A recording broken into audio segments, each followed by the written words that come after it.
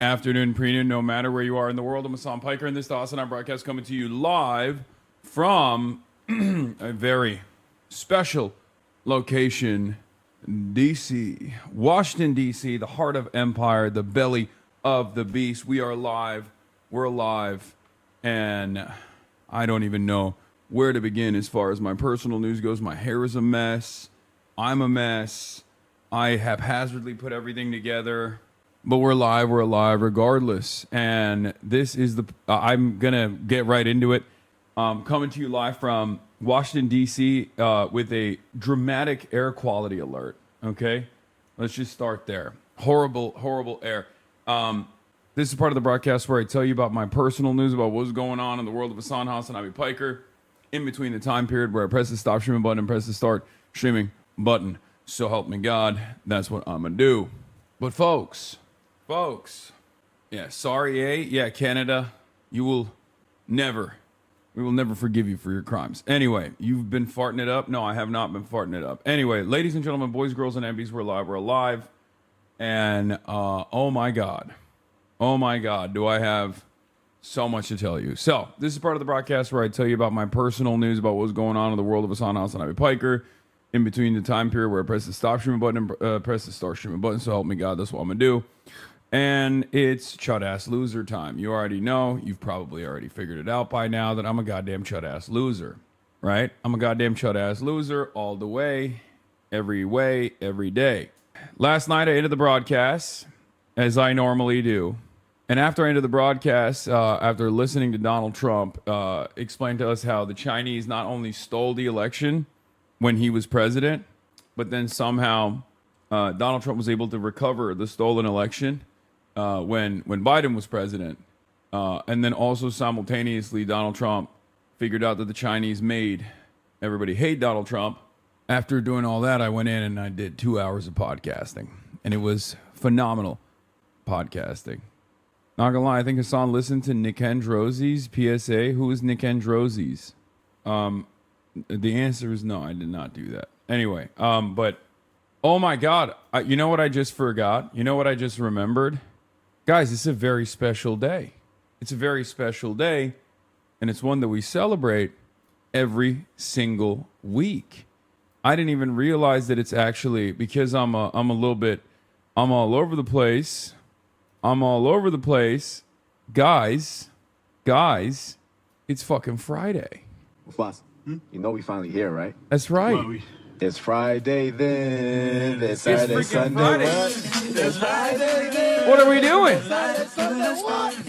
It's freaking Friday, and we celebrate the Fridays every single Friday. We call it Friday, we call it Friday, whatever you want to call it. Ladies and gentlemen, it's a celebration of the joy that we feel for all of our forefathers, foremothers who fought long and hard in the labor union movement.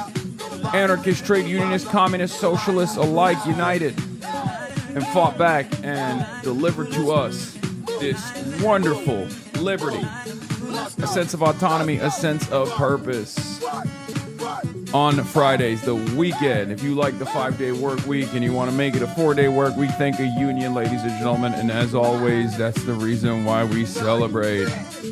We celebrate and carry the flame in very meaningful ways, very different ways than you've gotten to know on this Friday, as every other Friday. Anyway, ladies and gentlemen, boys, girls, and MBs, you already know what's up. I am coming to you live from an area that has been devastated by, what is this? Hassan Piker is making a big mistake. What the fuck is this? What is it? Okay, we'll watch it later. Why can't you scrutinize Russia like you do Israel? Wait, what? Why can't I scrutinize Russia like I do Israel? Buddy, I've never defended Russia. What are we talking about? I do scrutinize Russia like I do Israel. I scrutinize Russia like I scrutinize America. Anyway, since you don't have the soundboard, you can do the fuzz in your mouth. No. All right, so, yeah, Canadians have actually cooked us, but we're all in it together because we're all in this world together, unfortunately, and therefore, They've cooked themselves. We are cooking the planet. We're all responsible for it. This room echoes, by the way. Yeah, it's a big room. What gives? Thanks, Canada. Shouts out to Canada. Thanks, Canada. I got a fucking whole face full of it when I got in. I'll tell you all about it. So yeah, this is a part of the broadcast where I tell you about my personal news about what's going on in the world of HasanAbi Piker in between the time period where I press the stop streaming button and press the start streaming button. So help me God, that's what I'm gonna do. And here's the thing. Here is the thing. So what is this? Tom Tiffany criticized Francesca Hong for appearing with Hasan Piker, but a Republican appeared on a podcast with a host who made anti-Semitic remarks of his own. I didn't make any anti-Semitic remarks. What the fuck is happening, man? Okay, anyway, whatever. We'll get to that in a second. Because, yeah, the Hongmentum is real. There's a lot happening in Wisconsin. I'm all over the place. I just need to explain to you my personal news. Can we go through that? Can I go through my personal news, please? Is that all right? Is that appropriate? Can we do that one time? Can we do that for the one time? Okay, great. Everybody take a deep pause. Everybody lock in. We have a lot to cover today. I did the podcast. I saw a friend of mine who's finally back home, in Los Angeles. And after that, I went to sleep, woke up at freaking 4 a.m., put on this goddamn suit because I'm here for only like 2 days. Fix your gate? What do you mean? What's wrong with the noise gate? Did your personal news involve illicit drugs? No, because I'm a chud-ass loser. I don't have anything fun going on in my life. Why would there be any drugs in my life? I'm a loser. Is this better? I can't tell. It's like I'm in the room with you. Okay, good. That's a good thing. All right, so what the fuck is this? Fix your life? Asia After Dark? Dude, I swear to God, I'm gonna put you on a motherfucking rocket ship. I swear to God, dude. What do you want me to do? Fucking do you want me to just end the broadcast right now and go to the Smithsonian National Museum of Asian Art to go to Asia After Dark? Is that what you want me to do? All right, bye, guys. Yeah, that would be stupid, don't you think? Shut the hell up. Shut up. Enough suggestions. Anyway, can we see the reflecting pool? Oh my God. I sometimes feel like I'm a substitute teacher that took the children on... Like when I travel, I'm a little frazzled because I'm so used to having everything like locked in and airtight. And it's kind of difficult for me to, maintain that same stability when I'm traveling. But it's exceptional because whenever I travel, chat behaves like a bunch of children on a field trip. Like, I don't know if it's my ADHD, my lack of focus. I don't know if it's that combined with the fact that I'm in a unique predicament that I'm not normally in, but I don't know if it's because it's Friday. Chatters is behaving like is a fucking class trip, and everyone's like, "Oh, I'm the class clown. I'm the class clown." Okay, you're the whole ass circus, my man. Are you in Michigan for Abdul Ayosi and Bernie's thing? No, I'm not. I'm in DC for something different. Okay, I'm in Washington D.C. for something different. But yeah, so as I was saying, I'm going to Michigan next week. Okay, I'm going to Michigan next week. I'm here this week. I'm in DC this weekend. And many of you guys, your parents should not have signed off on your permission slips. I'm beginning to realize this. That's what's happening. Are you in DC to testify before Congress? Yes, your mom. I'm in Washington D.C. to testify before your mom. That's what we call your mom, Congress. Because she's getting fucked by every corporation in fucking America? I don't know. Anyway. All right, so, yeah, got on the plane, flew in. I'm experimenting. I'm experimenting with my flights. Because as you guys know, it's continuous broadcasting up in the HasanAbi broadcast. And, I fly fairly regularly. So I'm trying to figure out how I can... maintain a decent sleep schedule so I'm not like completely cooked when I travel East Coast, usually hard. Lie flat or not, it doesn't matter. Obviously, there's no lie flats to DC anyway from Los Angeles, which is pretty crazy.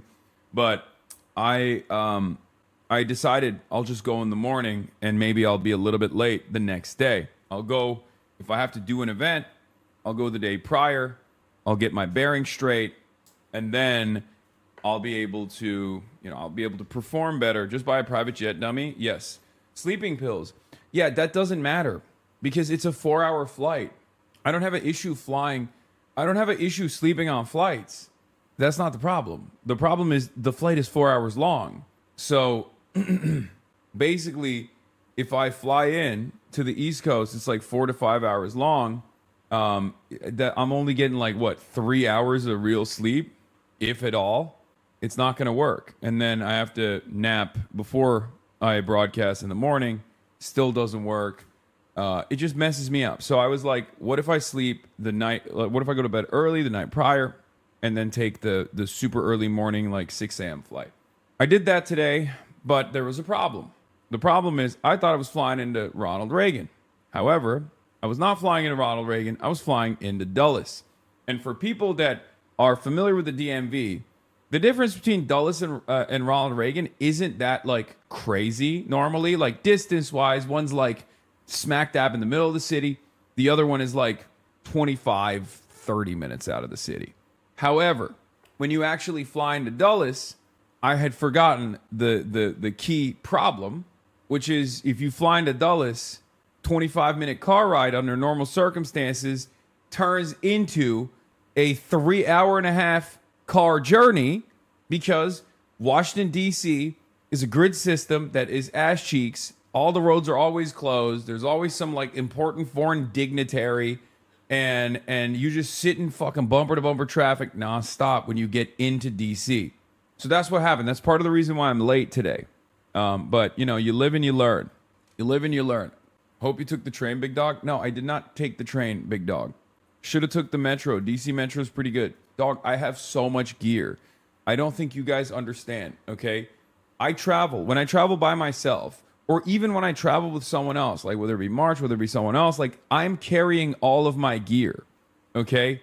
So for you guys, like I know you think I'm like flying for one day. It's fine. I have a fucking Pelican case with me with all my gear that I, you know, set up this morning before I actually started the broadcast. I have another bag full of camera equipment, like sound equipment.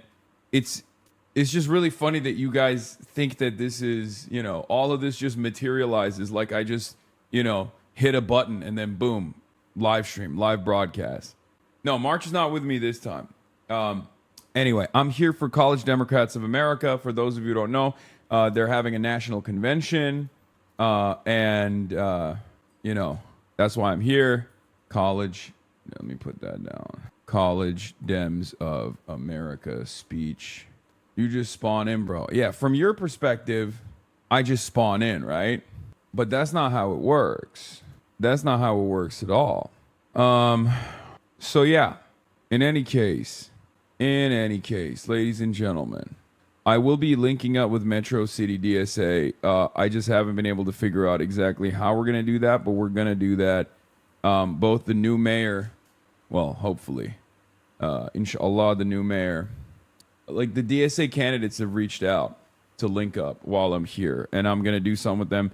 Maylot is here too, but yeah, DC DSA reached out. Shouts out to the DC DSA boys. You better get some fucking good ass merch for me ready to go. I need a new hat.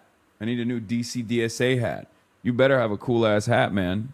That's how you win me over. And then eventually when we do the national convention, I'm gonna pick which DSA has the best merchandise. Right now it's still Denver, for the record. But yeah, I got the city council member, future DC mayor. I am excited to do something with them. Do we have a blast off meme, by the way? Do we have a blast off meme at all? Or do we not have a blast off meme? Because there's so much happening. Okay? We're going to be talking a lot about election security today. And are our elections secure or not? I know the answer, but I won't tell you until you send me a fucking blast off meme. Okay? DC DSA hat has cherry blossoms on them. DC DSA hat has cherry blossoms on them. Cool. I don't know if it's corny or cool. I haven't figured that out yet, but anyway, do we have a blast off meme, chat? That's not a blast off meme, man. That's just a meme about Haley Stevens. Why are you helping China steal our election? Collusion? I like election theft and foreign interference. That's probably why. I hate normal democracy, which is when Israel gets to steal the elections. I hate that. I much prefer other foreign adversaries stealing the elections instead. What is a blast off meme? I'm so old. It's just when Chatter sent me a meme that I use in my blast off tweet on Twitter. Here it is. We got it. That's a good one. Okay, so yeah, I'm a little bit frazzled, as you guys can probably tell. I'm a little bit all over the place, a little bit frazzled. It happens. It's partially because I could be the goddamn air quality out here, honestly, because I got in flags half mast at Dulles Airport, okay, and coworker Cliff from Streamer U, 800K a month from sponsors. Lobic just said he made $1.1 million in June merch. Dude, that's crazy. Yeah, the amount of money I just fucking cast aside for not taking any sponsors is insane.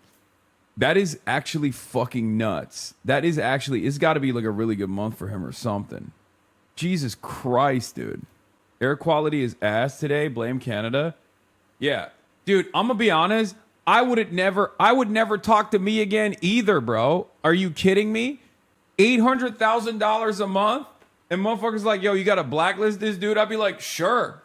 Who are we blacklisting next, AT&T? I'd be like, I'm not touching that guy. Are you fucking kidding me? 800 grand? That makes so much sense. Hey, good on him.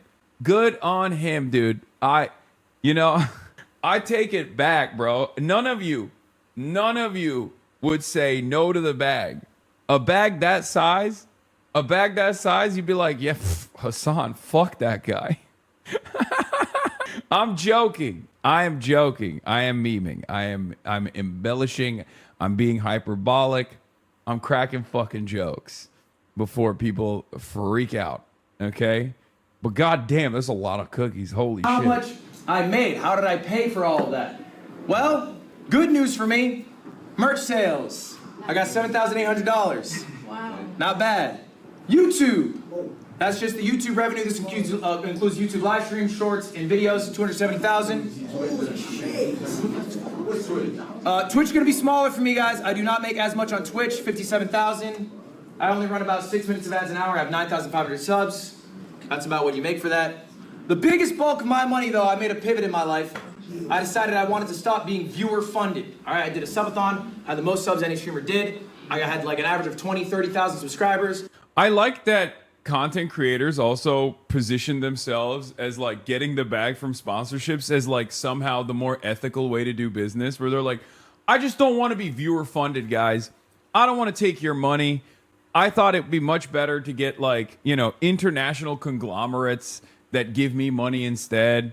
I think that's probably the best way to go about it. Like, that's so funny to me, where it's like, oh yeah, I know. It's really corrupt to steal money from the viewers.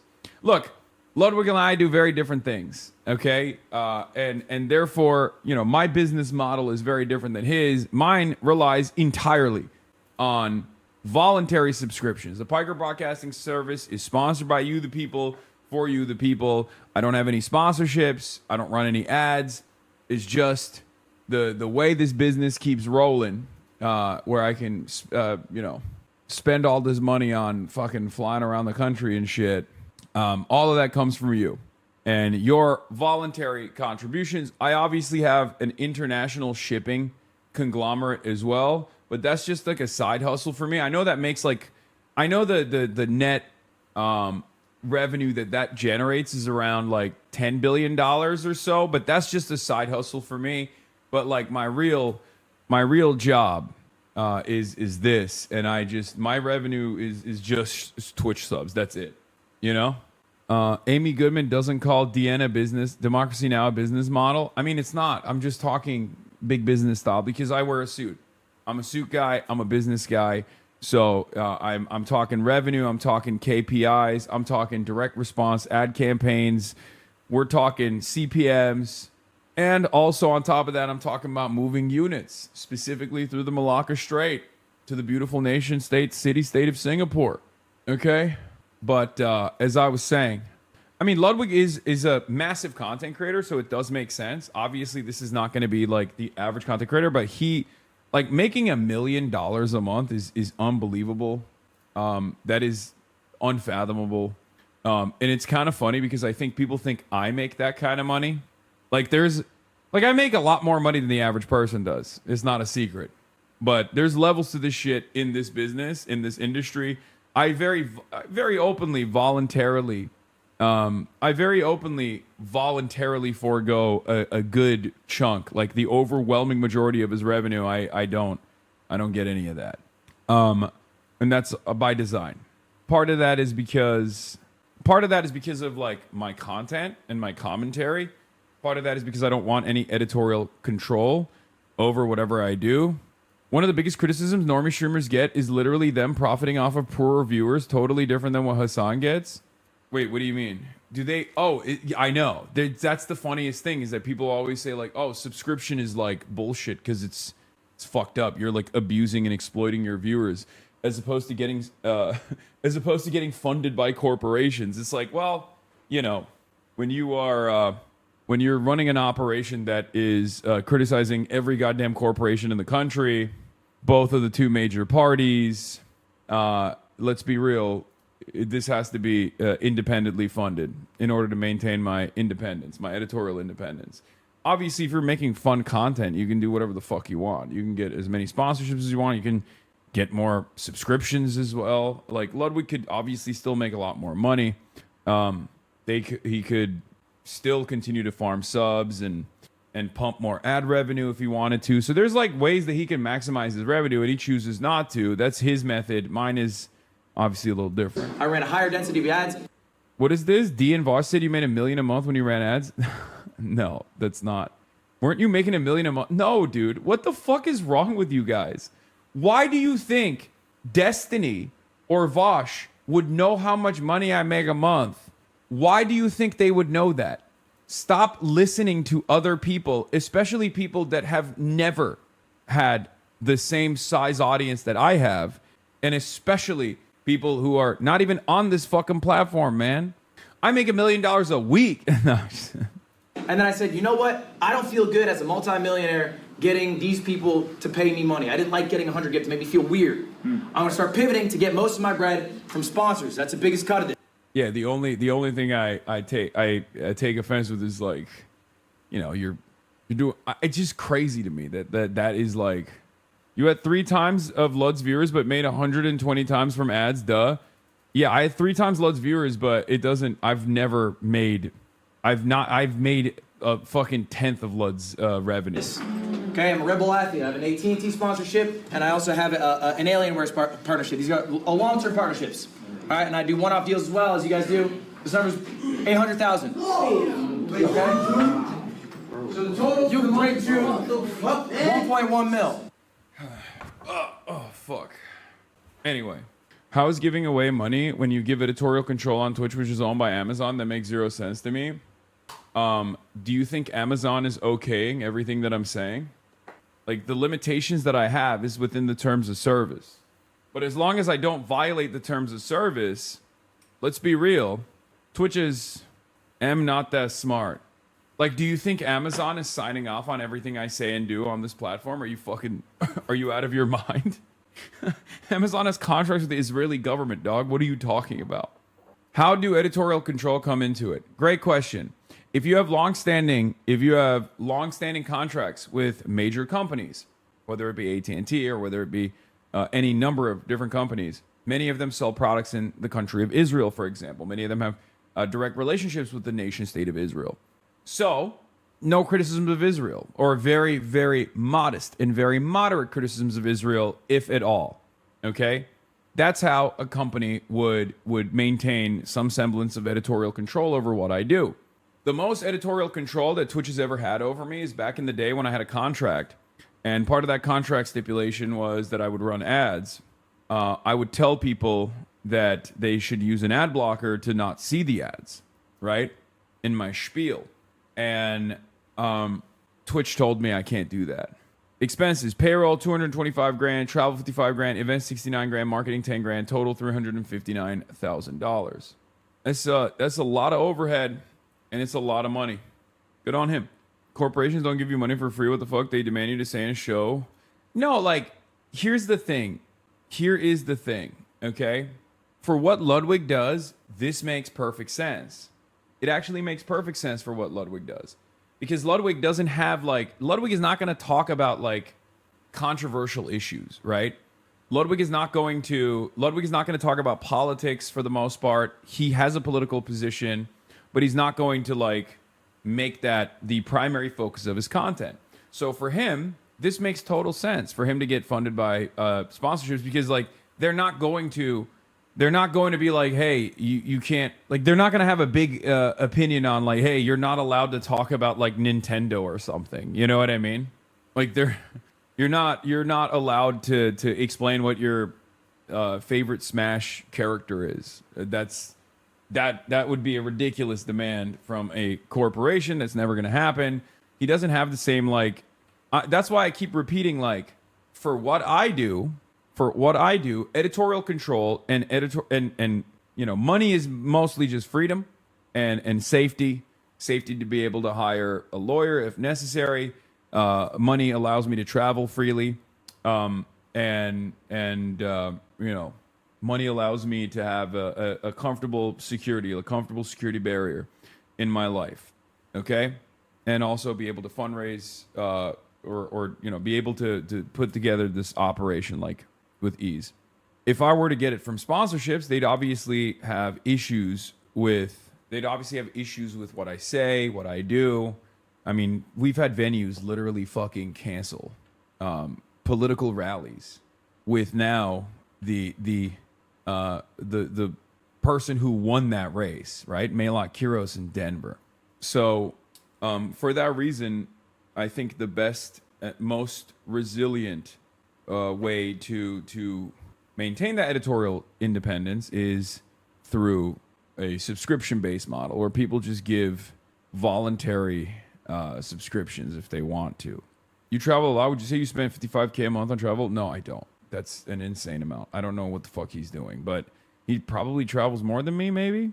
You're in the comments of this Hasan Minhaj TikTok. You described this thing called the little treat economy.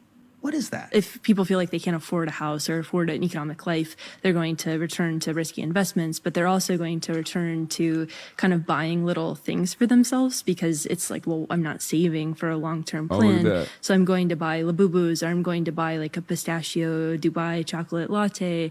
And it's all of this is very rational. Like, I'm not saying that people are making the wrong decision. I think all of it makes a lot of sense, but that's the little treat economy, is that people will, you know, get themselves nice little things, which I think makes sense. So is it essentially, if I'm hearing this right, hey, tomorrow's going to suck, but I can make today a little bit more yummy? Yeah. Are there little treats that you like? I like buying pens. What kind? Well, I like my Pilot pen. Is that the Pilot G2? Oh, yeah. Okay. Yeah. Uniball Vision is one of my favorites, but the Pilot G2 the Pilot G2, I like how it has the hook. Yeah. Yeah. There's also there's a pen store in Nolita. I mean, you want to talk about little treats. They have like pens from Germany, Japan. Yeah. It gets pretty pricey. Yeah, there's this one store called Muju, or do you know it? You're talking about Muji. Yeah, they have Muji, a bunch right? of pens. Yeah. Yeah, they have a nice set of pens. Yeah, they have a pretty solid. So that's what I like to do. That's what you do when you're like, I'm just gonna go crazy. I'm gonna drop, $68 on pens right now. Yeah. Okay. Yeah, notebooks. Nerd. What the hell is that? Yeah, I also have little treats too. Sometimes when I get depressed or somebody writes something mean in the comment section, what I like to do is I'll just DoorDash ice cream at 2:00 in the morning, and I'll get a couple pints. Ben and Jerry's? American Dream. And then what I'll do is I'll eat 3/4 of it. My wife finds out in the morning, and then what I'll do is I'll just blame the children and throw them under the bus. Yeah. And then that's what kids are good for, wipe my hand clean. Pandorix. She's smart as fuck and makes econ super easy to learn. Hell yeah. Anyway, where was I? So yeah. All right. We blasted off already. I'm here in DC. The air quality is awful. I'm a little bit frazzled, even though I got a decent amount of sleep last night and a decent amount of sleep on the plane. I don't know why this happens to me. I don't know if it happens to you guys as well, but like when I fall asleep on the plane, my hands go numb. What does that mean? Am I dying? Like, I guess like when I'm sitting still, like the outside of my hands go numb, and then I wake up and I'm like, and then I have to like move my hands and arms around immediately. That means you're gay. Elbows bent too long, diabetes. WebMD says turbo cancer. Nice. Carpal tunnel or bad circulation. I mean, I think I'm just like shoving into my elbows, so it cuts off the blood circulation. So then, yeah, when my hands are numb, I just run into the bathroom to give myself a stranger with two hands. Yeah. Anyway, when you get older, you need to wear compression socks when flying. Yeah, for blood clots, right? To avoid blood clots. Anyway, too much wrist day at the gym, probably. If your hands are on your lap, then yeah, your arms aren't straight so the extremities are cinched. Well, that's probably what's going on. Okay, so yeah, let's get into it. So Donald Trump delivered a primetime speech last night. President Trump's primetime address. And we obviously have to talk about it. It was dog shit. Okay, I reviewed it in real time as it was taking place. Oh my god, Harvard Harris poll came out. Who do you support? Age 18 to 24, 60% say Hamas. Wow. Turns out the kids are also saying Hamas is 1,000 times better than Israel. What do we do? What do we do here? Interesting predicament. Who could have predicted? Interesting predicament. Who could have predicted this? 18 to 24-year-olds declared a terrorist organization? Yeah. Are you going to the Marxism conference in Chicago this September? What do you fucking think, huh? What do you fucking think? What do you think? Am I going to the Marxism conference? Angela Davis is going to be there. Of course I'm going to the Marxism conference. No, that poll is not from September 2025. That poll is new. It just came out. It was literally this week. The people that were polled this week. Anyway, where was I? What was I saying? Yeah, there's a lot to talk about. Let's get into it. So last night, Donald Trump cried and complained and tried to do this thing where he wanted to justify the SAVE Act, right? It's this super restrictive federalized elections scheme that he wants to put together to manipulate the elections, to basically purge people off the rolls and make it more difficult for them to register to vote in a country where the plurality usually doesn't vote, even though they're voter eligible. And obviously the Republicans want to make that even harder, so that there's like 12 total people in the country actually voting, and every single one of them happens to be a billionaire and also very pro-Israel. So like that's basically the system, the perfect system that these guys would live with if given the opportunity. And they absolutely hate it when working class individuals vote. So they try to do everything they can to make sure that those who do vote, working class individuals who do vote, are making decisions off of faulty data, faulty information. Our elections are stolen by moneyed interests. So there is no real democracy, right? We'll get into this Hamas poll, the Harvard Harris Hamas poll, in a second. Obviously, I don't want to talk about my impact like this. If you ask the ADL, that is, of course. I'm not going to take credit for any of that, obviously. But we'll look at the full poll. We'll look at the full poll in a little bit. But as I was saying, so Donald Trump, president, 47, came out of the gate swinging last night. They promoted this speech like it was going to be a real game changer, like this was going to shock the world. It was going to shock the people's conscience. And as I told you ahead of time that it probably wasn't going to be the case, it was a little bit of a whimpering fart. It wasn't necessarily this world-changing incident. It was just more so a decrepit old man that's lost his sauce, that's lost his fastball, that kind of understands that he's no longer as popular as he once was, trying to get ahead of the upcoming midterm elections, where he is very clearly going to receive a significant blow. Elections are popularity contests. You can consider them to a certain degree a mandate, right? And it's clear that the Democrats, in spite of their worst judgments are probably still going to do fairly well. You can thank our movement for that as well. They never will. They will endlessly seek to punish us for it, but that's besides the point. That's neither here nor there. Regardless, Donald Trump wants to get ahead of that and do everything in his power to basically manipulate the elections, purge people off the voter rolls, that kind of stuff. Now, the problem is a lot of the things that he talked about, if not everything, was already readily available. This is information. None of it was new.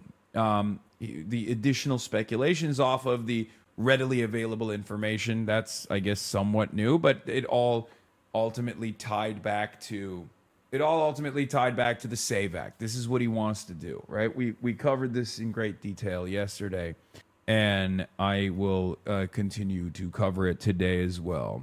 More Pegasus is coming after fans of mine. Okay, we'll look at that in a second. My entire community is international commerce.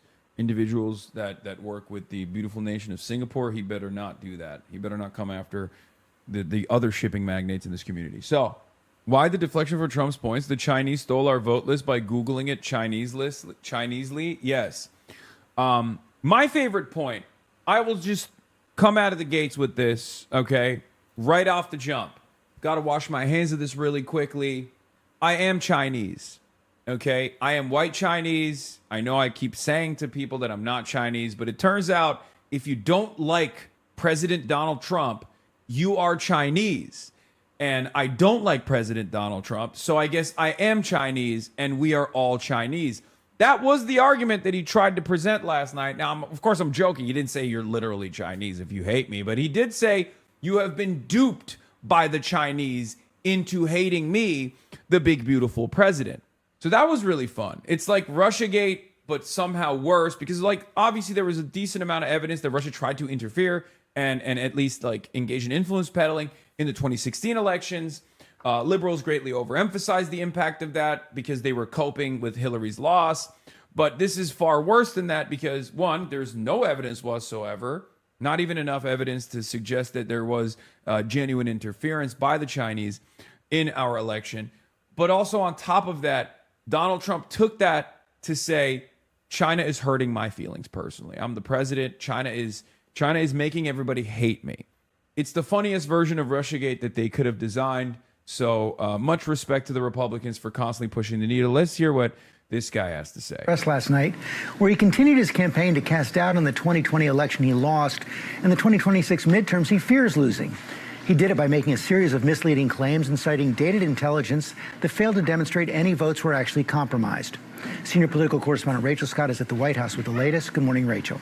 George, good morning to you. And Republicans on Capitol Hill were hoping the president would focus on immigration, on the economy, issues they believe will be important to voters this midterm election. But instead, the president came before the American people to talk about an election that he lost 6 years ago, using unfounded claims to demand sweeping changes ahead of the midterms. With the midterm elections just 4 months away, President Trump taking to the podium in prime time to sow doubt in America's election system, making misleading claims about the election he lost 6 years ago. No country can be great without fair and honest elections. You have to trust your country. In a 25-minute speech, the president making extraordinary and vague claims that officials he appointed in his first administration were part of a cover-up to keep information about foreign interference and election fraud away from him, arguing newly released documents would show efforts by China to interfere in our elections and expose flaws in the voting system. They're vulnerable and they're easily compromised, and people within our government knew that. But the president provided no evidence that the outcome or any votes were altered in the 2020 election. And his claims deeply... By the way, got to give a shout out to the team at this hotel. They wrote a little note when I first came in. They got me Diet Mountain Dews. And they wrote a little note. They were like, hopefully your visit to DC is Stunlock free. And they got me 4 Diet Mountain Dews, which is crazy. HasanAbi heads are everywhere, bro. It's awesome. Sorry. It's a nice touch. Feel like I'm Austin Shell. Contradict the assessments his own intelligence officials. If there was a fraud, does that mean his win was illegitimate? No, you see what you're trying to do is apply logic to the situation. And in order to understand Donald Trump, You can't do that. That's a big mistake. Because you think there's any logic to what Donald Trump is saying when the answer is there simply is none. Okay? That's your big problem. It's okay. Everyone makes this mistake. Everybody makes this mistake. Because it doesn't make sense that the election was stolen. The election integrity was fine in 2016 when Donald Trump won the election, even though he still complained after his victory, if you guys recall. And then Donald Trump became president, but then the election was stolen from under him while he was president. And then Joe Biden became president. But then when Joe Biden was president, he fixed the election system again so that Donald Trump could be president again. None of it makes sense because if you're the president, if you can steal the election, as Trump is claiming Biden did, while Trump was president from right under his nose, why wouldn't you steal it again? Why wouldn't you use the election theft button and slam it extra hard to make sure Donald Trump doesn't become president? You're now the president. The libtards are the president, right? The libtard party is in charge. The Chinese Communist Party is in charge. Why wouldn't they just continue doing election theft? None of it makes sense, but none of it has to make sense because, let's be real, these are not the brightest crayons that he's painting with, okay? Donald Trump isn't necessarily a very intelligent guy, and his fan base is even dumber than he is. So obviously, it doesn't have to make any logical sense whatsoever. You can't say too big to rig either, for the record. You can't say that because it was bigger last time around. Like, Donald Trump got more votes in the 2020 election than he did in 2024. So that also doesn't really make sense. Like, he got more votes, but then I guess, like, they rigged it even harder in 2020. So why didn't they rig it just as hard in 2024? This is an understandable question to ask, right? Right? Officials gave him in 2021 that China did not attempt to influence the presidential election outcome. Trump lost in 2020 by 7 million votes. He lost the Electoral College and lost more than 60 court cases challenging the election, some in front of judges he appointed. And there's no evidence of widespread voter fraud, something his own attorney general at the time acknowledged. Still, the president has been fixated on unfounded claims of voter fraud, demanding Congress pass the Save America Act, a sweeping voter ID bill, alleging his administration found more than 275,000 non-citizens on the voting rolls. Yeah, no. Chairman Xu Baideng of the Communist Party of China, the general secretary, lifetime chairman, the premier, he's got it all. He's all of it. Xu Baideng. He's the man. He is our guy, and he did it for us, and he did it for us, the International White Chinese Association, the International Association of White Chinese, which is all of us. Now, the 275,000 non-citizens were on the voting rolls was actually an interesting one. That was probably one of the only, like, actionable things that he could point to, and it turns out, guys, this might come as a surprise to you, he was lying about that too. Now, he wasn't lying that there were, like, names that needed to be taken off the voter rolls. He wasn't lying about that part. It turns out they weren't, like, non-citizens or anything. I mean, some of them might have been, but for the most part, they were just, like, dead people. So, a thing that happens. So that should probably come as no surprise to some of you, but I know many of you are big-time Trump fans, and you think that Trump never lies and he's the best. And when he says something, it's obviously the most truthful thing that anyone's ever said. So yeah. Did Trump get more votes in 2020 than he did in 2024? I thought he did. I thought 2020 was the most votes that any Republicans ever gotten. Maybe I'm wrong. I could be wrong. Let's take a look. Okay. Fake news alert. While I was talking about Donald Trump, turns out I might have been doing fake news. How many votes did Trump get in 2020? Why is there no, like, normal, just fucking straight up answer, dude? In the national popular, Biden received 81 million. Trump received 74 million. So he got 74 million votes in 2020. And I believe he got like 70 million in 2024, if I'm not mistaken. We can Google it as well. Turns out I was right, and chatters that were casting doubt on what I had to say might have been wrong. Let's take a look. How many votes did Trump get in 2024 United States presidential election? Oh, wait, no, he got 77. Okay, no, chat was right. I was wrong. He got 77 million. I was wrong. He got more votes this time. You know what? Too big to rig. It turns out, my mistake. It turns out he did actually rig it. Or, sorry, the Democrats couldn't rig it. It turns out it was too big to rig. That's right, baby. That's right. That's my goddamn GOAT president right there. Too big to rig. I apologize, Mr. President. I know I'm in your presence right now. I'm in your city. You know, my mistake. I was wrong. This is a big problem. Fake news, a big problem on the left. Too big to rig is such a good trucker gay porn title. Oh my God.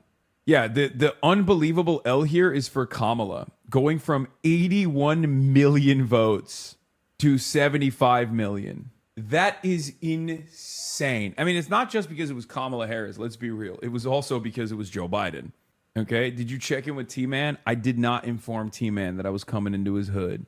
NBC TikTok was actually I'm reading good. through the White House's documentation now, and they say that over 250,000 non-citizens were found when they looked at the voter rolls of 4 states. But when you dig into that, what it's clear that they did is they analyzed the public voter rolls, the kind of voter rolls that I can buy if I have an Amex and, a willingness to spend a few $100s for the public voter rolls, and put it through a federal database that once was used to administer benefits. Now, this database has been reworked by the Trump administration to try and use it for election officials. But early reports show that when you put voter rolls through this, and I'm talking the private voter rolls, the kind with social security numbers, the kind that are much more accurate than the public voter rolls, when you put people through that, you often end up with lists of newly naturalized citizens who this database, it's been reworked and jerry-rigged, finds lots of newly naturalized citizens who are being flagged as potential non-citizens. And when you put public data through that, it's going to come up with incredibly inaccurate lists. There is little indication to show that the White House's documentation actually has that many non-citizens. Occasionally, non-citizens show up on the voter rolls, but not nearly as many as the president is saying. There's also no evidence of the fraud that he said was occurring, because you have to actually vote as a non-citizen to be committing voter fraud. So in order for, even if a non-citizen is accidentally on a voter roll, which mistakes can happen, this is why I said our elections have integrity. And the reason why I'm confident in that is because we obsess over it. It's mostly the Republicans that obsess over it. But I guess in this circumstance, it's not even fair to say it's just the Republicans that obsess over it. Obviously, there are a lot of commissions, bipartisan ones, that are making sure that the elections are correct and they're fair and they're free and all that stuff. But what's crazy is there, we know that non-citizens don't vote. And yet we know that non-citizens do not vote. And yet Republicans just say it all the time. And they've said it so many times, not dissimilar to how they claim that, non-citizens are violent and responsible for the crime rates and all this stuff, that if you repeat a lie long enough, it just becomes the truth, especially if the oppositional forces in the country are not fighting back against this misinformation.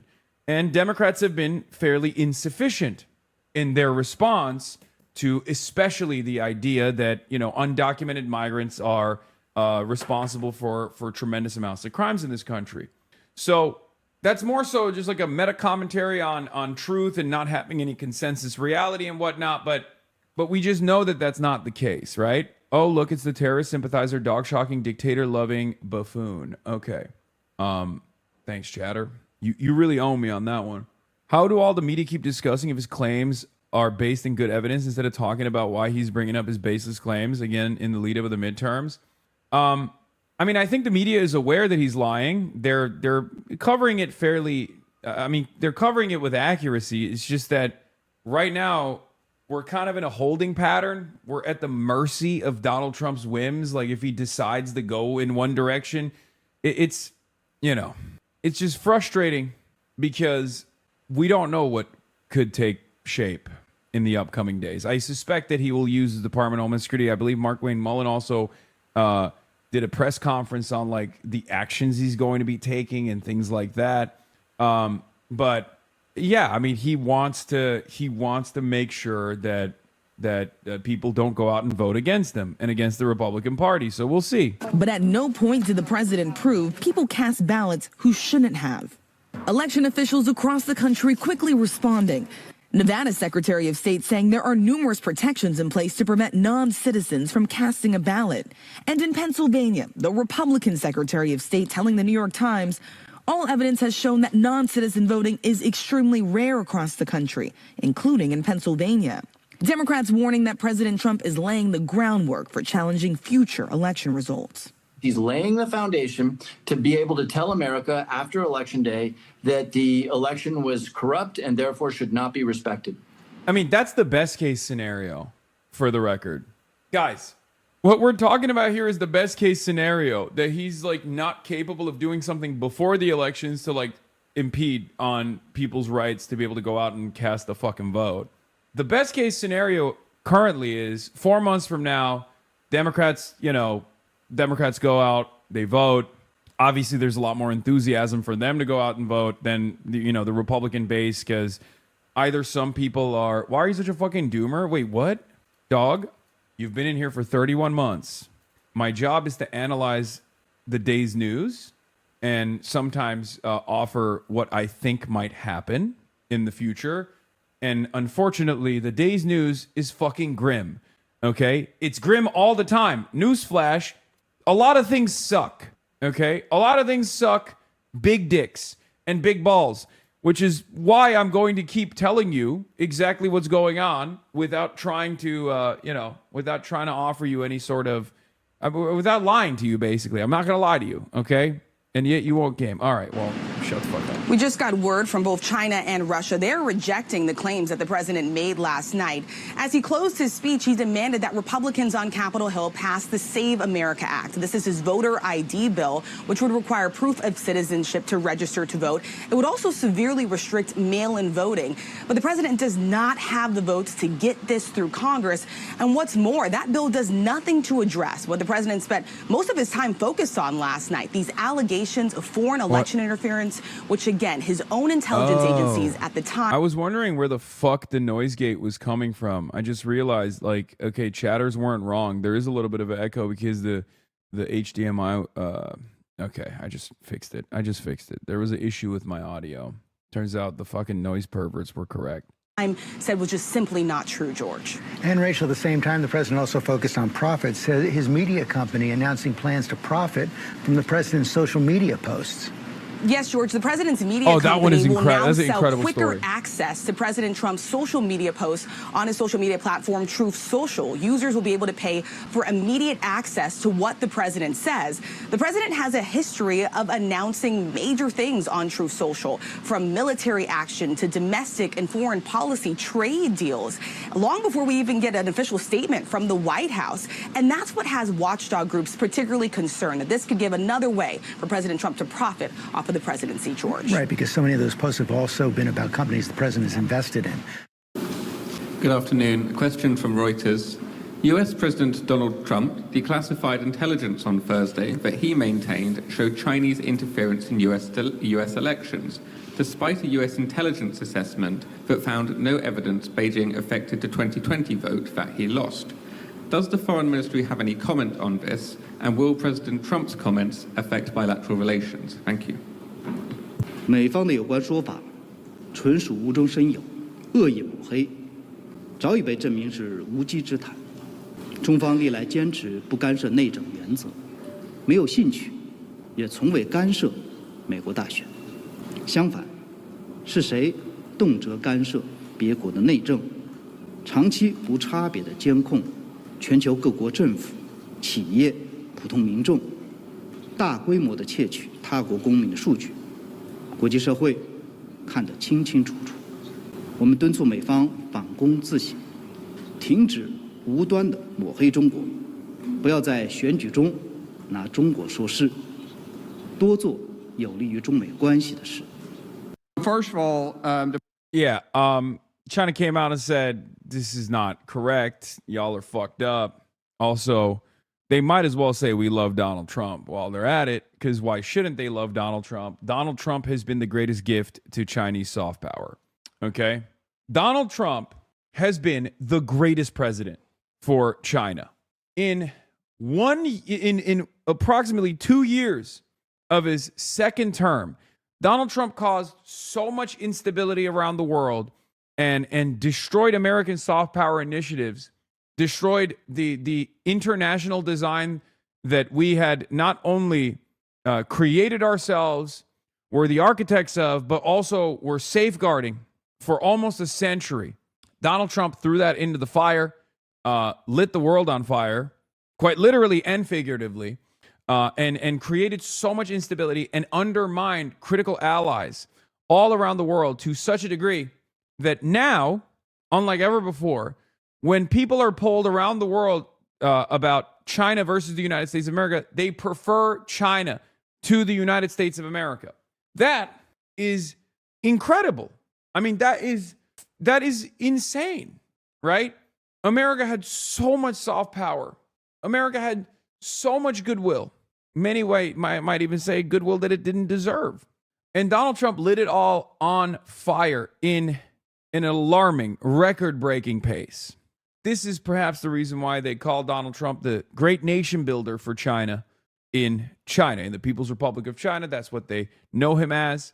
So for Donald Trump to turn around and act as though, China's making everybody hate me, well, it's kind of funny. It's just like, simply put, it's the most narcissistic thing that you could possibly do, where you never look within for any blame. You never take responsibility for your actions.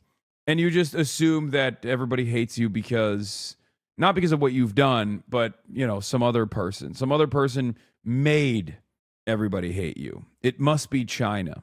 You need to run it back real quick, that last question he answered, because he was definitely not saying they love Trump law. I know they didn't say that. I'm saying they should basically say that.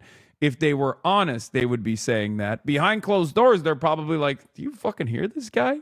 This guy thinks we haven't benefited tremendously from Trump being president. Did you hear it? He said we made the world hate him. You made the world hate you, motherfucker. What are you talking about? Like, think about this, dude. 100 years of soft power, 100 years of global hegemony, okay? And on top of that, we're talking about even a much more powerful social force, Orientalism, racism. Like, China has always been seen as like the great menace, right? Throughout its century of humiliation, it's an area for colonial plunder. And past that point, since its revolution, it's always been a menace. It's at times been a great and valuable ally to American foreign policy in the region to use against the other real enemy, the USSR. However, ultimately, from the perspective of the rest of the world, whether it be the Asian countries around China or whether it be countries in Europe, China has always been seen as China's always been met with suspicion, right? China's renewable energy revolution is fantastic, but at what cost? Like, there's a whole meta here in the Western world, in Western media specifically, that continues this suspicion against China. Suspicion that I think is unwarranted. That's my personal perspective, but suspicion that very much existed for the longest time. And there's polls to prove that. And yet now more people around the world favor China over the U.S., Pew study suggests. And it's really funny because everyone knows exactly how this happened. Everyone except for Donald Trump. Donald Trump is the only person, perhaps the only person in the country, and maybe his, stupid cult, that doesn't realize that Donald Trump alone is responsible for this attitude shift. Most Americans still don't like China, and yet most Americans also don't like Donald Trump. So clearly, something doesn't add up, right? We are in the minority of American citizens that actually don't have a negative opinion of China, but also despise Donald Trump. We are literally a tiny sliver of the American population. If you look at the American population, for the most part, they're not exactly super favorable. Now, obviously, the American population's opinion on China has changed dramatically for the better as well, but we're still nowhere near where other countries are, right? So it's extra funny that he is laying the responsibility of the hatred that people have, the very real, palpable hatred that people have, Americans have, and the rest of the world has towards Donald Trump, in the hands of the People's Republic of China. Department of Homeland Security, we've identified 250,000 non-citizens registered to vote in just 4 states. Mind you, we have 46 other states. In just 4 states, we've identified 250,000 non-citizens registered to vote in California, in Pennsylvania, New Jersey, and Nevada. We also worked with proactive states to identify 28,000 non-citizens on their voter rolls, plus 400,000 individuals that are still registered to vote that are deceased. Now, these 23 states, they proactively worked with us on the SAVE program. That's Georgia, Ohio, Tennessee, Texas, North Carolina, Idaho, Alabama, Missouri, Louisiana, Kansas, Arkansas, Wyoming, Montana. Wow, it kind of feels like these red states got a real problem. Iowa, Florida. How the fuck do you respond to this? I don't know. You just fucking say the truth. You identify what they're saying. You identify what the problem is, and then you keep repeating the truth over and over again. At this stage, not to go back to the meta commentary here, but at this stage, like, it kind of doesn't matter. The Trump supporters are going to believe this no matter what, and they're going to believe even more far-fetched claims, as a matter of fact. And the rest of the country is going to be like, that's stupid. So the best you can hope for is like people in the margins that are maybe half paying attention to this stuff, that hear what the president says and go, wait a minute, that's crazy. And then you try to patiently explain to those guys who are not a part of the cult that that is wrong. And that's all you can do. That's all you can hope for.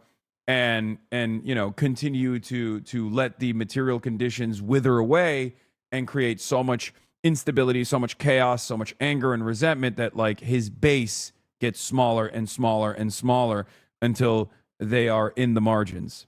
What proof would it take you to convince you that even a portion of this is legit? The last 30 years of investigations from independent commissions, right-wing think tanks, liberal think tanks, to have not conducted extensive research on the integrity of elections to show that American elections are actually pretty reliable, and there's no evidence of voter fraud beyond like margins. Like the greatest example of this is the Heritage Foundation, right? The Heritage Foundation rolled up their sleeves and got to work. Okay, they conducted the most comprehensive study on voter integrity and election integrity and voter fraud, because obviously this is a major right-wing position, right? So in order to justify this major right-wing position, they had to go and find some evidence. So they did. Problem for them is they looked at billions of votes that were cast over 3 decades, and they found that approximately 1,200 to 1,400 instances of voter fraud had taken place. Over billions, over 3 decades of elections, local elections, state elections, presidential elections, they only found 1,400 to 1,400. I don't remember the exact number. So they disproved their own theory while they were trying to create sufficient evidence. That is the reason why an extraordinary claim, such as the one that the administration is making, require extraordinary evidence. And yet, there is no extraordinary evidence. There's not even any evidence whatsoever, which is precisely the reason why they're leaning into silly things like this. They're leaning into, whatever they can to be like, oh, well, let's cast some doubt. As NBC News also reported and explained, some of this is newly naturalized citizens that haven't been updated in the registry, and therefore the Department of Homeland Security or the administration is making it seem like these newly naturalized U.S. citizens are actually non-citizens and technically are not allowed to vote when they have that. And are all these release docs all fake, you think? No. My friend, what the administration is doing is take speculation and investigations that were conducted and delete the conclusion of the investigations. Okay? So it would be similar to this. The FBI claims, let's say, I'm making this up. In a hypothetical scenario, the FBI claims that they have suspicion that 100,000 people illegally voted. Okay? They go in and they find in their investigation that there are dead people that needed to be purged from the voter rolls to the tune of like 10,000 people, let's say, right? So the first number is 100,000. The suspicion is 100,000. They find 10,000 people that were not taken off the voter rolls even though they had died. But then they take it one step further, as you know, investigators are supposed to, and they look at who has actually voted even though they're dead. And they find 0 instances, or let's say 1 or 2 instances of people voting past the point of their demise.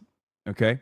The FBI will look at this data and will conclude, as they did, this intelligence assessment that they're releasing is readily available information since 2021.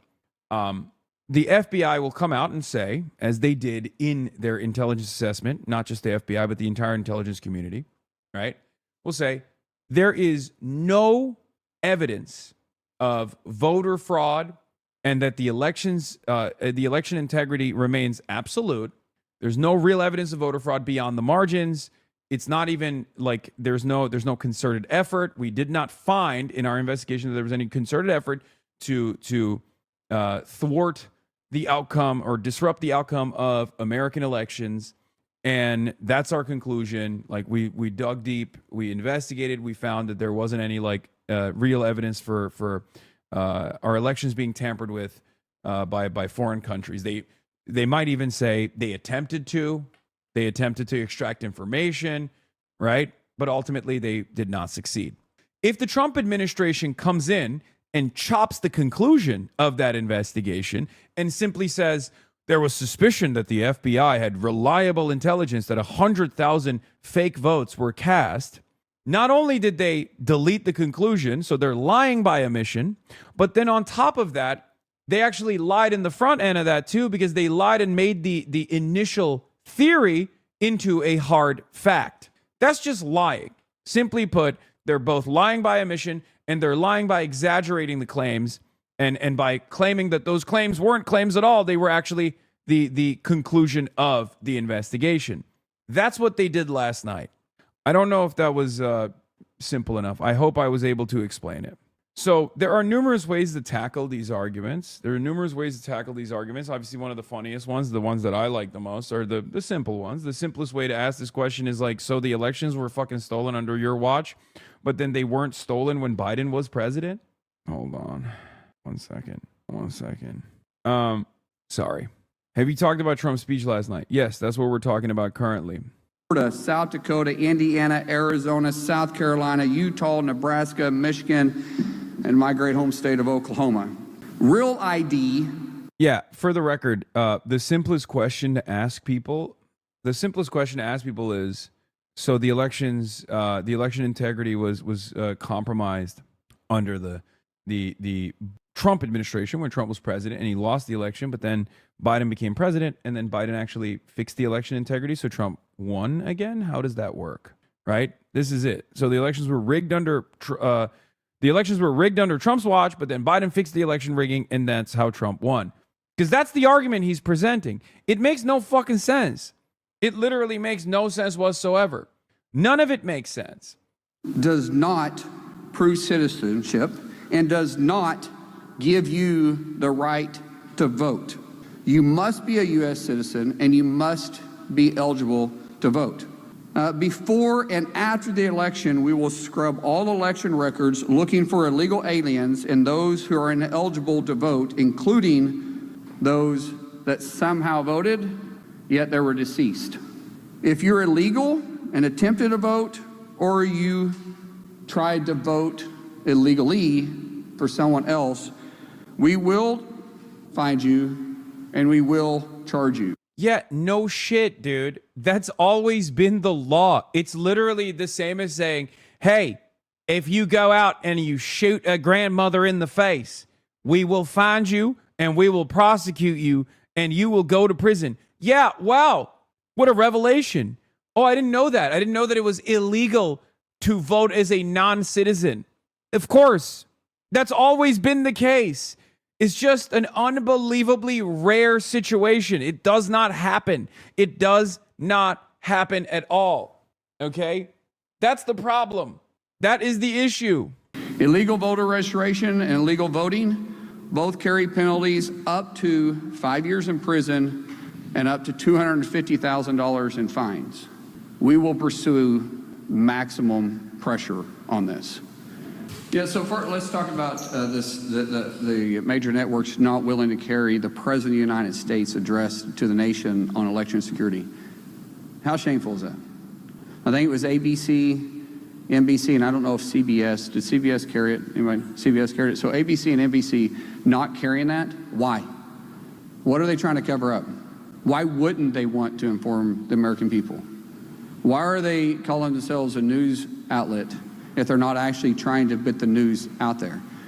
We wasn't giving spin on the election. The president wasn't trying to... Yeah, they're just... The greatest gift that the outlets gave Trump was to not cover his stupid fucking speech, which, by the way, perfectly fair, perfectly valid for major news outlets not to carry this ridiculous fucking speech and then instead discuss how many lies he repeated on it. But it also is like a win-win, I guess. It's a win for some of the major outlets, like keeping their integrity or what remains of it. And it's a major victory for the Republicans because now they have something to bitch about. Okay? Now they have something to bitch about. It's their favorite thing. Oh my God, you guys are being so unfair. Why wouldn't you let the president lie to everyone on primetime television? Especially lie in a way that many people have been successfully criminally prosecuted over, whether it be doing January 6th, whether it be, well, you know, criminally prosecuted and then released when Donald Trump became president again, unfortunately. And for Fox News, for example, there's almost $1 billion penalty sitting on the other side of that. Last time they carried Donald Trump's speech and didn't address some of the nonsense that Trump was actually entertaining and even leaned into some of that nonsense. So obviously for Fox News, they don't want to risk it again, right? But now they get to complain. They get to complain about how the media has undermined our big, beautiful president by not allowing him to fucking lie on television. It's not like they're not carrying it at all, mind you. They did. They just, chopped it up and made it easier to address, especially because he was lying. Litigate what happened in 2020, although he definitely could at this point. The president was giving facts. What we have exposed, what the Biden administration covered up, what the intelligence community held from the American people, Congress, and the executive branch, and we're putting it out there. And yet, two major networks didn't want to cover it. I think the question really should say why. Because they sure covered the other part of it when they were saying that it was the most secure election ever. What facts did they have? Because they didn't have facts. They were taking someone's word for it. President Trump gave facts. Today, we're giving facts. Vital resources. Yeah. One of my favorite moments from last night's events was watching Fox News right after the speech. Now, Sean Hannity loves Donald Trump. You guys know this. He's the #1 brown noser. And Sean Hannity came on live right after Trump's riveting speech about how the American elections were stolen, about how China had participated in this election fraud, and about how China had made everybody hate the big, beautiful president. Sean Hannity complained about CNN not running the speech and maybe gave like one statement after and immediately moved on. That's how you know. That's how you know even the Republicans were not really trying to entertain this stuff. If you got Sean Hannity not covering this stuff extensively, if you got Sean Hannity not going deep into all the claims that Donald Trump made last night, obviously Obviously, even the Republican media apparatus is not very confident in the information that Trump was delivering. And of course, they're not confident because it's ridiculous. In order to avoid a potential Dominion lawsuit, Fox News even came out and literally openly stated after Trump's claims that Fox could not independently verify the statements Trump was making about the elections. They straight up added that, content warning. Makes you think. Trump is running out of allies. Trump has a lot of enemies for good reason, but he's certainly running out of allies. He's at the end of his rope. This movement is dying. The MAGA movement is now propped up by some of the most insane people. And when I say insane, I know it's a term I use a lot, but I mean like literally mentally ill, maladjusted, genuinely unwell, physically unhealthy people. It's the core of this movement. It's the evangelical Christians that are chock full of white supremacist values.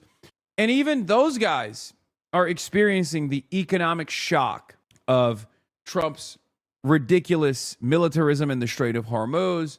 And even those guys are beginning to recognize that maybe Donald Trump is not fixing the prices in the way that he claimed he would.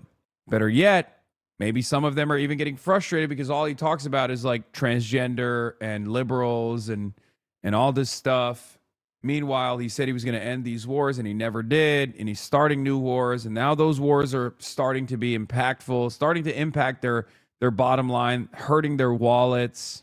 I predict a lot of people, especially on the Republican side, are going to sit out this upcoming midterm. They're not going to go out and vote because there's nothing to vote for. Trump is not on the ballot.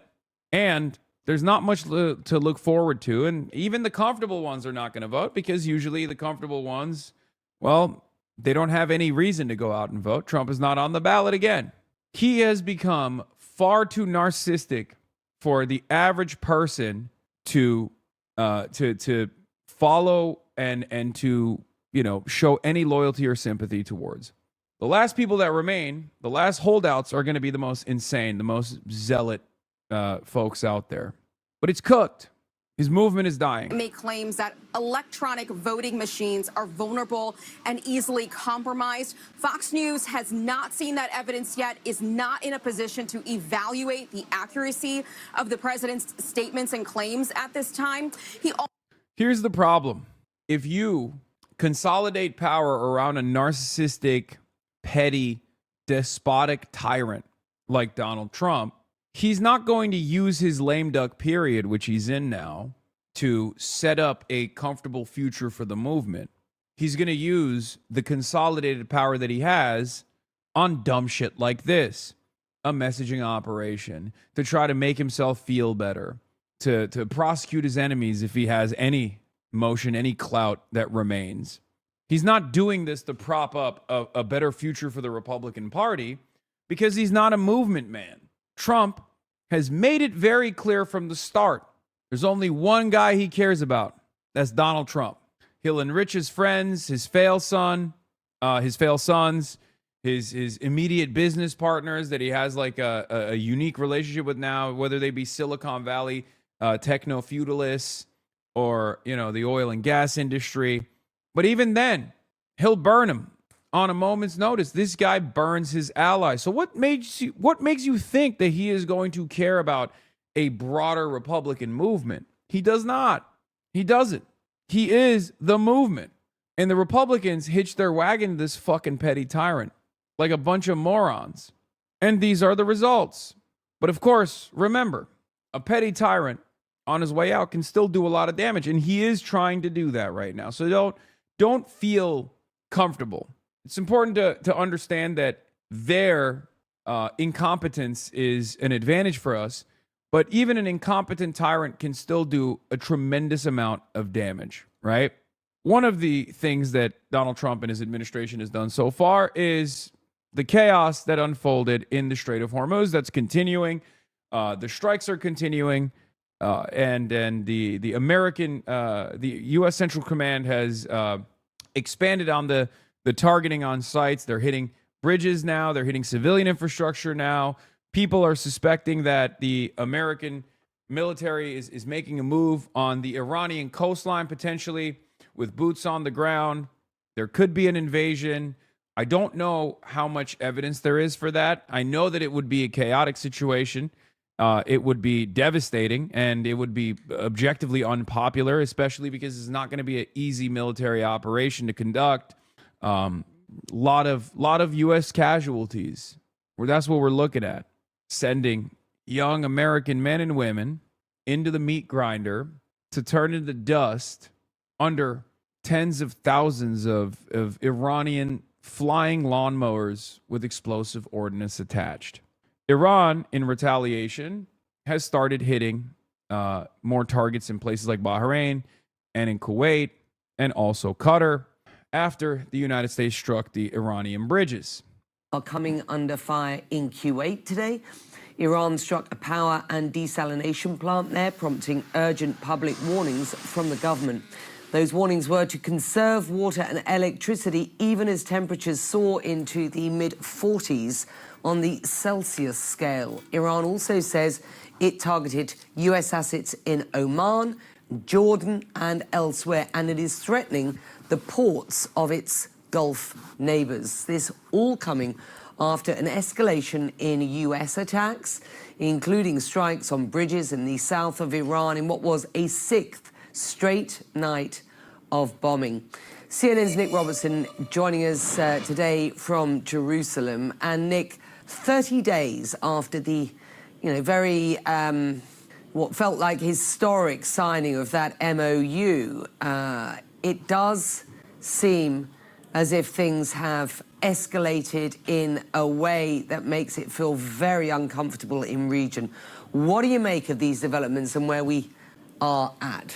I think, obviously, we're on an escalatory military cycle. I think that because neither side has said we're outrightly scrapping the MOU sort of remains marginalized completely on the sidelines of these military operations, but it's still a document that's intact, and one can possibly see a time where either side can recommend going back to that, having decided that through the military means at the moment they're not getting where they want to. So I think on the diplomatic front, that document, although it's no use to anyone at the moment, can be, again, useful in the future because it is the blueprint for the way out of the current situation. But if you just look at the range of these strikes that are going on, and break it down very, very simply here, both sides have a reason for hitting the targets that they hit. Iran says it hits U.S. military bases and assets in the region. Clearly, last night, it hit a civilian facility in Kuwait that is a huge vulnerability for all Gulf countries, the desalination and power plants that go with them, that provide the AC, that provide the clean water that people drink. For most of the Gulf countries, these are absolutely essential and indispensable. So they're a massive pressure point. So Iran's ratcheted up to that level. If you look at what the United States is doing and understand how militaries work, they won't just be throwing their munitions around, we'll put some here, we'll put some there. They'll be thinking of what are we planning on doing next week? Where do we think we might be in a week's time or 2 weeks' time? So we'll have operations that shape us towards that. Number one, making sure that the Strait of Hormuz is going to be safe for the travel of vessels, which means taking out infrastructure, port facilities along the Strait of Hormuz. But it's going beyond that. It's trying to get to the infrastructure that links those areas around the Strait of Hormuz, particularly America hits civilian infrastructure first? Yes. America is taking Iran up the escalation ladder. I see a lot of people in the chat asking, like, why aren't they striking Israel? Why aren't they striking Israel? Okay, that's part of the reason why they're not striking Israel. They're only going tit for tat. America hits military installations and radar facilities. They strike back at radar facilities and military installations in the Gulf. If Israel were to join back on the conflict, if Israel were to get involved in these rounds of strikes, they would start hitting Israel as well. So they're holding on to all of their cards. They're not trying to blow their load. I think it's a fairly smart and fairly reliable tactic. I think it's a fairly smart and fairly reliable tactic. They're only hitting countries that are actually using HIMARS and using their American military bases to hit. Give me your load. Okay, God, I gotta stop using terms like this. They're only going up the escalation ladder if America increases the intensity. If America expands on the strike targets and starts hitting civilian territory, then they respond in kind. Okay, because remember, while Iran is winning this, as far as we can see and observe, that doesn't change the reality that like Iran could not militarily withstand the United States of America if the United States of America was far removed and was not financially involved with these Gulf states. Iran can only hit whatever it can hit within its reach. Okay? So obviously the proximity to Iran makes it a lot more difficult for Iran to hit Israel and virtually impossible for Iran to hit the United States of America, right? So that's the reason why they're hitting the Gulf states, because the Gulf states are allowing American munitions to be launched from their territories. So Iran is responding in kind. Bandar Abbas and some of the other ports along there to deeper inside of Iran, as well as denying other ports, as well as targeting Bushehr, where there is an Iranian military airbase. I covered this yesterday. Which is about less than 1 minute's fighter jet flight. Max Fisher, China quietly saved the world last month. Dude, what is happening? The John Old Harris team is going nutty mode. Maybe they're no longer CIA. I covered this yesterday. But yes, China saved Israel's ass. Popstonox tweet is making you look very bad, my dude. Give him the boss call. I already did. I thought he fucking deleted it. I don't know why he does stuff like that from time to time. Okay? Well, I don't know what I actually don't even know what you're referencing, to be honest. It could be any number of different fucking tweets, the Austinox tweets off of my stream. You think it's because USA cuts? You think it's because USA cuts came in, USA defunded? So Jonald was like, I got to find a new source of revenue? No, I'm just kidding. I guess it's because, the CIA is China, the deep state, according to Donald Trump. So maybe that's what's going on. That's what's up. From Karg Island, which again has been floated in the deep past as a possible target. That's where we seem to be. Yeah, and Tehran issuing threats over the Gulf's oil lifeline at this point. It does seem as if it is, though, widening its target list. Syria, Iraq, Jordan. We already know that it's targeted Qatar, Kuwait, Bahrain, of course, and Oman. But I wonder what the message is here, do you think, from Iran in widening that lens, widening the scope of these targets outside of the Gulf?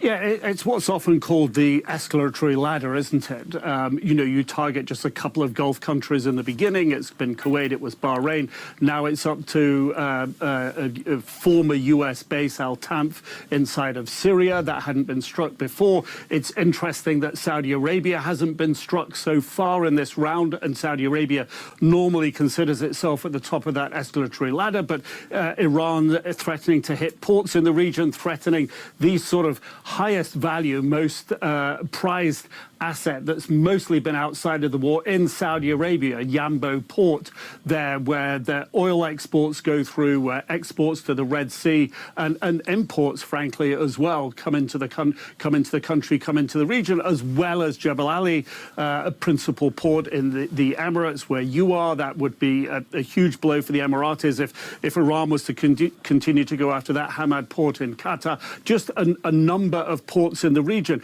And I think if we think back to those days at the beginning of April, just before the ceasefire came into play, I think it was the 8th or 9th of April, what Iran did on the last night of strikes was to strike sort of the deepest and send significant messages of what it was still capable of. So it sent the warning then, and now it's saying, we can do this. We're putting it on the table. So yes, we're in a cycle of escalation. Let's discuss this and more with CNN senior military analyst, the former NATO Supreme Allied Commander, retired Admiral James Stavridis. Admiral, thanks very much for joining us. Many of these bridges in Iran that were targeted by the U.S. were on routes connected to the city of Bandar Abbas, which is home to an Iranian military naval base, as you well know. What does that signal to you about the U.S. strategy that's unfolding right now? Two things. Well, first, it is going to attempt to cut off, to kill the assets that could be used to close the Strait of Hormuz. I've been to Bandar Abbas before the revolution. Obviously, it's a very important naval port for the Iranians, and cutting it off has high military utility. So point one, go after the places where the Iranians have weapons systems that help them close the strait. Point two, in general, going after infrastructure like bridges, roads, puts economic pressure on Iran. I think that it is kind of funny when they the only time these guys recognize infrastructure being struck as a war crime is if Iran is retaliating to American war crimes. It's so funny. They just straight up will be like, you know, in a brilliant and excellent move, the United States of America is tactically engaging in what people might consider to be a war crime potentially, but those people are naysayers. We like to call it economic pressure. But of course, Iran's retaliation is war crime of the absolute magnitude. No one has ever seen a war crime so bad. Like in the same fucking breath, they're like, yeah, you know, when we hit those bridges, it's awesome. It's glorious. When they retaliate in kind, well, then that's unacceptable. Very bad. Someone should put an end to it. Maybe we should blow up more bridges, actually. We should blow up more Iranian bridges. is part of the administration's strategy here to get Iran back to the table. In a phrase, what they're doing is escalate in order to de-escalate, meaning go after economic targets, military targets, put pressure on more attacks with the hope that you can then de-escalate and the Iranians will come back to the table. That's the strategy. And as you know, Iran is now retaliating big time with attacks on various U.S. military assets across the Gulf region. The Iranian military claims it targeted a U.S. air base in Qatar and for the first time a U.S. base in Syria. It also says it destroyed a long-range radar system and several U.S. refueling aircraft. If all of this is true, Admiral, how... Remind me, which organization did Wolf Blitzer work for in the past? Oh, well, I don't know why you asked that question. Is it perhaps... I wonder if you're asking me that question because Wolf Blitzer may have in the past worked for a little-known organization by the name of APAC. Yeah, perhaps that's the reason why you're asking that question. I don't know. I mean, I'm looking at a CV. It's in front of me right now, and it says he worked for APAC. So I guess maybe that's why, you know, I mean, we still love Wolf Blitzer. Put some respect on it. You know, that's my GOAT, but... yeah, he was the GOAT of APAC for the longest time. Anyway, Mark Ames says the U.S. war of aggression on Iran is what Nuremberg trials called the supreme international crime among war crimes. The U.S. assassination of a head of state, Khamenei, is a grave war crime. These fresh U.S. crimes are never acknowledged as such in U.S. media or among serious people. Under the law of armed conflict, some power plants and bridges can be lawful military targets if they provide a concrete military advantage, but threatening to destroy all of them to force negotiation would likely violate distinction, proportionality, and military necessity. Wow. You think? I for one, am shocked to hear that when Donald Trump said we're going to wipe out the Iranian civilization permanently, that was a threat. That was a direct genocidal threat. A direct genocidal threat issued by the American president, who has continuously taken credit for war crimes that he has committed and also continued to posture as though he will commit more war crimes. IRGC claims to destroy U.S. drone depot in Bahrain and main artificial intelligence center in Bahrain, claiming it was used by the U.S. to commit war crimes. Yeah, but when we do it, it's well, depending on the severity of it, it's either a war oopsie or a war good, you know? When they do it, it's a war crime. When we do it, it's a war, I don't know, a war law, a war legal thing that people do during war. Or if it's a really bad one, it's a war oopsie, like the Minob school is now in the bracket. It went from good thing to, yeah, it went from war crime to war fine. and then it turned into a war oopsie. That's the most you're gonna get. Anyway, yeah, a war oof, a war goof, and a war oof. How does this impact the U.S. military's abilities in the region? So far, we have sufficient combat power in order to overcome the level of strikes you're seeing from Iran. And let's be honest here about the numbers. The U.S. is launching dozens and dozens of strikes a day at this point, far less than during the initial wave, but 100, 200 strikes a day. Iran is responding with 10, maybe 15 strikes. So over time, that's going to... I personally love CNN always showing our healthcare lighting on fire. I like that at least we know where the money's going. You know what I mean? Because you might be thinking like, I pay so much in taxes. Where does it go? Well, you're watching it light on fire. Okay. It's fantastic. That's your public schools. That's your roads. That's your healthcare. Because obviously money is not infinite. It's got to go somewhere. And it's clear that this is what we keep putting the money into. There it is. Up in smoke. That's clean water in Flint, Michigan. That's the potholes on your roads. That's the unreliable infrastructure.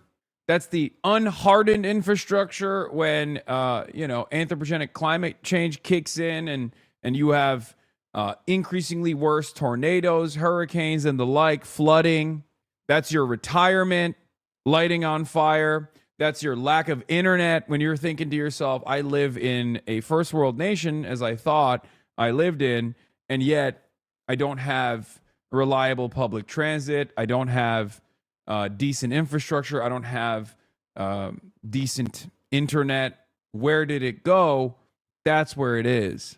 It's awesome. Favor the U.S. military capacity to continue these strikes. However, it does show the Iranians are increasing their ability to go after their neighbors. That ought to concern us because if they start going after Gulf oil and gas infrastructure, that'll have big economic downside for the Western economies as well. Yeah, so far they're going after U.S. military sites in these friendly Arab Gulf nations like the United Arab Emirates, Qatar, Kuwait, Oman, elsewhere. Yeah, sometimes you can actually watch it blow a load in real time. The UAE MOD claimed that they responded to an accidental fire at a warehouse at Zayed Military City. It turns out there were 3 warehouses, and they look more likely to have been struck by missiles or drones. There's the CRAM footage, if you want to watch that too. Here it is. Another drone attack has hit the U.S. base in Erbil. The CRAM system failed to intercept a likely Shahed 136. That's fucking crazy. Dude, these people have to live like this, man. That's crazy. Imagine you're just at a fucking wedding. You're at a wedding in Erbil, and all of a sudden, the sky lights up. You hear brrr. You hear a Chuck Schumer style fart in the distance. The type of fart that you've only heard from Chuck Schumer when he's, on the podium on the floor of the Senate. You look up at the sky. It looks like fireworks. It's not. It's CRAM. That's American tax dollars being lit on fire, failing to intercept. Brrr. I feel like a CRAM should be able to hit a drone like, what? Are we this cooked? I mean, we have watched many CRAM failures in the last 140 days. Yeah, $27 a bullet. That little fireworks show that you watched is, a couple grand. CRAM is dog shit. Here's the problem. Most of these defenses are dog shit because defense is mostly just a hope and a dream. Anti-air defense is hope and a dream for the most part. It's quite difficult. Like it's actually a fairly impressive feat that the Iron Dome system is so successful at intercepting rocket propelled grenades and small missiles and things of that nature. It's just difficult. It's difficult to intercept these things, especially when Iran knows the technology that's readily available and has designed around it. Because the nuclear proliferation doesn't stop with just building a robust arsenal of nuclear weapons, right? You're a scumbag that belongs in jail. Lemao, Young Turks are named after a terrorist group. I'm pretty sure Ahmad will remove this before he sees this, but I hope he sees it. Wait, why am I I'm a scumbag that belongs in jail because of what? The Young Turks? I don't even work there anymore. Is that what we're doing now? We're just like, shouldn't you be at least a little bit in favor of free speech? I thought this is what the right wanted. The right has pivoted away from, oh, we love defending free speech, to like, you know why? No, I don't. That's why I asked you. Why am I a scumbag that belongs in jail? Please enlighten us. Is this still Epstein's fury? Well, not really. This is, this is post MOU, so I don't know if they're gonna come up with a new and cool name or if they're just rehashing Epic Fury. Woke MAGA, folks. Woke MAGA. I like that we also are talking about, bipartisan consensus around lighting this guy's tax dollars on fire. And I'm in the process of explaining to him that, like, this is why you don't have reliable infrastructure. This is why the rural hospitals are closing in your neighborhood. You know what I mean? And God forbid you or a loved one has like a medical incident. They have to literally send in a helicopter to probably fly you, 100 miles away. And he's like, no, I hate you, man. I fucking hate you. Like, we could find an area of agreement here, right? Like, this is supposed to be an area of agreement. I thought we all agreed that it's just totally unnecessary to waste billions of dollars every day on senseless war that only hurts you, whether you live in Europe or America. I assume you probably live in Europe, but I mean, you're still cooked, right? You're cooked because this fucks your gas prices, right? This makes your life harder. And you didn't have a say in it at all. And neither did I, neither did any of us. That's kind of the point. And it's strange that instead of like identifying that issue and recognizing how it harms him personally, he's like, nah, I'm going to fucking shoot the messenger. I hate this guy. And I asked, what is the problem? And he said, you know why. And that's it. No response. Very strange. In the region. These are all very close friends, allies of the United States. The U.S. has major bases in the United Arab Emirates and in Qatar at Camp Asaliya, the El Udeid Air Base. I've been to those facilities. They're really home to much of the U.S. military central command in that region. And the Iranians keep attacking those U.S. sites. This is very significant, isn't it? It is indeed. And I want to draw a line under one other kind of troubling item that's surfacing, and that is Iran starting to talk about closing not the Strait of Hormuz, which they've effectively done, but closing what is called the Bab el-Mandeb. It's at the very bottom of the map you're showing, at the bottom of the Arabian Peninsula, the bottom of the Red Sea. They've got the Houthis there who have capability to attack commercial shipping. If you close that choke point, that closes effectively the Suez Canal right under the word Israel on your map. That is a major global choke point, just like the Strait of Hormuz. If the Iran claims U.S. soldiers captured or dead. CENTCOM denies it. Yeah, I don't believe that unless we see it. No U.S. troops in the region recently killed or captured, says CENTCOM. U.S. military has denied Iran's claims of killing U.S. soldiers in Syria, according to a CENTCOM post on X. Iran said it killed U.S. troops stationed at a base in El Tanf. You're always pointing fingers, and when you point one, three point back. Do I think the government spends our money properly? No. But you call for violence among other people. I never said shoot the messenger. I never called for violence against you, but yeah, you are about to get linked up for going to Cuba on a humanitarian defense against communism. And I try to respond, but your chatters just lit me up. Wait, I always point fingers. Yeah, I point fingers at the super powerful and super wealthy institutions, organizations, and corporations that dominate society, that have designed the society in an unjustifiable way, in a way that is so unjustifiable that even you recognize that it's like totally fucked up. That's it. And then those guys turn around and tune up people like yourself into believing that I'm actually your enemy. I'm not. Dude, you are the super wealthy socialist? Yes, brother. I am the wealthiest person in the country. You're right. You are a hypocrite. Brother, number one, even if I was this like immensely powerful and wealthy person that you think I am, okay, that still wouldn't change what I'm talking about, would it? Like, let's say I was a billionaire, right?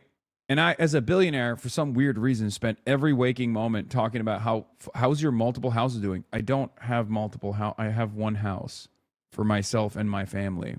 Again, don't you feel like if you have to make up all of these different things to get mad about, wouldn't it be far easier to either not pay attention at all or to actually suck it up for a brief moment, pay attention to what I'm saying, and then recognize that we probably agree on a lot more than you think we do.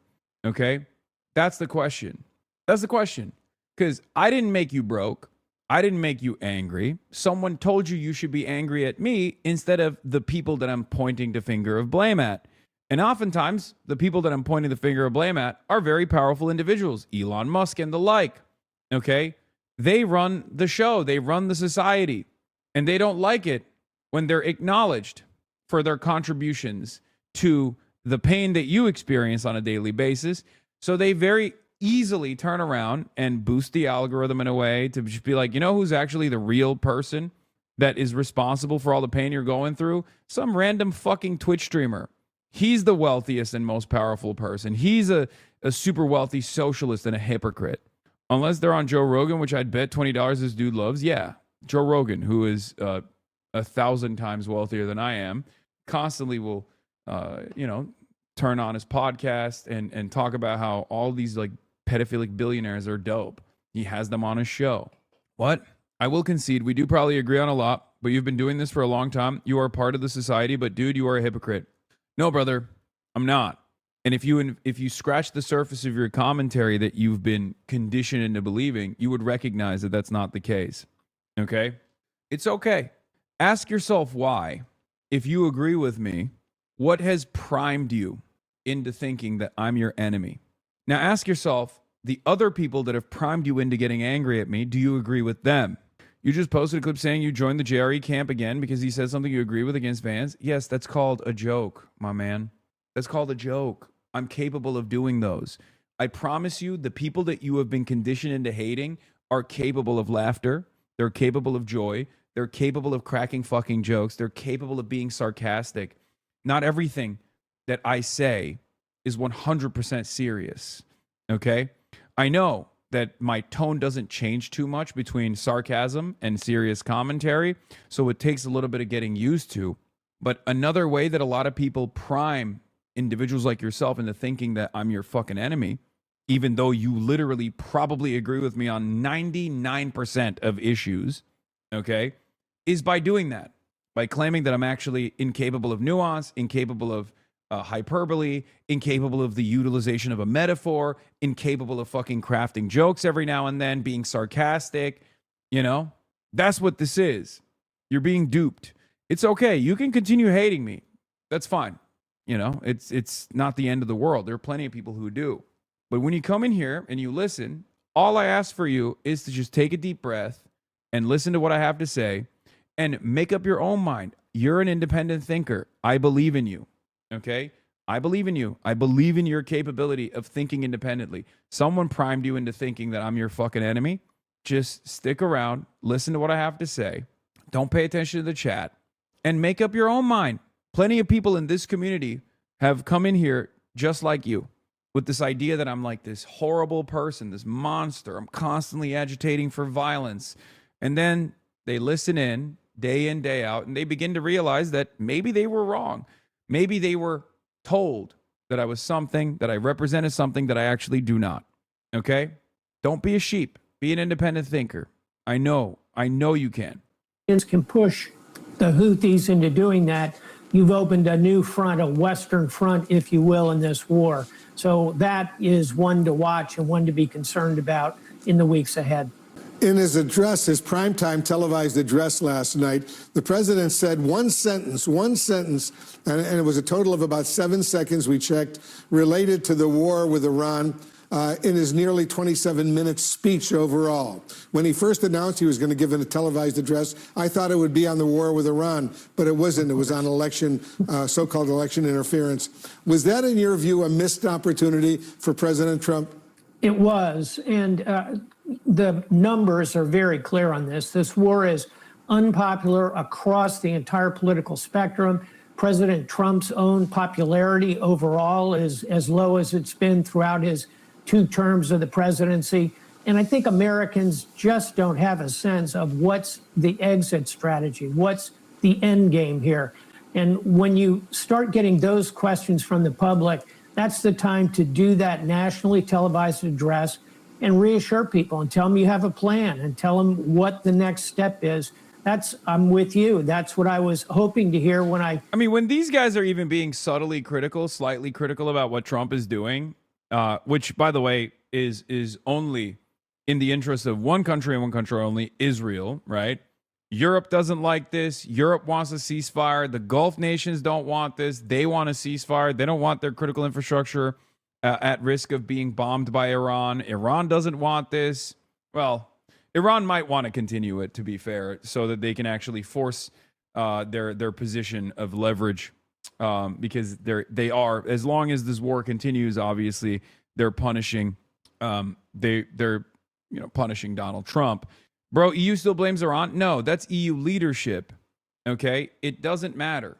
EU leadership saying, "Oh, this is still Iran's fault. Iran, please just eat the missiles and shut the fuck up," is not actually a convincing message for the average person, okay?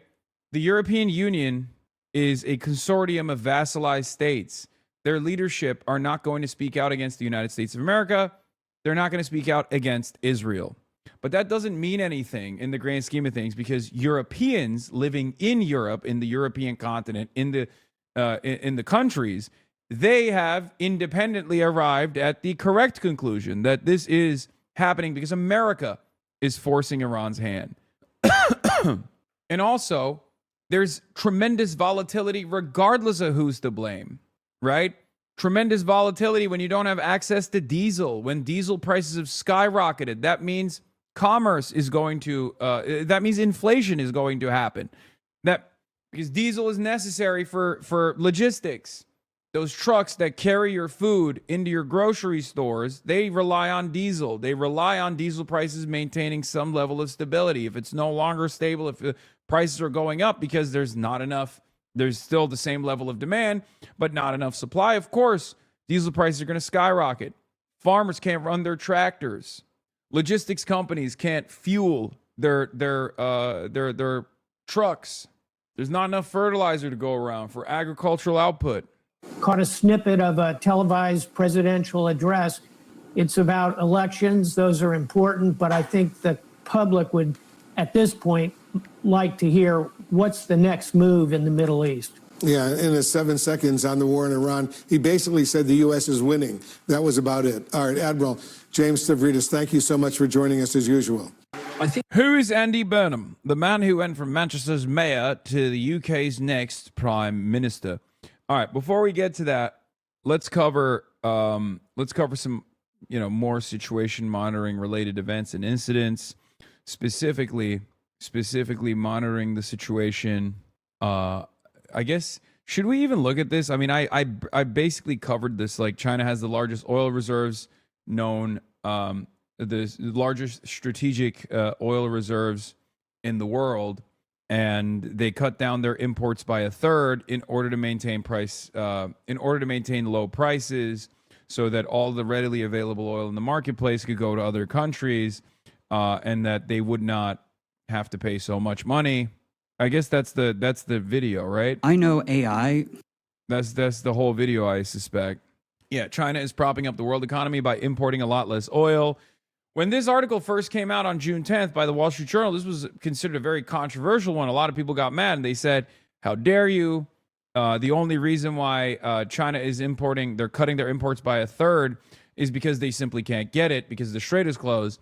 But the reality is there was still oil that was, that was being shipped out to other countries. And the reason for why is because China was no longer purchasing that oil. That's what happens. They stabilized prices for the rest of the world and actually gave Trump a good deal of time as well in the process. Now, this also gives China tremendous leverage over the oil markets, because if they were to increase their imports once again, I mean, this would be a tremendous pressure point that they could apply by being like, look, we gotta refill our strategic petroleum reserves. We're buying the oil again, and they have tremendous purchasing power as opposed to all these other countries. All of a sudden, those other countries are going to be competing for a lot less oil, and in that competition, they're going to have to chase the highest prices possible, and the cost of Brent crude is going to skyrocket far beyond the levels that it already has. Everybody's fighting smart except the U.S. Yeah. Two factors. Cena Tuesday says 2 factors help cushion the economic fallout since Trump's February attack on Iran and the Hormuz disruption: strategic oil reserves and weaker Chinese oil demand. Both are now moving in the wrong direction for Trump, with Chinese imports just reportedly beginning to recover. Yeah. The moment that China says, I've had enough, or decides we need more oil, we need to, we care about our national security, we care about our national interests, we have to refill our strategic petroleum reserve. Sorry, rest of the world. It's fucked. All of a sudden, prices are going to skyrocket. I don't know what the Iranian internal dynamics that this person is talking about are, but there is this that I wanted to get to. Murtaza Hussein reports the Gulf bases are being hit harder in this round because the previous campaign failed to destroy the Iranian missile cities and also relied on a division of labor between the U.S. and Israeli air forces to suppress launcher fire, which meant smaller salvos. Similarly, in the 12-day war, missile attacks from Iran towards Israel took place in larger salvos because U.S. aircraft were not involved in suppressing launch sites. Disabling bases closer to Iran and forcing operations to be carried out from more distant locations or carriers would also further reduce the sortie rate and the intensity of the current campaign. So if you're wondering why Iran is just like cratering bases and stuff, and you feel like it's an unnecessary thing that they're engaging in, it's because the longer it takes and the more risky it is for these for the U.S. Air Force to potentially fly over near Iran or on top of Iranian missile sites, the harder it is and the more risk it carries. And that's the reason why Iran keeps dumping drones onto these strato tankers or even an F-35, as we saw one squawking just yesterday. That's it. The Iranian Navy released its first ever official strike footage on a commercial ship showing a drone attack on a Thai-flagged oil tanker in the Strait of Hormuz after it allegedly ignored warnings and transited without Iranian authorization, according to Tasnim. It comes as Strait of Hormuz traffic continues to collapse. On the 16th of July, just 8 confirmed vessels crossed the strait, a 3-week low. Most used the Iranian route, while none transited via the Omani route, according to marine traffic. Brent crude has now risen above $88 a barrel. Here's the footage. So, Thai pro US, no, none of the flags are relevant. Okay, the flag of the ship is totally irrelevant. It's they're carrying oil. The country that it's going to is more relevant, and the logistics company that it is actually a part of is more relevant than anything else. Anyway, here's Trita Parsi talking to Katie Halper. Let's take a look. You had a recent article. You published it on Monday on responsible statecraft, and you write, for all practical purposes, the U.S.-Iran memorandum of misunderstanding is over. The dispute over how to manage the Strait of Hormuz in the interim has pushed the two sides back into open war, but to what end? So can you expand on this? Yeah, so look, I mean, they're targeting each other, perhaps not at the exact same level as we saw during the war. I've not seen the U.S. strike at Tehran, for instance. But nevertheless, you know, this is certainly not a ceasefire. Trump is speaking as if he wants to go on with this for weeks. He's talking about the other side in a manner as if it's not worthy to make a deal with them. The Iranians are shooting at ships. Trump is reimposing the blockade. The U.S. withdrew the general license that allowed the Iranians to sell oil. So for all practical purpose, you know, all the things that this memorandum was supposed to put in place are more or less gone at this point. But I'm not seeing what will be achieved militarily within a reasonable time frame that would change the fundamentals of the situation so that if they go back to the table, it would break the deadlock and the U.S. would be able to get its way at the negotiating. I just don't see it. In fact, when you take a look at the starting point of this, the U.S. is in a worse position in many different ways. Not that it's weak, not that it's not stronger than Iran, not that its economy or industrial base is not much larger. But at the end of the day, if the Iranians close the strait, which they now have done, oil prices are going to go up again.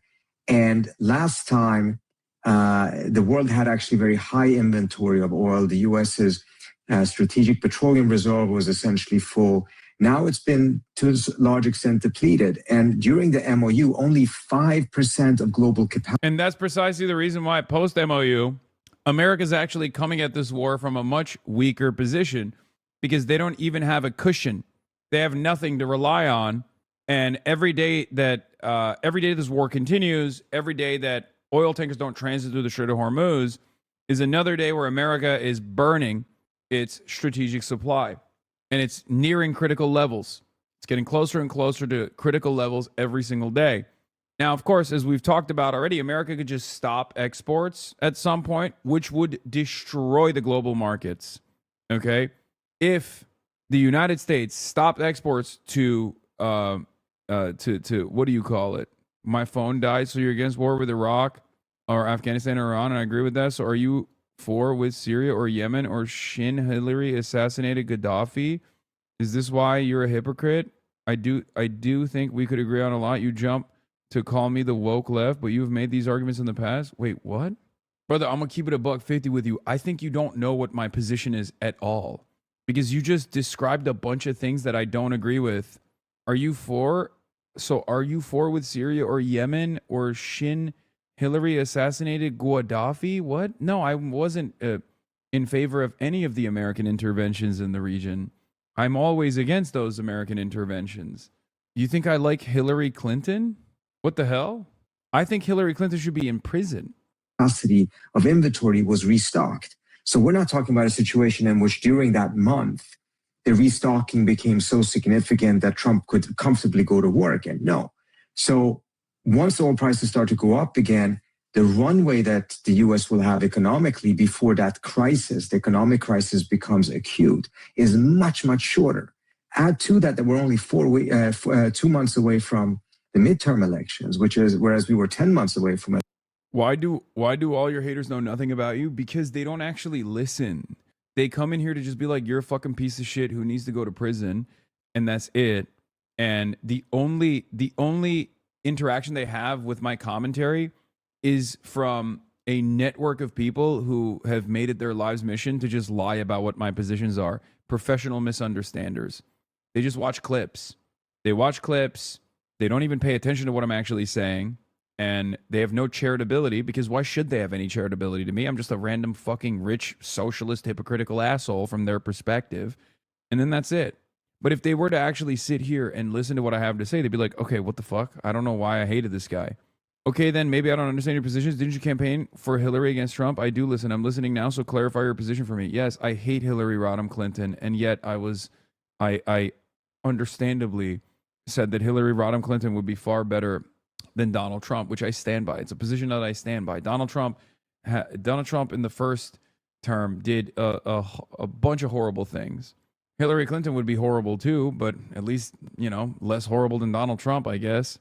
But I did not campaign for Hillary Clinton. I just endorsed Hillary Clinton over Donald Trump. It's also 2026. I can't believe you're still bringing up 2016.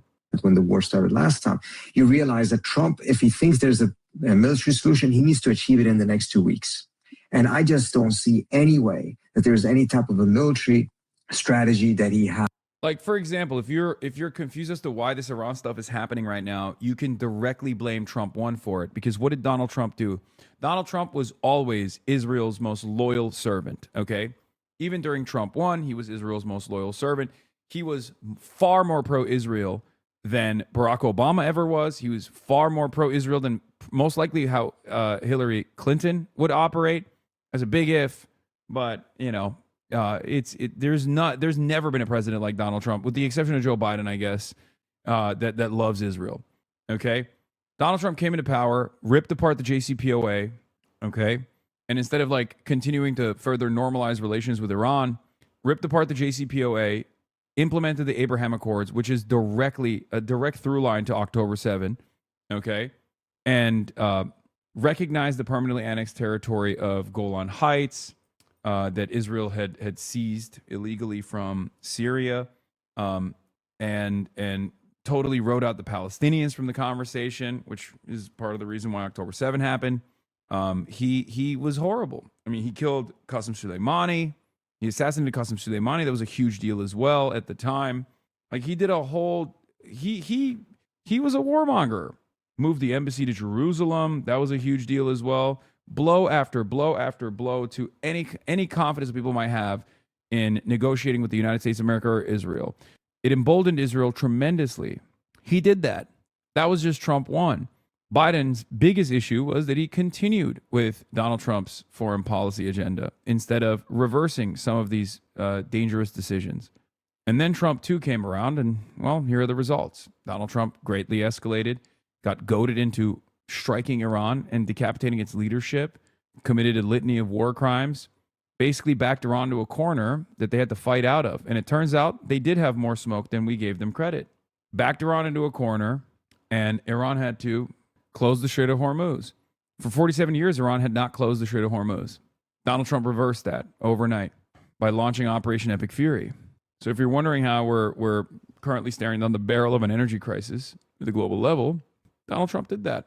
Long sequence of mistakes, giving Israel no accountability whatsoever, allowing them to do whatever the fuck they want over and over and over again from Trump 1 to Trump 2.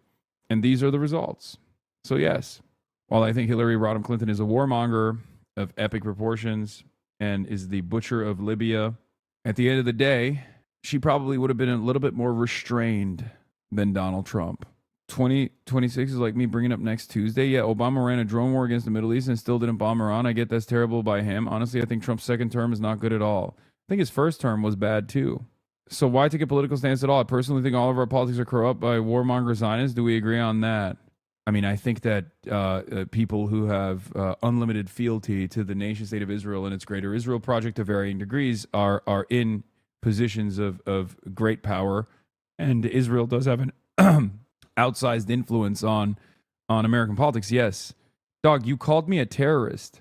Why do you think people call me a terrorist? It's because of the, I guess, agreement that we have over the outsized influence that Israel has on American foreign policy and even the influence that Israel has over domestic policy. You're repeating positions that you heard from others who fucking hate me for a position that you and I agree on. This happens way more frequently than you would think, by the way. There are so many people out there who literally are just like, yo, fuck Israel. I can't believe Israel is like goaded us into waging war in the Middle East. This is fucking unbelievable, blah, blah, blah, all this shit. And then they will, without a shred of irony, without even recognizing what they're doing, will turn around and be like, you're a fucking terrorist piece of shit.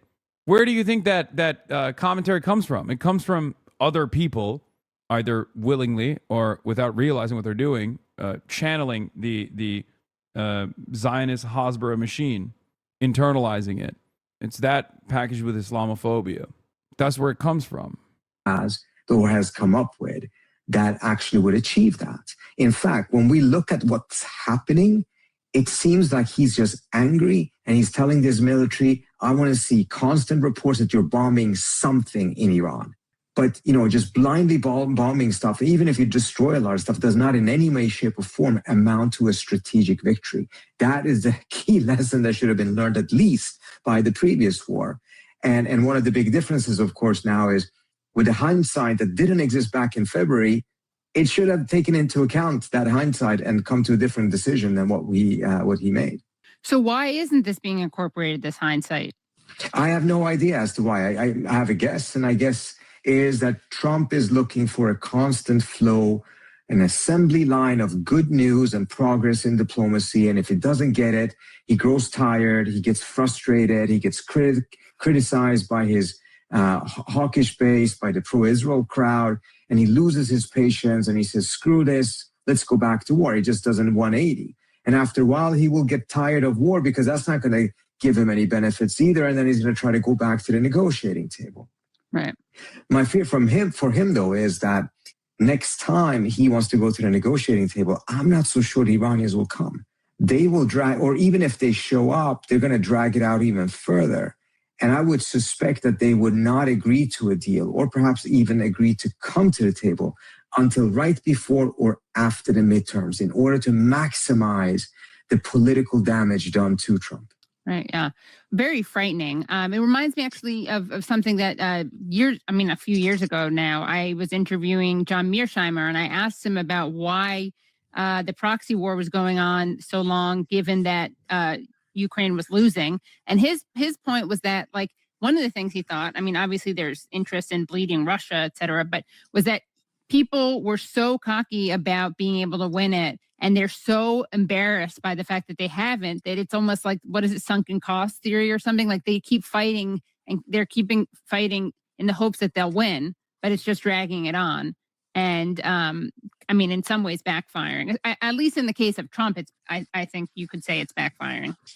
I certainly think so. And I think he has a degree of confidence because his core supporters and base, the ones that are currently at least the Fox News watching part of his base, now the Tucker Carlson watching part of his base, are still with him, despite all of these different developments. But we got to keep in mind, Trump used the Strategic Petroleum Reserve to buffer against the worst economic consequences of this war. Yeah. And he did a lot of different things. Of course, also a lot of oral interventions in the markets in which he just suddenly said, you know, we're going to have a deal tomorrow, all of these different things to manipulate the market. I don't think that's going to work again, nor does he have... You think he's potentially continuing the war so he can use it to implement martial law if things get bad during the elections? I don't think so. I think that it's far more consequential. Like, continuing this war is far more consequential for him. It makes it less likely because he doesn't have any popular mandate whatsoever. He's draining his base. He's draining his base of whatever kind of support that he could have.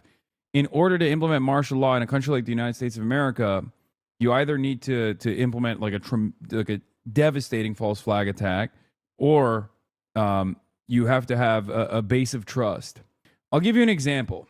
The Iranian government would have collapsed in the last round of protests if they did not have the capacity to mobilize their popular base of support.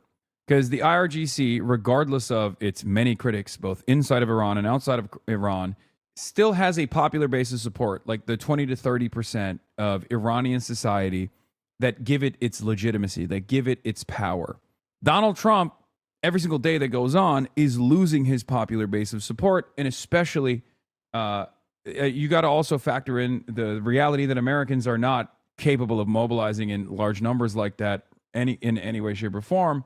It makes it all the less likely that Donald Trump can make these crazy decisions like implementing a martial law. Enough of the strategic reserve in place in order to be able to shield it away. And if this thing drags on till the midterms, I think that's where, you know, he will really hurt with his own base, something that he so far has not seen. So interestingly, and kind of surprisingly, honestly, Senate Democrats blocked an effort to advance Trump's National Defense Authorization Act, bringing the I don't care about the rest of this stuff because the NDA and all that stuff, we've covered it extensively. I just wanted to hear what Trita's thoughts are on the latest in the tit for tat. You keep saying 20 to 30%, bro. 13 million people showed up to Khamenei's funeral. Khamenei's funeral. I think it's worth revisiting what you think you know about that country now. No. I said 20 to 30% base of support before Operation Epic Fury. Of course, that number has grown a lot. All right. Let's hear from Andy Burnham. There's also an interview. We're going to talk about the drama in Wisconsin because the Wisconsin Democratic Party is scrambling right now. But let's do a brief Andy Burnham. Burnham probably has like a set of values, a set of principles about trying to make the country fairer, trying to bring people out of poverty that he really does believe in. We now come to Andy Burnham, member for Makerfield. But I think if he had like an incredibly clear idea of what he wanted to do with the country, like what is it that ails the country and how am I going to fix it with my agenda? I think if he had that, we would know about it now. Like we wouldn't be guessing about it and talking about it. Like it would just be clear as day. And I don't think it is. The biggest problem he faces is that a whole range of people across the Labour movement and in the country have projected onto Andy Burnham their hopes and their fantasies about how the country should be run and what Labour should stand for and what Andy Burnham stands for. You know, he's not scared of locking horns with people. And, you know, everybody thinks Andy's this nice, cheeky, chappy guy. But trust me, when he wants something, well, we've seen it. I mean, he's always wanted to be PM, haven't we? When he wants something, he tends to get it. Thank you very much, everybody. We'll see. In the last few hours. We'll see his performance. Who's Andy Burnham, the next UK Prime Minister? As the UK's Labour Party has announced a new leader. Former Mayor of Greater Manchester, Andy Burnham, who is already setting the tone for what his leadership will look like. Have a listen. We are united and we put the power. Yeah. Burnham spoke for 20 minutes as Labour's new leader. Gaza got 0 words. Palestine got 0 words. Silence so total. On the day you take power is a decision, says Claudia Webb. Ben Mack, why the hell would he mention either of those things? The sooner they're forgotten and the country gets back to focusing on its own problems, the better. Yeah, no, definitely. British foreign policy famously has nothing to do with the current domestic issues that Britain, but the England is facing. Yeah, like the censorship bills, the repercussions that people are facing for even protesting against the government in any way, shape, or form. All that stuff is irrelevant. ID laws, all that stuff is irrelevant. But even outside of that, why is there an imminent energy crisis in England, for example? Perhaps it has something to do with the lack of interest demonstrated by the, Labour leader, former Labour leader, British Prime Minister Keir Starmer, in addressing America's actions that have negative consequences all around the world and certainly in the UK. These people would rather live in their delusional fantasies to assume that all of these countries exist on their own and not in this delicate and fragile ecosystem where things that are happening in the Strait of Hormuz have tremendous impact in their day-to-day lives. Okay? They don't understand it, or rather, they refuse to recognize it. They refuse to understand it. It's very stupid. That comes from that unity at the service of people and places who have been waiting too long for politics to let them hope again. And that's what we're going to do, everybody. We're going to give them hope back. Well, he is succeeding Sir Keir Starmer, who announced his resignation as Prime Minister last month. But Burnham won't officially be taking the mantle of PM until Monday. In recent years, he has become one of the country's most popular politicians. CNN's Claire Sebastian has more. Better not put that one on the camera. Britain's incoming Prime Minister belongs to a new generation of politicians, one that understands the power of social media. Evening, everyone. From campaign trail highlights to football skills to a viral roasting of the British opposition leader who called him a pair of eyelashes and a black T-shirt. It's dark blue, actually. That video racked up over 5 million views on X. The strategy, especially with these signature selfie-style videos, is really part of an effort by Burnham to... I will say this. I do appreciate seeing British news media also take this totally hollowed out liberal approach to politicians. Not a lot to say about policies, not a lot to say about the direction of the party, and a whole lot to say about social media, like Zohran Mamdani, as though Zohran Mamdani's success is because of his social media capabilities. Present himself as an outsider here in Westminster, a regular guy, despite, of course, his many years spent in Parliament previously. His style is true to Andy, and that isn't going to change. A source close to his campaign told me he's not trying to land a point with every post.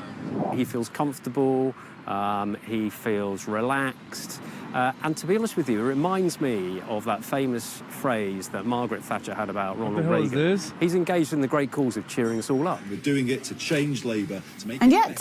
No, this isn't real. Israel got a win by forfeit against Lithuania, even though they played the match and Lithuania swept them. They got the win because they filed a complaint with FIFA about one of the players playing for Lithuania wearing a Palestinian flag antenna during the match. What? What is this? Please read the names. Aspect dead. Oh, this isn't fucking FIFA, dude. It's just in Rocket League, you can wear flag antennas in context. Oh my God, you guys, I just so fucking stupid. I was like, what is the, how can a player, I was thinking how can a player wear an antenna? How does that make sense? Optimism and hope don't always get the clicks. FIFA runs a Rocket League tournament? Okay, it's Rocket League. I mean, it's Israel, but who cares? It's fucking Rocket League. He has got a harder job in terms of, his content compared to someone like Trump or like Farage.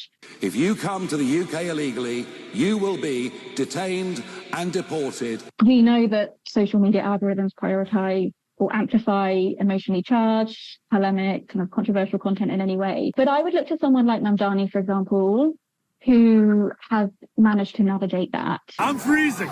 You're right. New York Mayor Zohran Mamdani is emerging as a template for progressive politicians on social media. And the parallels with Burnham aren't hard to find.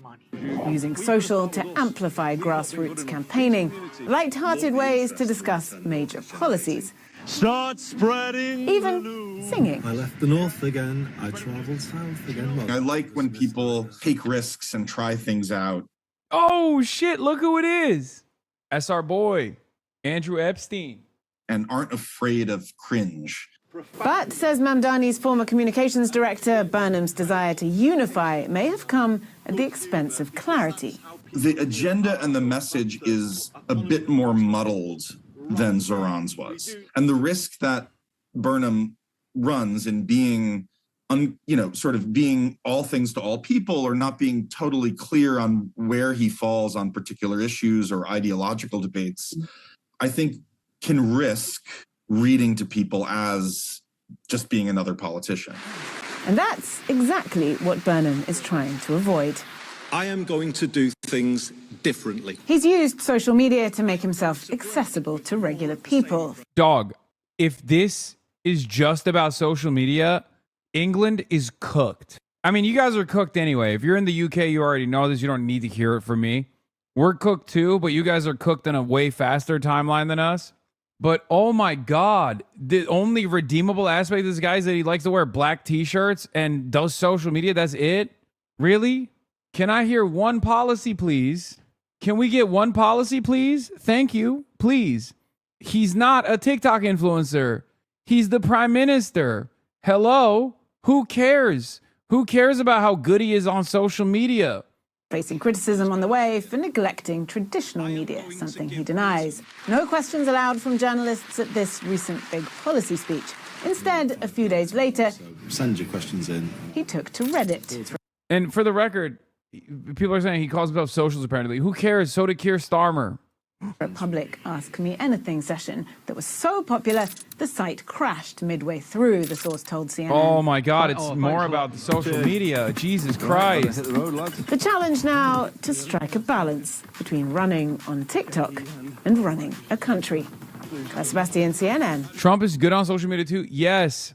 But you know what else Trump was good at? Identifying grievances that dumb fucks had and then hammering it on. He wasn't just good on social media. He was good at delivering an easy to understand message. He defined his own platform. He identified what people were angry. He identified first and foremost the anger that people had, the anger towards the establishment, the anger towards business as usual politics. That's very important. Then he identified exactly what policies he was going to implement, and he communicated them with the easiest to understand messages. Build the wall. Lock her up, drain the swamp. What you hear from Donald Trump in those repeated messages is actually real policies. Okay, those are real policies. Drain the swamp is the Trumpian version of saying there's a lot of corruption that we've identified in Washington, D.C., and we're going to put an end to it. Lock her up is an extension of that. American policies have actually led to a lot of criminal behavior from our political opposition. We are going to implement law and order. Build the wall is American border security is compromised. America's allowed far too many illegal immigrants into the country. They're actually harming your lives, and we're going to put an end to that. Those are all definable policies. I don't agree with them. I think, well, the corruption one I do agree with, and maybe even lock her up. But I know that Donald Trump was never going to actually follow through on that. But if we're looking at simply messaging, if we're looking at simply fucking messaging, yeah, he messaged very well. He had easily identifiable policies that he defined himself with. Zohran did that too. Zach's take on Andy. Zach Polanski. All right, let's take a look. Said that Andy Burnham is too in hoc to vested interest to offer real change. You haven't given him a chance, have you? He hasn't even started. Well, I don't want to be churlish, and it might be that he does do the right things, in which case I'll be the first to applaud him. But let's look at the ominous mood music we've seen already. He's appointed James Purnell as his chief of staff. This is a man who was literally a corporate lobbyist for private water companies. When we have water companies pumping sewage into our rivers and charging us extra for the privilege, this doesn't seem like a good start. Then we know that Josh Simons was the person who stepped aside for him in Makerfield. This is a man who hired a private investigator to look into a journalist who was talking about undeclared donations into Labour Together, a project which still seems to be at the heart of Andy Burnham. And then finally, we can look at the only substantial thing he's voted on as an MP in the last week. He supported Shabana Mahmood's regressive immigration reforms, including asking... Yeah, that was terrible. Like, keeping Shabana Mahmood in the Home Secretary position is perhaps one of the clearest indications that Andy Burnham is going to be business as usual and continue some of the worst aspects of labor policy. Asylum seekers to review their cases every 30 months. That's deeply inhumane and deeply She's going to be chancellor? To people who might be fleeing war and persecution and have a... Wonder why you care? Oh my God. Oh my God. That is... Why don't you like her? Why don't I like Shabana Mahmood? I don't know. Maybe because she fucking banned me from entering the country. That's one reason. I mean, there's a bunch more, obviously. She literally directly banned me from the country. That's number one, which is silly in comparison to her anti-migrant policies, and silly in comparison, but in line with that banning, was also her unbelievable censorious regime over people who are protesting for a free Palestine. Things like that are very consequential. They're gutting. They are gutting what remains of free expression in the country, okay? Legitimate reason to be in this country. So, as I say, he might surprise me and he might move in a more progressive direction. And I'll... Like, Andy Burnham saw all of that and was like, that's my goat. It's chancellor time. Really welcome that. For everything we've seen so far, including the rumoured appointment of Shabana Mahmood as chancellor, a politician who cites Margaret Thatcher as one of her political heroes, this doesn't sound like we're moving in a direction to end rip-off Britain. It looks like the more of the same status quo, and indeed in hoc to vested interest. And dude, oh my God, a Labour person like fondly recollecting on Margaret Thatcher's legacy is insane. Andy Burnham, again, as I say, comes along and says, I'm going to put a wealth tax, 1% tax on assets of £10 million or more, or a 2%. Would you defend the accusation that you are easily triggered? I mean, sure. Yeah, I'm not defending it. Yes, I'm easily triggered. I'm owned. And tax on £1 billion or more. I'll applaud that. And people that just go, oh, you're easily triggered, never understand what I'm angry about. If you understood the severity of the crisis, you'd be angry all the time too. Half the time I'm angry for shit that doesn't even impact me personally. Half the time I'm angry about things that are impacting you. And I'm more angry, it seems, than you are about things that are hurting you and your life and ruining your life. Want to work with that. If he puts in rent controls, by the way, if we frozen rents in 2022, we'd be saving the average UK renter now £2,400 every single year. And we'd be saving the government £2 billion a year. And if you look at the profit margin of your average UK landlord, they'd still be making 4.5 times as much as the average UK business. So rent controls is a win-win all round. It's these kind of policies that are transformative, are big, bold plans, but we can't keep tinkering at the edges. We need a government that are going to do these things. If they're prepared to do these things, I'll work with them. But every signal we're seeing so far is actually they're going to be doing the opposite and more of a failed status quo. But if Andy Burnham, again, as I said... Yeah. London. All right, so social media. Andy Burnham. What else? Let's hear policies, please. Economy. Wes Ball was an advisor to Gordon Brown when Brown served as Prime Minister. He joins us now from London. So, Andy Burnham, no surprise, elected by the Labour Party as leader and therefore will become Prime Minister on Monday. He's going to do things differently, he says, promising policy, not politics. For example, promising good growth in every British postcode. He's, talking about levelling up. But Wes... Okay, how? What are the policies? What are the immediate ways that he is going to experience good growth, generate good growth in every postcode? How's he doing that? There is no decent growth anywhere in the UK at this point. So how is he going to fix that? Good afternoon, Becky. I think that's his... Oh, wait, what? American troops injured per ZBS, Zionist Broadcasting Service. Several U.S. service members injured in the Iranian attacks on the Jordanian bases this week.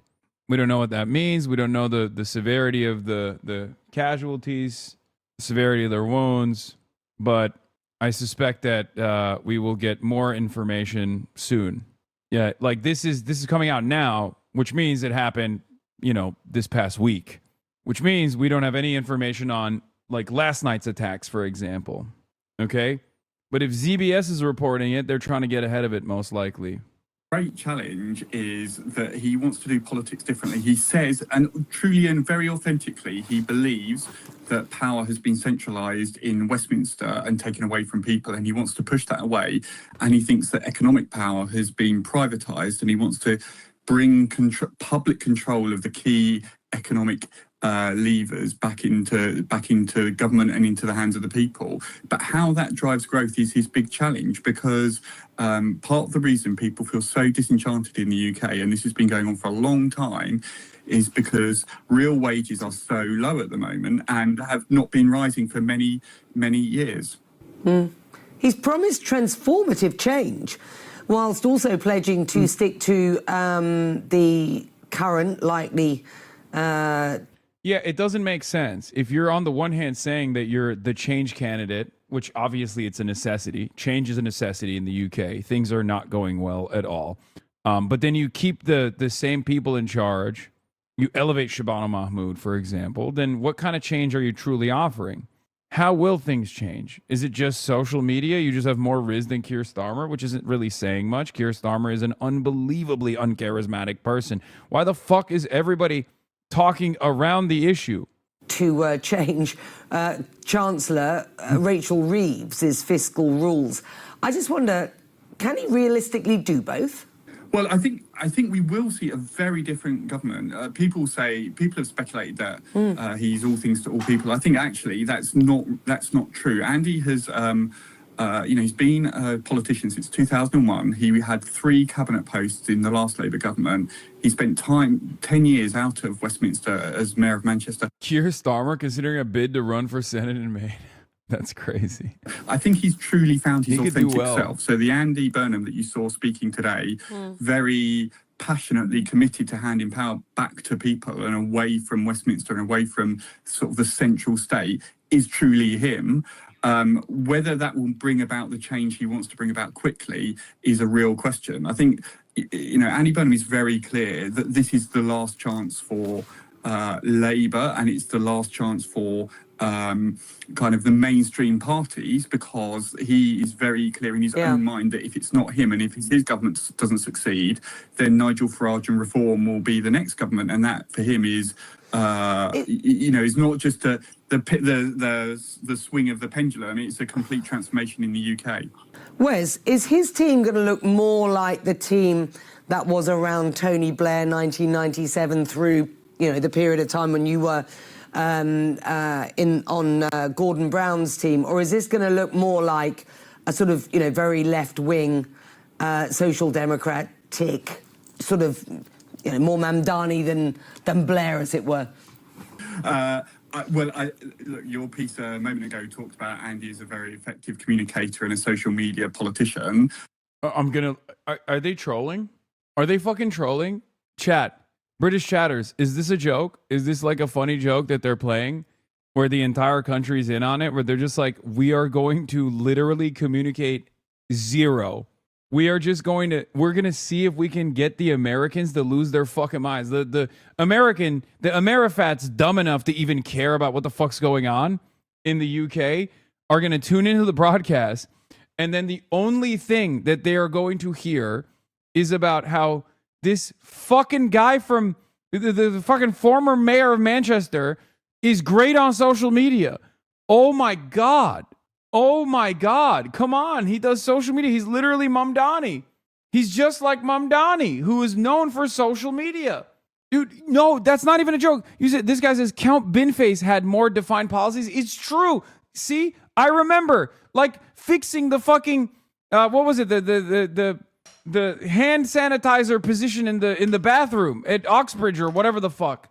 I can't recall it right now because it's British shit. I don't know, but one affordable house, build one affordable house, toilet in the pub. Ex-Labour MP Ben Bradshaw, who was a minister in Tony Blair's government and an unrepentant supporter of the Iraq War, who served on the racist Islamophobic Henry Jackson Society and was an enthusiastic backer of Keir Starmer, says Andy Burnham will do a very effective job as Prime Minister. Oh my God. You obviously served in the cabinet back in the day with Andy Burnham. What was he like? He was a very effective minister, a very rounded politician, very personable, very good communicator. He's the sort of politician that the public, unlike most politicians, say they'd be happy to go and have a pint in the pub with. And I think he'll be very... Dude, this is your version, British Shadows, this is your version of burger, okay? For Americans, it's burger, okay? For the British, it's imagine a pint at a pub, a proper pint with the lads. What is fucking going on, man? What is happening in your goddamn country? Oh my God. Every time I think that American media is so ass, I am reminded that there is worse media apparatuses out there because I remember the existence of British media, okay? Every time I get frustrated at like CNN, ZBS, or numerous other outlets, and especially like with their recent pivot towards being a propaganda apparatus for the state, for the nation state of Israel, for the American state under the leadership of Donald Trump, I am reminded that British media exists, and I think to myself, well, things could be worse. Things could be far worse. Effective job as Prime Minister. Yes, he's a good lad. You can have a proper pint with him. That's right. He's a very good communicator. Well, communicate a policy. One policy. If you're such a good communicator, tell me one thing that's going on that this guy's going to do, that this guy's going to fucking fix. Anyway, moving on from the chaos unfolding in the chaos unfolding across the pond, back to our side of the universe. Influence. Socialists throw Democratic Party into chaos. Fox News is covering socialism and socialists every single day. I'm glad that the movement is growing, so much so that Fox News moved on from doing this just to me, but instead to the broader socialist movement. Okay, what is this? This is a scandalizing remix? Diving headfirst into... What the fuck is this? Okay, chatter. All right, we'll look at it later, all right? Well, House Dems took this watershed vote this week to cut assistance to Israel. More than 100 lawmakers voted in favor of this measure that blocks funding to America's closest security ally in the Mideast. Joining us now, Josh Kraushaar, Fox News radio political analyst. That's Josh, crazy. That's crazy. Wait, first of all, that's what Josh looks like? This is my first time seeing what this motherfucker looks like. I've only seen his little PFP on Twitter. This is the primary op. AIPAC stooge, Jewish insider reporter Josh Kraushaar. Goddamn. this was alarming, to put it mildly. Take a look from Democrats. Yeah, wait, did he write this article? No, Gabby Deutsch is another op of mine. She wrote this article. AIPAC ends fundraising for endorsees who voted to cut off Israel aid. Wah, wah. Good. Great. Put the flag on the ground. It's the American flag, baby, not the Israeli one. Okay? AIPAC ends fundraising for endorsees who voted to cut off Israel aid. This is This is Jewish Insider, where Josh Kraushaar writes for. It is basically the propaganda apparatus for AIPAC. It's AIPAC's own fake newspaper. Democratic Socialist top MAGA candidates among voters in CNBC's All America poll. Yeah, maybe that's why they're hitting the DSA candidates. I saw that. Yeah. Democratic Socialists and the movement is more popular than MAGA and more popular than Trump, by the way. Okay? Interesting stuff coming out of these polls.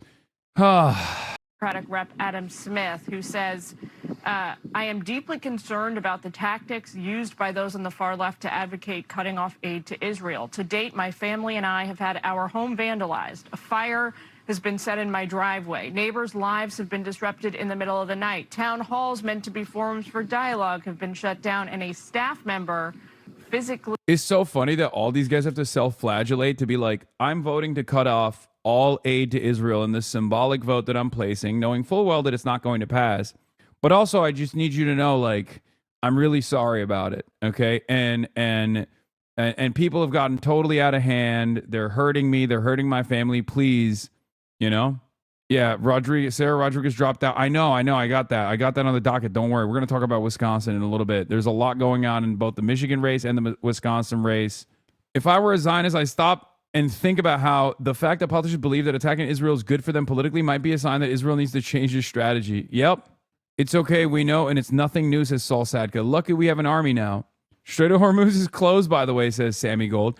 Now, luckily we have an army now is, again, more of the same. Like, this guy literally read this, okay? He read this criticism and then immediately turned around and said, nope, no notes. Gonna do the same thing that we've been doing. Bitch, what army? You don't have an army without American aid. You don't have an army without American support. You know what you have? Criminals, okay? Without American political cover at the international level, for example, you know what you have? You don't have an army. You have a bunch of terrorists. You have a bunch of criminals that are doing war crimes, which is the truth, by the way.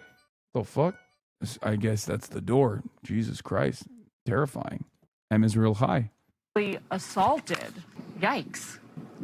Yeah, Jillian. I mean, this shows you the rising power of the extreme left in Democratic Party politics, and that you had 103 Democrats, some of whom were actually pro-Israel supporters for most of their careers. But as Adam Smith said, they were facing political threats from the far left. And in Adam Smith's case, he was facing the threat of physical violence against him in order to cast this as part of a pressure campaign in casting this vote against Israel and its funding at a time of great need. And they're facing security threats all over the region. So, I mean, it shows you just how much influence the socialist movement of the Democratic Party, winning these big primaries in New York and Colorado last month, it shows how much influence they're having within the party. I will say, though, that when it comes to the general election politics, the mainstream politics, almost all of the Democrats that are running for the Senate in swing states or in swing districts that are facing general elections against strong Republican candidates, almost all of them actually voted with Israel and voted to Oh, good. Yeah. No, that's definitely pro-Israel politics wins in swing states. Yeah, the other side of the story that Josh is, of course, cleverly not mentioning is the fact that those candidates, he's also talking about fucking Haley Stevens, obviously, here as well. Those candidates are getting a fuck ton of money from AIPAC, okay? They're not stronger contenders and being, openly pro-Israel is good politics, especially the wing and swing states in the way that he's trying to imply here. It's just being a friend to Israel allows Israel to buy that seat. That's it. That's the whole point.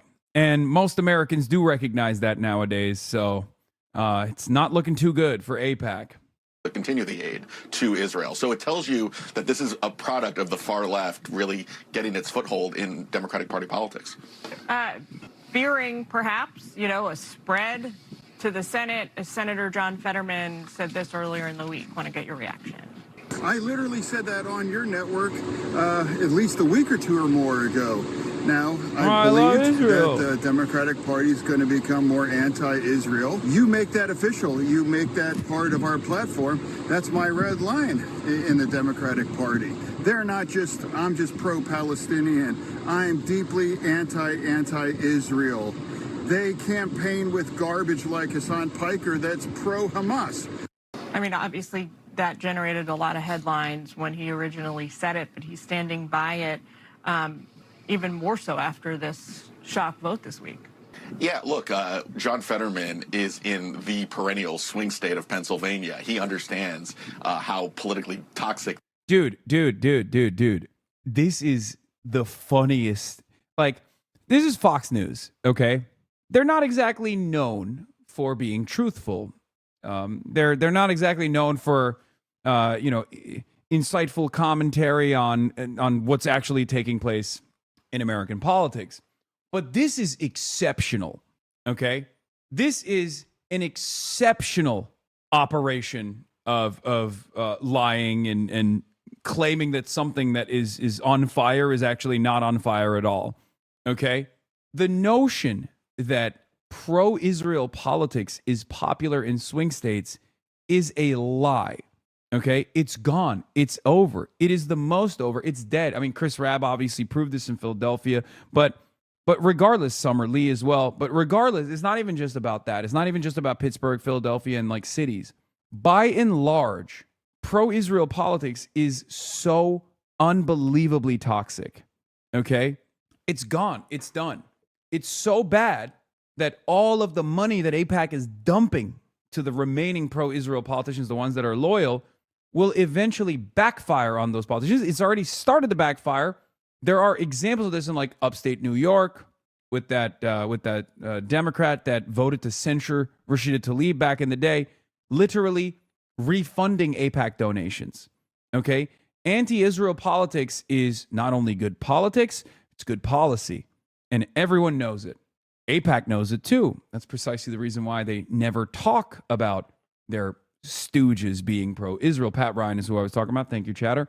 AIPAC knows this as well. That's precisely the reason why they have to do these shell corporations and move money around to hide the fact that it's coming from an Israel-related super PAC.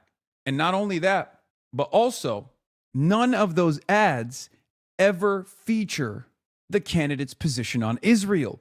It's gotten so bad that AIPAC in the past would literally do everything in their power to deny you your seat if you were even slightly critical of Israel, whether it be critical of Netanyahu or critical of anything that Israel is doing.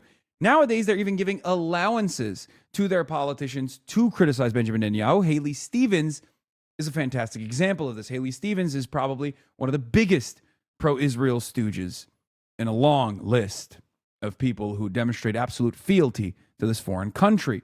And yet Haley Stevens has now been given the bandwidth to make it seem like she's Israel critical, even though she's gotten $40 million in ad spend from Israel PACs, AIPAC, United Democracy Project, and numerous others. That's how bad things have gotten. So Josh Kraushaar can keep denying that reality all day, every day. Josh Kraushaar and many others can say, oh, it's just anti-Semitism. That's the reason why people are critical of Israel, or eventually they're going to give up on this, and eventually they're going to move. They're not moving.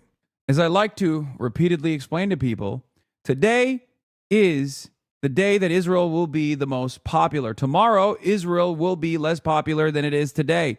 Yesterday, Israel was more popular than it is today. It's done. Every day that goes on, Israel becomes less and less popular. Pro-Israel politics becomes more toxic. It is a litmus test for a politician's responsiveness to the needs of the base. Are they going to place the interests are they going to place moneyed interests first and foremost in the way that they legislate, or are they going to put the working class at the center of their politics? That's what it is.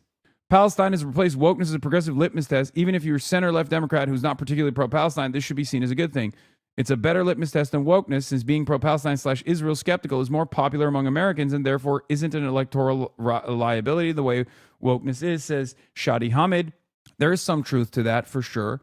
There's more bipartisan there's more bipartisan approval for anti-Israel politics than there is for like whatever wokeness has been defined as. There's a level of truth to it. Wokeness can be, the problem with wokeness is that, one, there's too much negative polarization against it. That's number one. And number two, wokeness can be defined as like the cynical ways in which Haley Stevens says Abdul El-Sayed is misogynistic. Like that's technically quote unquote woke. Okay. Wokeness can also imply, things that we all agree on, that we should leave trans people alone, that we shouldn't interfere in the medical decisions that Americans are making, and that should be kept between a doctor and a patient, right? That could also mean wokeness, right? That's a perfectly normal position, perfectly popular position, as a matter of fact. But it just depends on how you frame it, depends on how you talk about it. This is to the overall public, and certainly to independents and Republicans. It's also very important to the Senate politics as well, because John Fetterman said this week in part of that clip, he could switch parties if the Democratic Party becomes an anti-Israel party. No, that will definitely improve Israel's chances, I think. by and large, Americans consider this to be a sinister force, a malign force on American politics. People that have tremendous power, people that engage in this like shadowy backroom decisions to basically overthrow American democracy, the democratic process. Certainly doing something like that or even threatening something like this would greatly improve Israel's popularity amongst Americans. Definitely. Yeah, this will show them. That'll show them. This will make people definitely less anti-Semitic, for example, if that's something you care about. They'll be like, oh yeah, this fucking brain-dead loser switched parties because Israel is what he cares about and not fucking Pennsylvania. Wow, I sure have reconsidered my decision on my opinions on this foreign country. I like it a lot now. Is that what you think is going to happen? That's what you suspect is going to happen? People are just going to be like, yeah, well, none of this stuff matters at the end of the day because here is the sinister reality. Democracy is fake, okay?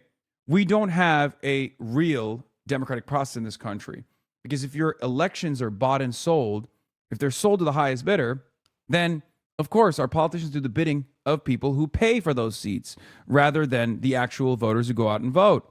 And their needs are secondary to the needs of corporate profits or the interests of a foreign nation state like Israel, which spends a good deal amount of money to ensure that there is a level of loyalty to the needs of this foreign country as opposed to the needs of the masses. That's just the reality, okay? And that's part of the reason why these guys can just posture this way, right? That's part of the reason why Zionists can go on national television and lie however they see fit, or even go out and threaten the democratic process altogether. It's a threat. It's basically Josh Kraushaar saying, there's not really much you can do about it. We can just create this totally concocted false narrative and people won't know any better. Well, things are changing and people do know better, or at least that's what I've seen so far on the ground. And as we know, like if the Senate math is very close, if Democrats win a few seats in the Senate in the midterms, John Fetterman could prevent them from actually winning control of the upper chamber if he switches parties, given the Democratic Party's anti-Israel turn. That's what he's saying right there. He's sending a clear note to his party. We can't go off the deep end ideologically. And if you do, I'm actually going to consider leaving the Democratic Party myself. Okay, Josh. Oh no, what will we do without Josh's vote? Here's a great example, by the way. U.S. Representative Haley Stevens is asked by W. Detroit. Participating in out here, I'm transparent. People are frustrated. She's asked by W. Detroit and witnessing in God Michigan damn it! What the fuck is going on? Jesus Christ! She's asked by W. Detroit how she would increase transparency in U.S. campaign finance laws. Her response will shock you.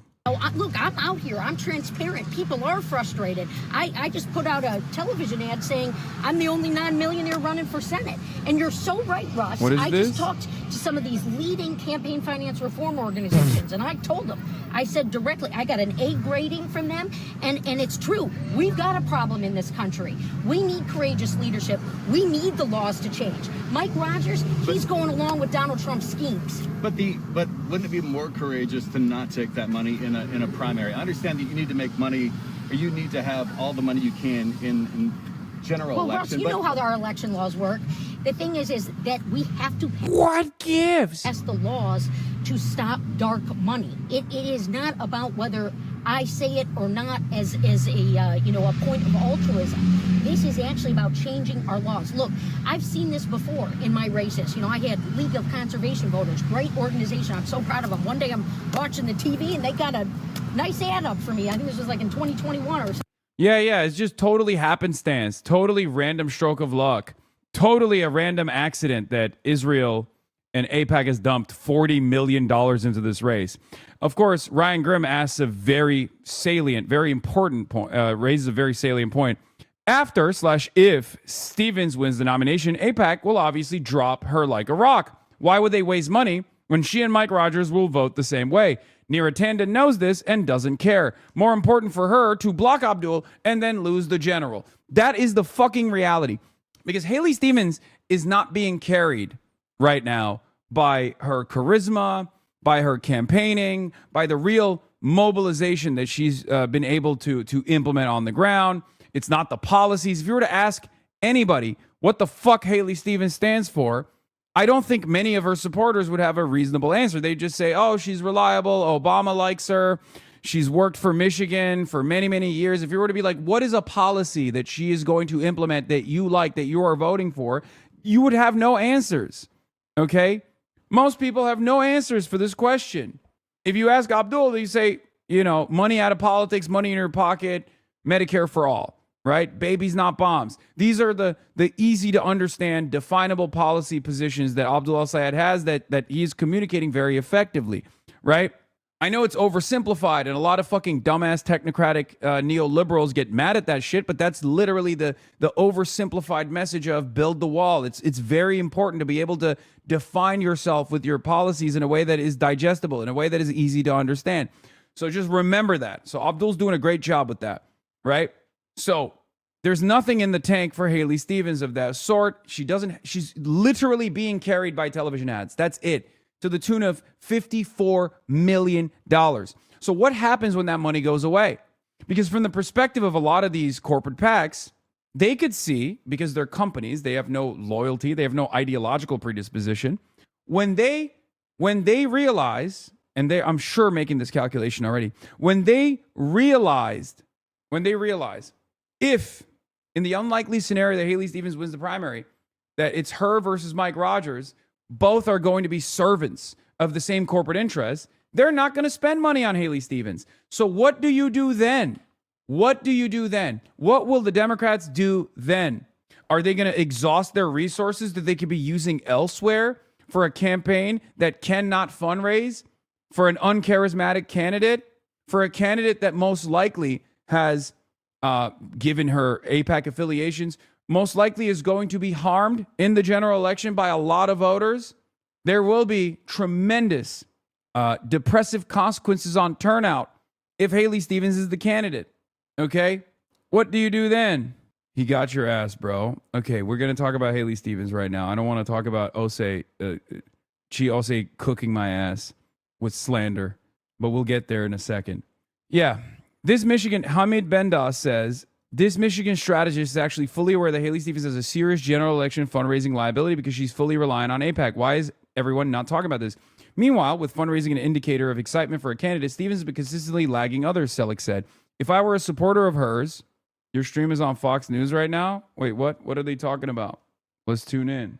Maine's buffet of bad options. Well, but the interesting thing is that shows the problem they have. The left can't be satisfied, and no one else could possibly be satisfied. It's why I think Susan Collins is going to have a very successful campaign this year. Nobody's happy except people who are sane, and I think they might emerge as the winner. Did they post me joking and saying these guys don't have a lot of charisma? Oh, fuck. I got to stop talking, dude. I hate that shit. Fuck you, Fox News. We're busting out the Troy Yoda, folks. Troy Jackson is our boy. Anyway, as I was saying, you dumbass, what do you mean? I'm going to be fucking honest. If I see something, I'm going to say something. It was funner when you weren't known. Yeah. Politico is the reason, actually. Michael Cruz. Hasan Piker's take on the new main Senate candidates. They're also Rizless. Has anybody watched a Hasan Piker stream? The guy's dumb as a doornail. He's blue MAGA. Nobody cares what this loser thinks. Stop being weird, Cruz. He means they're all so non-rapist, which is why he's sad. No, you know what I realized? I can get these guys to be fucking pro Troy Jackson by just saying Troy Jackson sucks. I think I could get every single liberal on this website to ride for Troy Jackson because they just genuinely don't care about anything. They just hate me so much that I think they would be in favor of Troy Jackson. I like Troy Jackson. Or rather, I should say, Troy Jackson is too centrist for my taste. Wink. Anyway, where were we? Oh, meanwhile, with fundraiser, we're talking about Haley Stevens and her lack of ability to fundraise, her significant issues with fundraising. If I were a supporter of hers, that might make me a little nervous, Selleck said of Stevens. In the Super PAC era, her campaign may not feel the necessity to raise a lot if they're watching 26 million, and we're only on July 15th. There must be a lot more to come. Still, it could spell danger for her in the general election if this heavy spending in the primary is just based on stopping El-Sayed, Selleck added. Then what happens next? Yeah, Milwaukee. Holy shit. There's crazy stuff happening in Milwaukee. There's crazy stuff happening in Wisconsin, in the Wisconsin gubernatorial. We're going to get into that in a second. Here's another example of this, by the way. Shri Tanadar running against our boy in Detroit. or the incumbent. Hopefully, we're going to unseat him with Democratic Socialist endorsed Donovan McKinney. Shri Tanadar's campaign reported losing $630,000 after investing $3.7 million in crypto. Amid those losses, AIPAC donors stepped in and gave Tanadar 2/3 of the money he raised last quarter, ahead of a challenge from Dem Socialist Donovan McKinney. It's unbelievable. The level of corruption is fucking insane. A similar level of corrupt politicking is taking place in Wisconsin. We're gonna get into that in a second. Last thing I wanted to point to with Michigan before we get into Wisconsin politics was going to be about Abdul Al-Sayed. So Abdul Al-Sayed, the race in Michigan is heating up. Haley Stevens has gotten the signature centrist endorsement of Jim Clyburn. Who could forget when Jim Clyburn endorsed Andrew Cuomo against Zohran Mamdani? You know the deal. Congressional Black Caucus PAC has also thrown some money in the race, or is slated to throw some money in the race. Congressional Black Caucus PAC is also, basically another subsidiary of AIPAC at this point. So that's where we're at in the Michigan race. Abdul Al-Sayed did something that I don't think he should have done, but he did it anyway, and I respect his decision. If you recall yesterday or the day prior, I talked a little bit about Haley Stevens and like how I was starting to get a little worried that people on the internet memeing Haley Stevens was, about like clowning on Haley Stevens about the way she sounds, was eventually going to shift the attention away from how bad of a candidate she is for other reasons, Israel-related reasons, and instead present her as a more sympathetic figure. Liberals have been signaling that they're trying to do this already, right? Liberals have already been doing this where they're like, oh, Haley Stevens, she's always the victim of bullying, blah, blah, blah. Okay. Abdul Al-Sayed came out and released this Bernie Bro style apology. Wait, what? Is the post been deleted? No, it's still there. Okay. He said, it's become impossible to ignore the way that people online make fun of my opponent for things that we have nothing to do with, her policies or politics. It's unkind and unhelpful. If you support me, please stop. Now, it's a good way to not really apologize and to also not take ownership over this, but it doesn't matter because the media is going to use this to their advantage regardless. He doesn't actually say, hey, my fans are doing this, you should stop, right? Focus on the issues. Congresswoman Stevens has welcomed corporations and special interests to support her. She votes to send our money abroad while Michiganders struggle. She's bought by DTE, Blue Cross, Big Tech, and Big Pharma who pick our pockets. AIPAC, Trump-aligned billionaires, and corporate PACs are spending $50 million to support her. Those are the issues. We don't need to be unkind, to be honest. So here's the problem, okay? Here's the problem. Now that Abdul said this, I'm of two different minds on this. Because on the one hand, I do agree with him on principle. That like it's better to focus on Haley Stevens' policies than to just say that she has like a weird voice. And I've done plenty of that myself. I do unironically find her voice to be a not necessarily a burden. I do find it endearing, as I've talked about extensively. I like people in this community have yelled at me over it over and over again. Okay. You brought this up during your LBC interview. If you spend time apologizing for every little thing, people will focus on what you're apologizing for instead of the real issues. Yes. Couple of weeks. I mean, he's receiving, as you might imagine, ferocious. Yes, that's my policy. If I'm doing crisis PR for a candidate, this is the advice I would give them. Don't apologize for shit that you're not responsible for, and don't apologize to anybody but your base. Here's why. Because these people are demons. The people in the media, the people who are pro-Israel, they're not going to take this and go, wow, thankfully Abdul Al-Sayed has said something. They didn't do this with Bernie Sanders either. They bullied Bernie endlessly, far more than Abdul has been on the receiving end of like, why won't you stop your fans from bullying Haley Stevens for her voice or anything like that? Okay. Here's the thing. On the one hand, he's right. Focusing on the issues is far better for the race and far better in general. It's the smart thing to do because that's what people are going to decide on. They're not going to focus on her voice when they're making a decision on who they vote for, right? That's number one. Number two, even though he calls it out and hopefully will try to shift the focus back to the issues, most people are going to see this as an admission. Most people are going to say, you have recognized that your fans, led by you, are doing this. Here's one of two things people will do.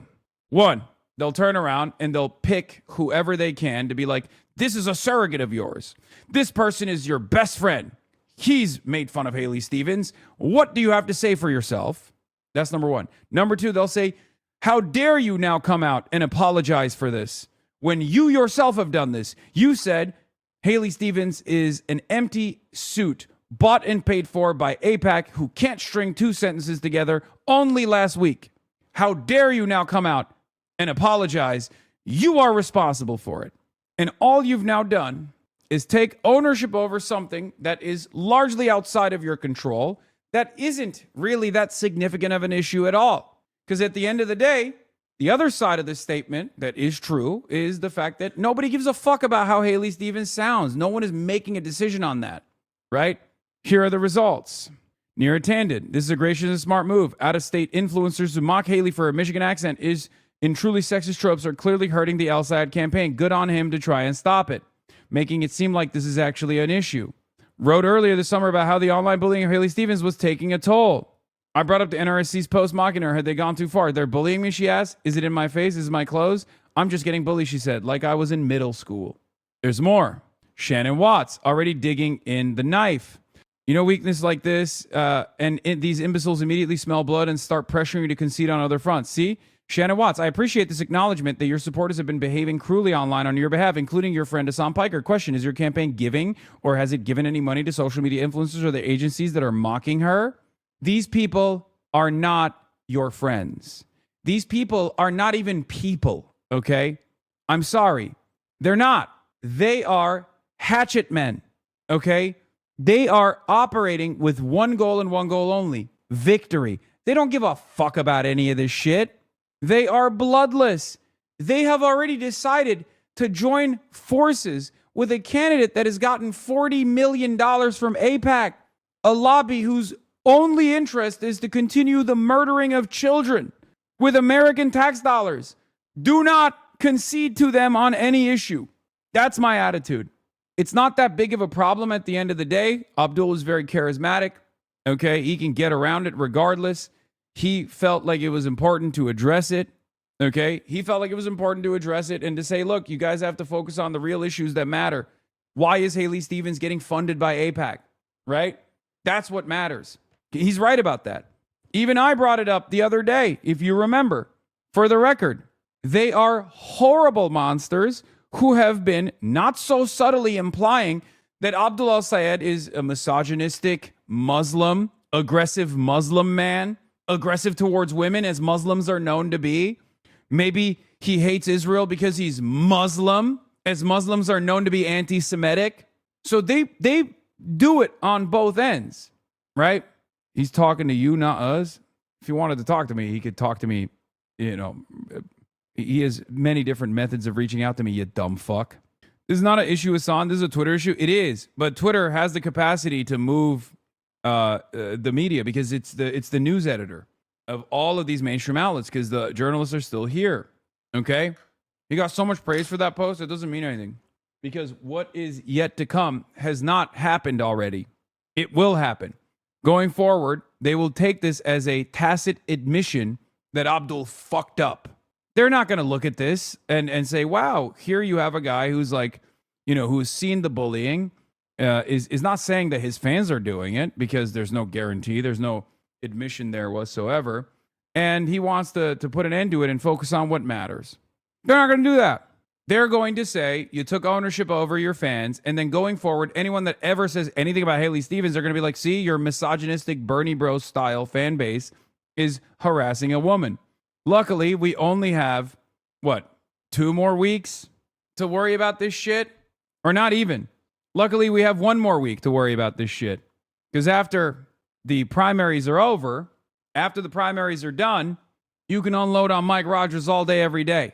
Abdul has already been pulling his punches. It's 2.5 weeks. And we don't have to worry about misogyny allegations any longer for simply running against an AIPAC stooge. What is this? People who are scared of online mobs have no business in politics. Grow some thicker skin, says Neera Tanden. So if you're a popular Dem who doesn't want El-Sayed to win, your choices are 1, staying neutral is burning AOC Barnstorm. Yeah. They're doing this pincer move to lock down black support while peeling off what they can of white women, and you're not going to defend against that by pretending that your voters are being sexist online and doing apology theater. It projects weakness and makes this seem real. Yeah, I agree with that. Never play by their rules. Never play by their rules, because these people not only wrote the rules, but they will always weaponize it against you. They never have to play by those rules. Because if Abdul came out and was like, I feel devastated by the Islamophobic attacks I've received since the first day that I started this campaign. I simply want what's best for Michiganders. I've given my life to Michigan. I was a public servant in Michigan. All I want is to help as many people as possible, give people health care, and communicate their desires better than someone who's getting $50 million from AIPAC can. Because they're not getting $50 million for no reason. Nobody gives someone $50 million for no reason, right? If he were to turn around and do that, everyone would be like, boo-hoo, shut the fuck up, you terrorist. That's it. These people only care about victory. That's it. They will do anything and everything they can. They will do anything and everything they can to achieve it. Specifically victory over their left flank, by the way. Not over their right flank. Not over the Republican Party, but specifically victory over the Bernie-crats. Okay? In any case, it is what it is. It's not the end of the world. And Abdul is too nice of a guy, in my opinion. Ironically, you brought this up during the Kamala campaign, and it was a savvy point. Yes, I've said this to everyone. It's free ball. It's free ball, always. Now, let's move on from Michigan to Wisconsin. A lot of things took place in Wisconsin. Huge, huge chaos. If you guys recall, in the Wisconsin gubernatorial run, we got Francesca Hong, who has been the front runner for a while now, both in terms of individual donations and also just in general in the polls. She's been, performing very well. Francesca Hong is DSA through and through. This is very problematic for establishment Democrats. They're terrified. Not that they're terrified because Francesca Hong is going to potentially lose. There's going to be a toss-up against the Republican candidate. Wisconsin is not woke enough, all this stuff, right? That's not the reason. They're terrified of losing their power.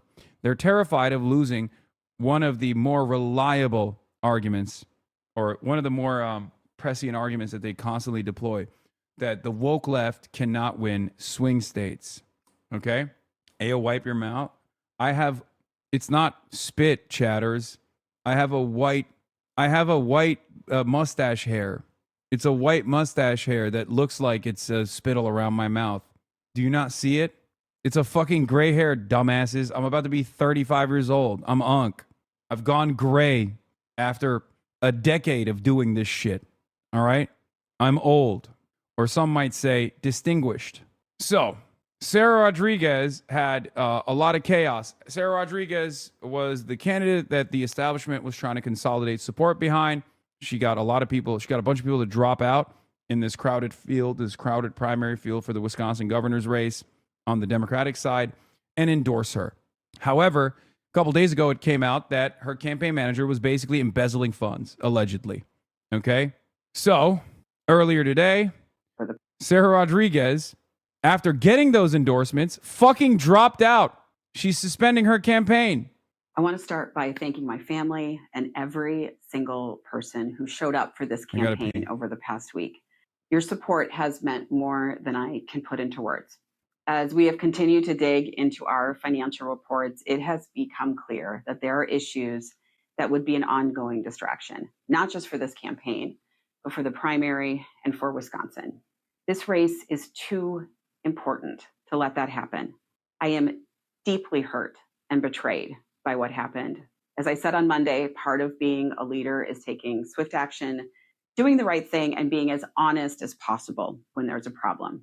I got into this race because I wanted what was best for Wisconsin, and that hasn't changed. And because I believe that, I cannot, in good conscience, allow these questions to become a cloud over an election that Democrats need to win. Wisconsin deserves better than that. This was never just about any one race or any one candidate. This is about protecting Wisconsin from a legislature hell-bent on putting corporations over schools and insurance companies over patients.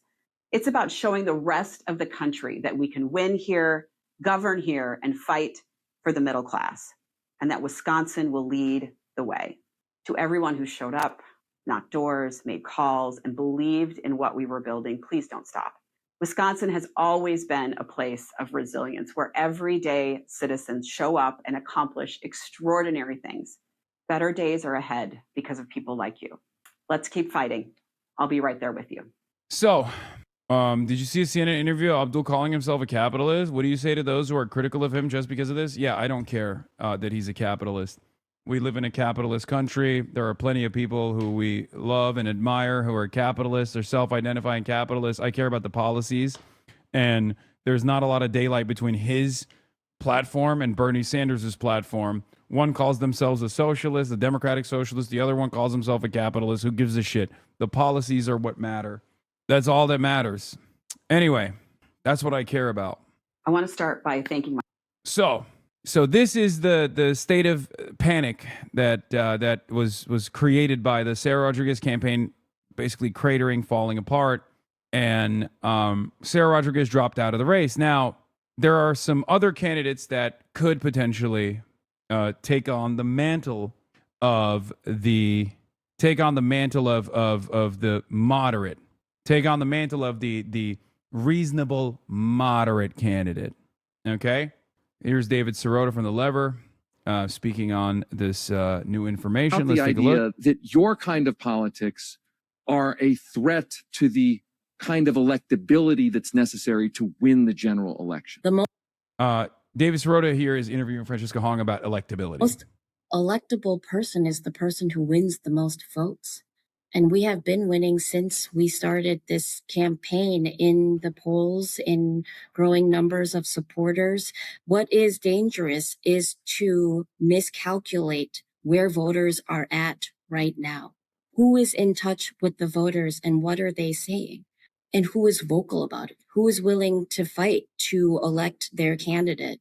And our fighters, our supporters, are people who haven't engaged in politics before.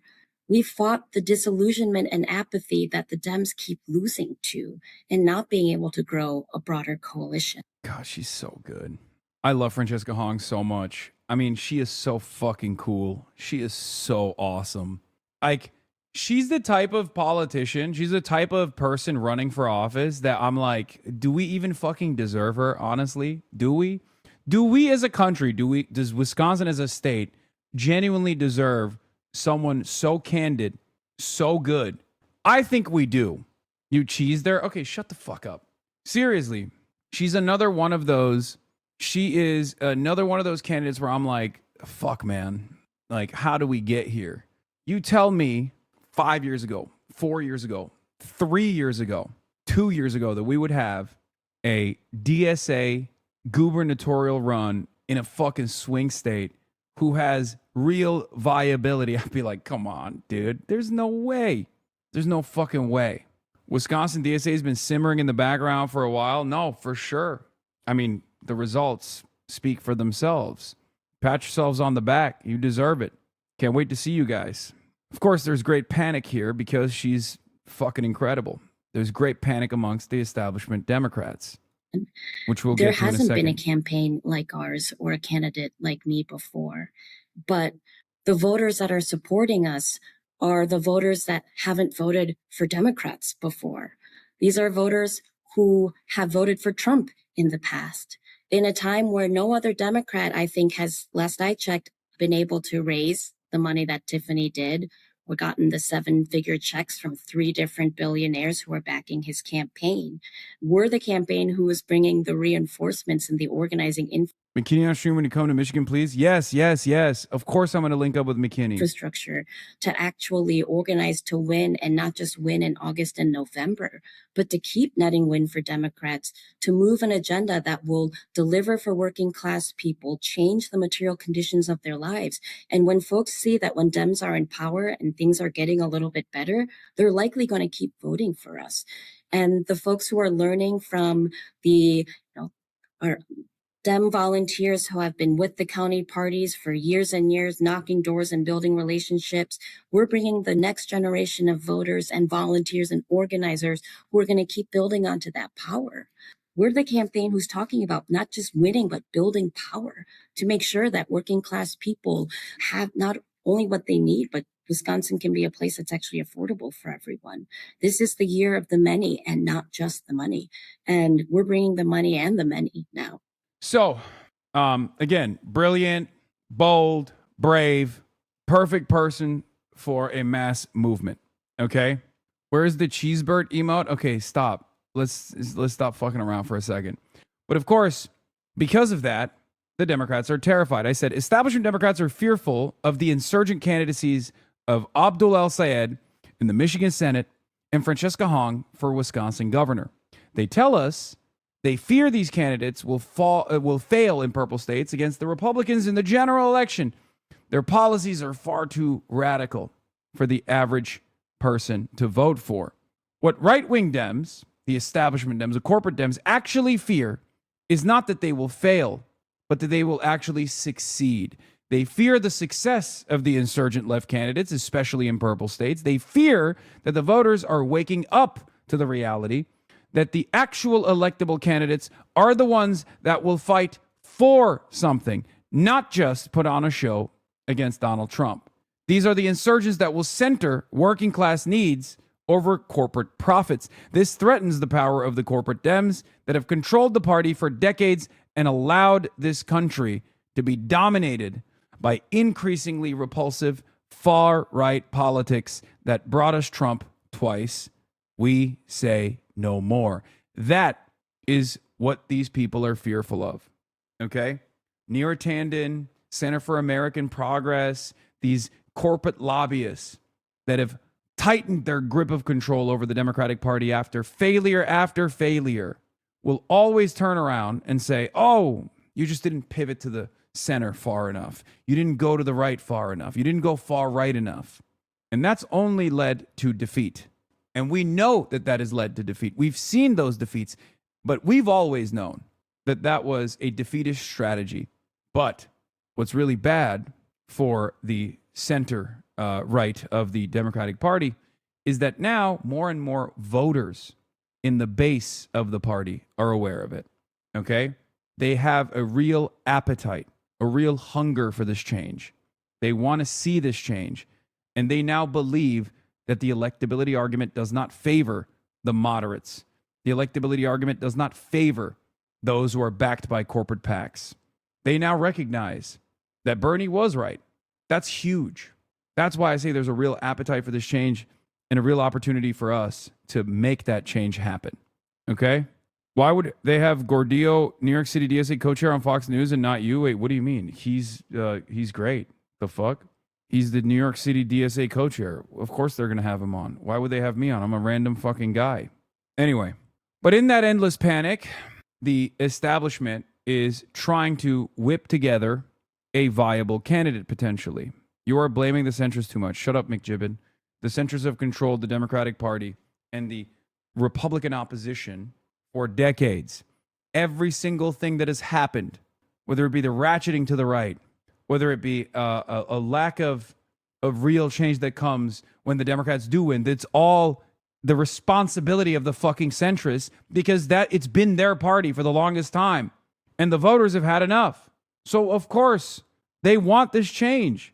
What sucks for them is that we actually do have the ground game. We do have the logistics to be able to show that we have viable alternatives now. That's what sucks. That's why they're dumping boatloads of money into these fucking races. That's why they're panicking right now in Wisconsin. They're not panicking because they're worried Francesca Hong is going to win the primary and then lose to the Republican. They're panicking because Francesca is going to win the primary and then win the general and be another Zohran Mamdani. That's what they're worried about. They're worried not of our failure, but of our success. That's what they're worried about because that success breeds more demand. It breeds more confidence in good governance. It associates good governance with democratic socialism. They do not want that. It heightens the contradictions. It exposes the duopoly that exists. It exposes the uniparty attitude that for far too long has dominated American politics. If you ratchet the Overton window back to the left, all of a sudden, there's a real competition. All of a sudden, it's no longer every 4 years where voters vote on who's going to dominate the working class, but dominate the working class in a gay way or dominate the working class in an anti-gay way, but instead, who is going to actually fight for the working class? That is a real alternative. That's what they are worried about. The viability of a real alternative. What they're worried about is the threat of a decent alternative, a decent politics that centers the working class, that doesn't simply try to appease them with marginal improvements that they promise that they never carry out. Okay? That's the real panic that's setting in right now. Luckily, they have grown fat, tired, and incompetent over decades of failure. Breaking news from WTMJ, Milwaukee County Executive David Crowley plans to relaunch his campaign for Wisconsin governor on Saturday, unless something dramatic happens. His team is also urging former Lieutenant Governor Mandela Barnes to drop out of the Democratic primary. Mandela Barnes is matched up against Francesca Hong right now. Okay? Mandela Barnes is positioning himself in the Mallory McMorrow Goldilocks zone, eating a little bit of Francesca Hong's progressive base, and then trying to position himself as the candidate for the moderates. Okay? Remember, that's what they're trying to do. Mandela Barnes is trying to position himself in that Goldilocks zone. But as we've seen with Mallory McMorrow in Michigan, that zone is actually devastating to be in, because you could easily be seen as far too progressive for the centrists and far too radical for the centrists and far too compromised for the progressives, as Mallory McMorrow positioned herself in that dangerous zone, and her campaign cratered as a consequence of that. Okay? The cries for Mandela Barnes to drop out in this race is kind of stupid, considering that Crowley was underperforming in the polls, didn't have any support whatsoever, and at least Mandela Barnes has like some level of viability. Okay? Unless Barnes collapses or drops out, Crowley's return will split the moderate vote again and put Hong on the driver's seat. There's also a chance the organized effort to stop her pushes more voters to her side. We've seen that dynamic with insurgent candidates before. That's right. That's what we're looking at right now. And I'm glad that there are more invested voters now, more than ever before. Okay? More invested voters that don't just go along with whatever the fucking Democratic Party is telling them to do, and instead making up their own minds and demanding more. But yeah, it's gonna get tough. Milwaukee County Executive David Crowley will officially re-enter the race for governor tomorrow, and it's likely that he is going to get endorsed by the outbound governor, Evers. Okay? So it will be tough. My commentary, my criticism on establishment Democrats consolidating support behind an establishment candidate because they're terrified of a Francesca Hong victory has, of course, pissed off all of the most annoying fucking losers on this platform. I believe Matty Iglesias had a take on it. I don't know if he actually dignified me with a quote retweet or instead simply screenshotted my tweet again. But it's mostly just this. No, I think establishment Dems are just afraid of unelectable socialists throwing close elections to the fascists and dooming us all. No, they genuinely fear them because they'll lose, which is why Republicans are propping them up. No one fears you or your far-left dipshits. We just wish stupid people would stop getting elected so democracy could continue. Yeah, there's a real show of support from the far right, the right wingers, and also the center right of the Democratic Party. It's great. Francesca Hong had this to say. She said, I want to thank Sarah Rodriguez for putting herself forward and for her years of dedicated service to Wisconsin. I know this was an extraordinarily difficult and disappointing situation. I wish Sarah, her family, her supporters, and her campaign team well. Sarah has contributed a great deal to our state, and I know she will continue working to make Wisconsin a better place. I also want to recognize the union members and working families who supported Sarah's campaign. Their commitment to fair wages, safe workplaces, and strong public services, and the freedom to organize is essential to Wisconsin's future. Those values are also central to our campaign and to the work ahead. What the fuck is this? Remote viewing?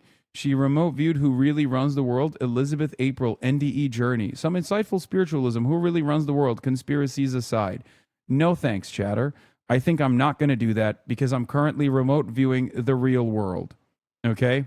This is what Matt Iglesias had to say. What is this? False leftists like Plattner and Abdul Sayed are less woke than mainstream. Wait, no, this is not what I'm looking for. I'm looking for him criticizing me and saying that, yeah, Tony Evers fought against the right wing by winning multiple critical elections against Republicans in a pivotal swing state. Okay? My beef in this circumstance is not with Tony Evers. My beef in this circumstance is with the centrist forces that are activating Tony Evers to go out and consolidate support behind a weaker centrist candidate because they're worried about an actual resilient movement being built in Wisconsin. I do not have any fear that Francesca Hong will lose the general. Okay? If I did, I wouldn't endorse her. If I did, I wouldn't fight for her. There are plenty of unserious candidates that have, tried and failed to get my attention, right? I believe that Francesca Hong will not only win the primary, but she will also win the general. And not only will she win the general, she will fight for her constituents in ways that an establishment Democrat never could. She will be able to build the resilient backbone of a strong oppositional force against the growth of fascism in this country. Okay? That's it. That's it. I don't want a Republican to ever win another election ever again. And unless we create a viable alternative, a real opposition to these nefarious, malignant forces in American politics, there will always be a 2-year or a 4-year trade-off or a 6-year trade-off, okay? Where power exchanges hands and people grow disillusioned and more apathetic about voting for any candidate whatsoever. That is how we got to Donald Trump. I want that to change. Matt Iglesias gets paid to ensure that that change never takes place. That's the difference. I don't want a strong Republican Party. I want no Republican Party. Yeah, no one is less moderate than moderates by Ezra Klein from 2015. This is still real. The statistical mistake behind the myth of the moderates. I mean, this is something that Michael from Pennsylvania has talked about quite a bit. I've talked about this quite a bit as well. This is one of the biggest misconceptions in American politics, and I think it's a deliberate misconception. It's one that is weaponized, right? The idea that the moderates, the self-described moderates, are actually moderate from the perspective of the majorities, like the voters. They're not. No one thinks being pro-LGBTQ while simultaneously being anti-Medicare for all is a moderate position. The average voter looks at that and either hates that you're anti-Medicare for all, the overwhelming majority get annoyed that you're anti-Medicare for all, or they look at that and they only think you care about gay shit, okay? You can be pro-LGBTQ and also pro-Medicare for all. That is a popular position because Medicare for all is the popular position. You have to give people something, and then in exchange for the thing that you're giving them, you have to tell them, look, other people are going to take advantage of these services too. You can't complain about that. Do you want this fucking service, or do you want to go with the guy that will tell you you don't get to have health care, but neither does the undocumented migrant? You don't get to have health care, but neither does the transgender person. You don't get to have health care, but neither does the black person. Now, some people will still turn around and say, okay, that's fine. I hate my life. I want to kill myself. And I want everyone around me to also feel a fraction of the pain that I experience every day. I'm going with the bad guy. I'm going with the guy that says, I don't deserve health care, but they will stop and make sure they will stop black people from getting health care too. There are people like that out there, okay? There are people who will say, I choose cruelty. But there are far more people that will choose the universality behind those principles. There are far more Americans out there that'll go, no, of course I want everyone to have health care. Sure, maybe I don't really like gay people. Maybe gay people weird me out. Maybe trans people weird me out a little bit. But honestly, I like healthcare a lot more than I hate trans people. I'll tell you that much. Okay? This is what I always explain to people, like racist people, transphobic people, hateful people, they still need shelter. Okay? That is a primary need. Racist people, transphobic people, hateful people, bigoted people, they also need healthcare. What do you think is an easier sell?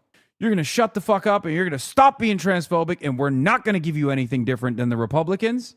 Or is it better to simply say, look, everybody gets to have this stuff and you can't complain, but in exchange for not complaining, you are going to get health care, you are going to get housing, you are going to live a more comfortable existence that you deserve.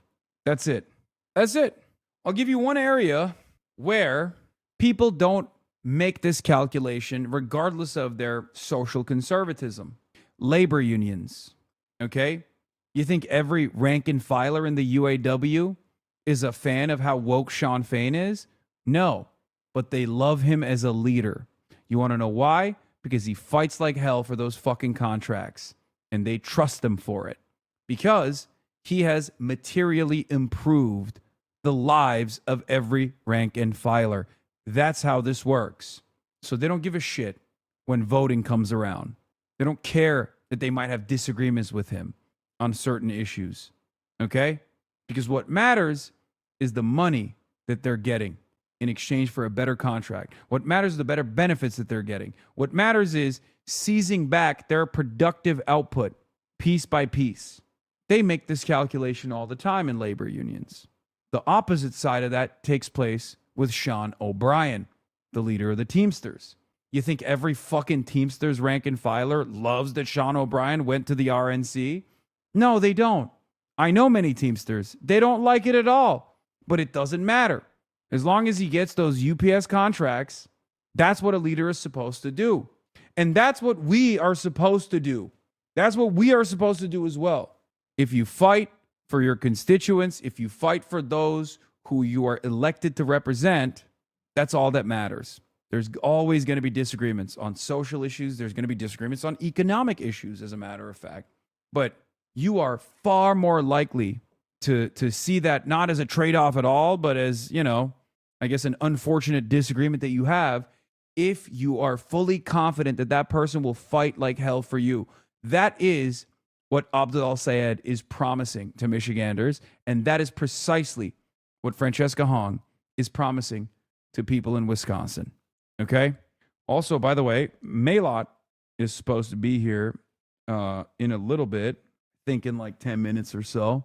And then, you know, we'll check in with her and see how she's been touring the country and, you know, talk to her about all of the events that are unfolding. What is this? This video also shows why it's important not to write people off. If you only watch the first 10 seconds, you might conclude this guy was a MAGA thug who could not be persuaded on anything. But he listened and he thought and he went, okay, I'm not so sure anymore. Yeah, I know. But, you know, that guy's a tough sell. What is this? Also, you're not truly pro-LGBTQ unless you're pro-Medicare for all, because being anti-Medicare for all means you're pro-locking gay and trans people, oftentimes life-saving healthcare behind a paywall. Yeah, I mean, across the board. This Data for Progress poll actually brings that up. The Democratic establishment is out of step with the Democratic voters, on DSA. Despite the constant chaos from the White House, there is a lot to be excited about in Democratic politics. Data for Progress was proud to be the only pollster that forecast both the recent upset primary challenges to Democratic incumbents. First, Daria Eliza Avila Chevalier's victory in New York 13th, and then Melat Quiros' victory in Colorado's 1st congressional district. As our polling has consistently found over the last year, Democratic voters are fed up with the status quo. They want candidates who will restrict military aid to Israel and take on the bad actors who they think are ruining our country, including billionaires and corporate landlords. Both Avila Chevalier and Quiros are members of and endorsed by the Democratic Socialists of America. Naturally, these insurgent victories prompted several meltdowns among centrist Democrat pundits. 81-year-old Democratic strategist James Carville, whom people apparently still interview, suggested it's time for a schism in the party because DSA has no place in the coalition. At the same time, members of the Democratic establishment have insinuated that DSA candidates who are critical of that establishment should not be allowed to compete in Democratic primaries. What is this? Someone is cosplaying you as their favorite streamer. Love you and I really appreciate you and all you do. Solidarity forever. Yes, I saw, dude. I saw. Instead of cosplaying my attire, he should cosplay my mentality, my ideology, and also cosplay, you know, not being a piece of shit. That's what he should be cosplaying. Also, people wear fucking suits all the time. I'm not going to take fucking credit for Destiny wearing a goddamn suit, dude. Come on. It's not that different than people being like, you copied Nick Fuentes. Like he invented wearing suits. If anything, he's trying to cosplay Zoran, probably. I'll admit that I was doubtful DSA was ready to seek a swing seat governorship, but the Hong campaign has already taken full advantage of the national environment, Wisconsin's progressive base, and a particularly weak split field. The sitting LG is broke, and the former lieutenant governor is trailing. This parallels New York City's mayoral race, where a slew of credible liberal candidates had a decent shot on paper, but never garnered any momentum and had the wind taken out of their sails by Zoran. And as McMorrow proved, primary voters aren't looking for middle ground candidates right now. Yep. This was before Sarah Rodriguez's campaign collapsed so hard that she had to drop out. Fex Pastini is trying so hard to ride your wave, Lamau. Why you let him ride for free? What the fuck? You so stupid sometime? Ride what wave? He is a known sex pest and an ultra-Zionist who is literally on the losing end of these primary battles over and over again because he has positioned himself as like the anti-me.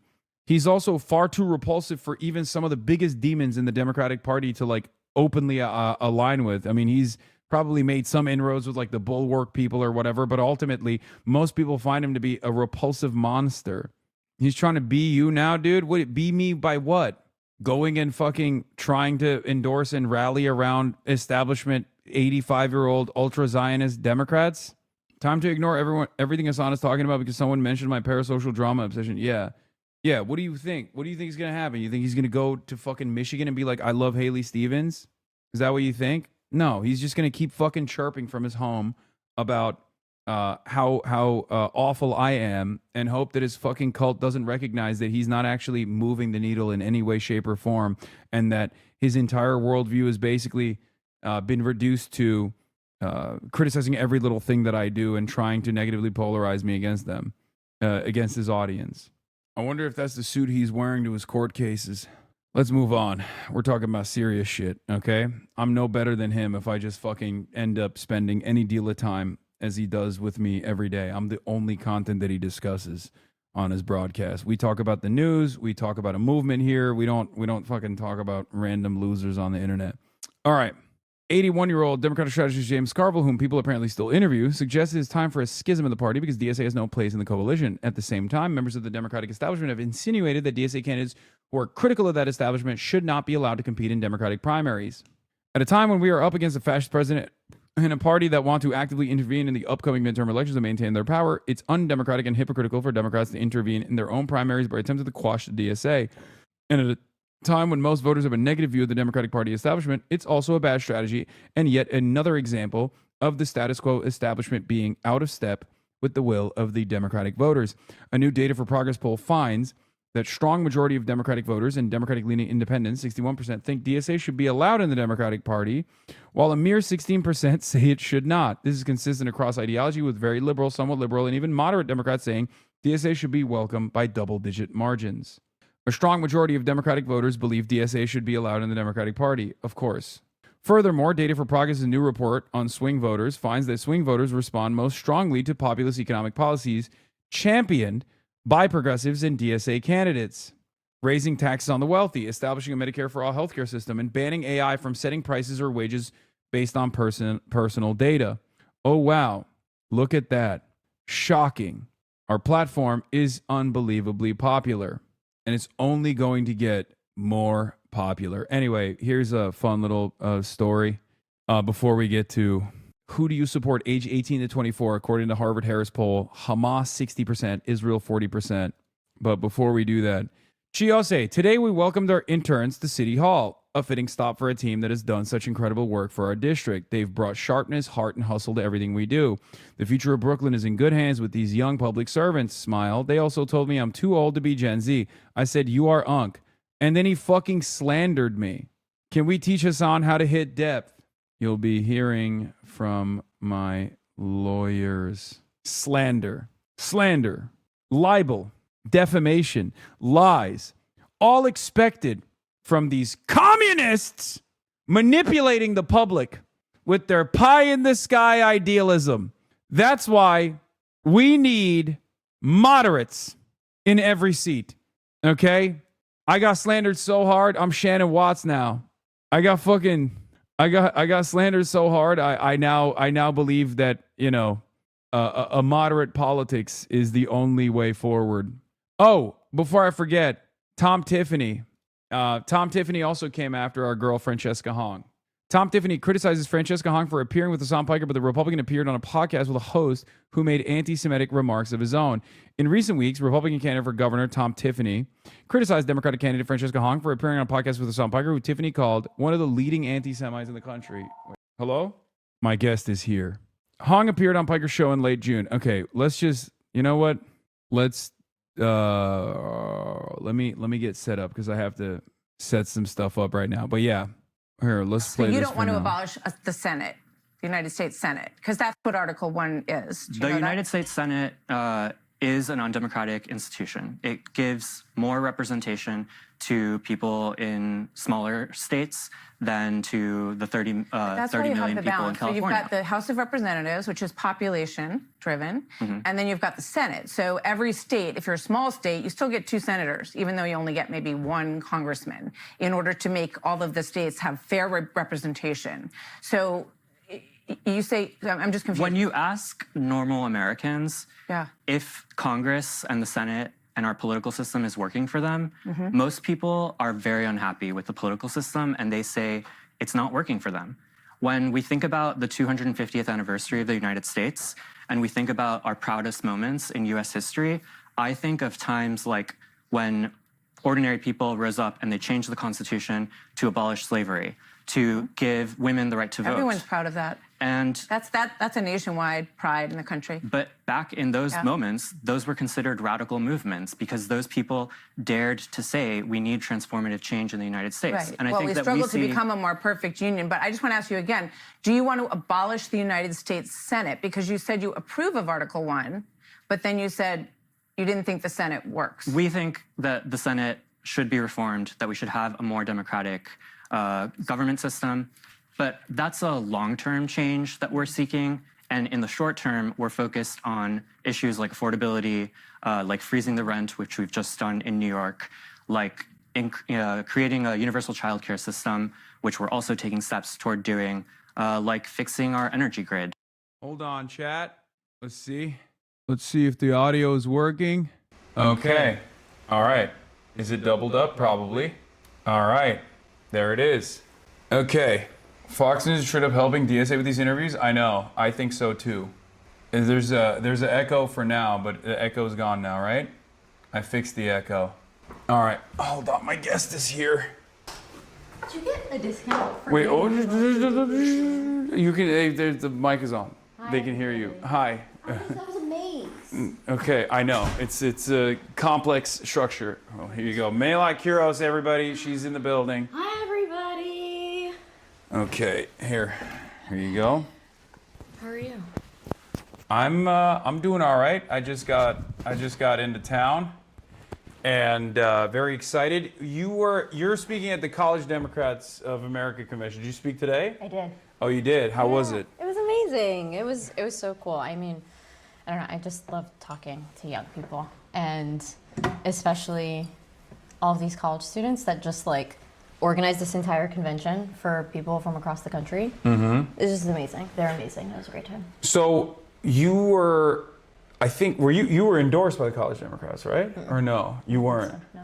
Because I feel like there was someone from, I think it was someone from the College Democrats of America that came up to me at your, or maybe it was something else. It was but you were endorsed by the Democrats you were endorsed in the convention. I was endorsed in the convention. Yeah. Well, they don't call it an endorsement, but yeah, we won the convention. Yeah, you won the convention, so the Democratic Party backed you. Yeah. Oh, Well, that was a. I wouldn't say the Democratic. So Colorado's really sensitive when it comes to endorsing and stuff Okay, like that. 'Cause explain of it what to happened me.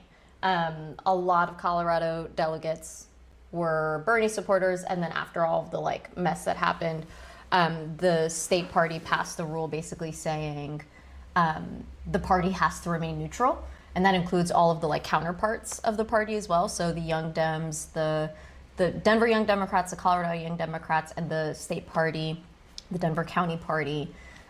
They just stay neutral to make sure stuff like what happens to Bernie doesn't happen again. Yeah, I'm trying to fix the focus. I know, I Sorry. figured. You're That's good. wait. Can you move up a little bit? I can do that. Let's see, because I don't know what's going on. Okay. Oh, this is better. All right, perfect. I think this is better. Yeah. So, cancel face focus on you? It's not. Is it still? It's good now, isn't it? You're serving. You're serving, so the camera's like it's messing up. The camera's like, I don't even understand. I look at this ugly man's face all day. Stop. Oh wait, let me see. Maybe I can do it here. Does that work? Good. I think. Oh God. Okay. Yeah, you're serving the people. That's what I meant. Boom. So how's it been so far? You've endorsed some other candidates as well. You've gone around the country. That's been really good. It's been really impactful. I think it's like an important part of like building this movement. 100%. How have things changed so far since your victory? Going out in public is a different thing now, for Yeah? sure. Yeah. It's amazing. It's so cool to meet a lot of people that supported our campaign. And, you know, a lot of people found us in like those last couple of weeks when I wasn't really going out and about to begin with. But I think my favorite thing has been that like we've just had so many hospitality staff that were supporting the campaign because I was a barista and all the things. And anytime I'm getting a cup of coffee or like having breakfast out, it's just you get to meet voters and it's amazing. So That's cool. Is it just in? So you're clouded in Denver, is what you're saying. Well, what about elsewhere? Like, are people stopping you in DC? Because this is a if town. they're Ethiopian. Oh, okay. Well, I was gonna say this is a town full of nerds. Yeah. So there's gonna be people who are like, "Oh my God, you won! You defeated a 30+ year incumbent." Yeah. I haven't not yet. Not yet. Not they yet. haven't. Okay. No. Because like But when it's they been were good, when they it's were been calling great. up, they didn't say Congresswoman. Did they not? They didn't say that. I didn't say anything. Yeah. They just asked my last name. They should know. They should know. This was a historic victory for you. They should be giving you your flowers. I don't know what to expect from the college Democrats. I don't even. Do you want to hear something? Okay, give me some free ball. I mean, they just had some really cool speakers. The chief of the Cherokee Nation went right before me, and I got to hear his whole speech, and it was absolutely incredible. Apparently, the Cherokee Nation donates more to the college Democrats than the DNC and the D-Trip. Yeah. It's crazy. Absolutely wild. And then in my speech, when I talked about, the things that we're fighting for, what could be better, healthcare, housing, blah, blah, blah. When I talked about ending our complicity in the genocide in Palestine, I got a standing ovation. So they're like just ready for people that are going to finally speak to the things that young Democrats actually care about. And they're great. So, I mean, that's cool. That gives me a little bit more comfort because when I first heard about this, I saw that you were doing it, so I was like, oh, okay, so they're like probably chill. Yeah. But then, at the same time, I was like, I wonder if like Neera Tanden is luring me here so that she can drone strike me or something. Like I'm just gonna go up on that stage and then Neera Tanden's got hitters out here. Stop it. Yeah. No. Because it's literally just an audience full of college I know, but there's a lot of like there's a lot of big donors that are backing the convention. Yeah. And so I was a little bit worried, but it's fine. I mean, I'll take all of these opportunities to speak to a large audience of people who I think normally would maybe not hear from me, or at least like there are going to be people in this audience that will then become staffers for prominent, sometimes centrist Democrats, right? So I think it's good for them to hear from someone like myself and hear my perspective, hear your perspective as well. Yeah, for sure. And what are you just speaking? Or are you doing like a? I'm doing chat two or things. I'm doing a thing in the morning before I stream, and then I'm going to deliver a speech right before the DNC vice chair speaks. No way. Actually, yeah, Okay. which is that's going to Which be. one? Isn't there two? I think I'm not sure. Wait, let me see. Okay. I gotta look it up. I'm not so sure, but I think it's like me and then maybe I think Kat. I think after. Oh, I missed her. I didn't realize. I thought she was going to be today, and that I would have seen her. Yeah. Are you? Oh, you're out after today. You're busy. Yeah.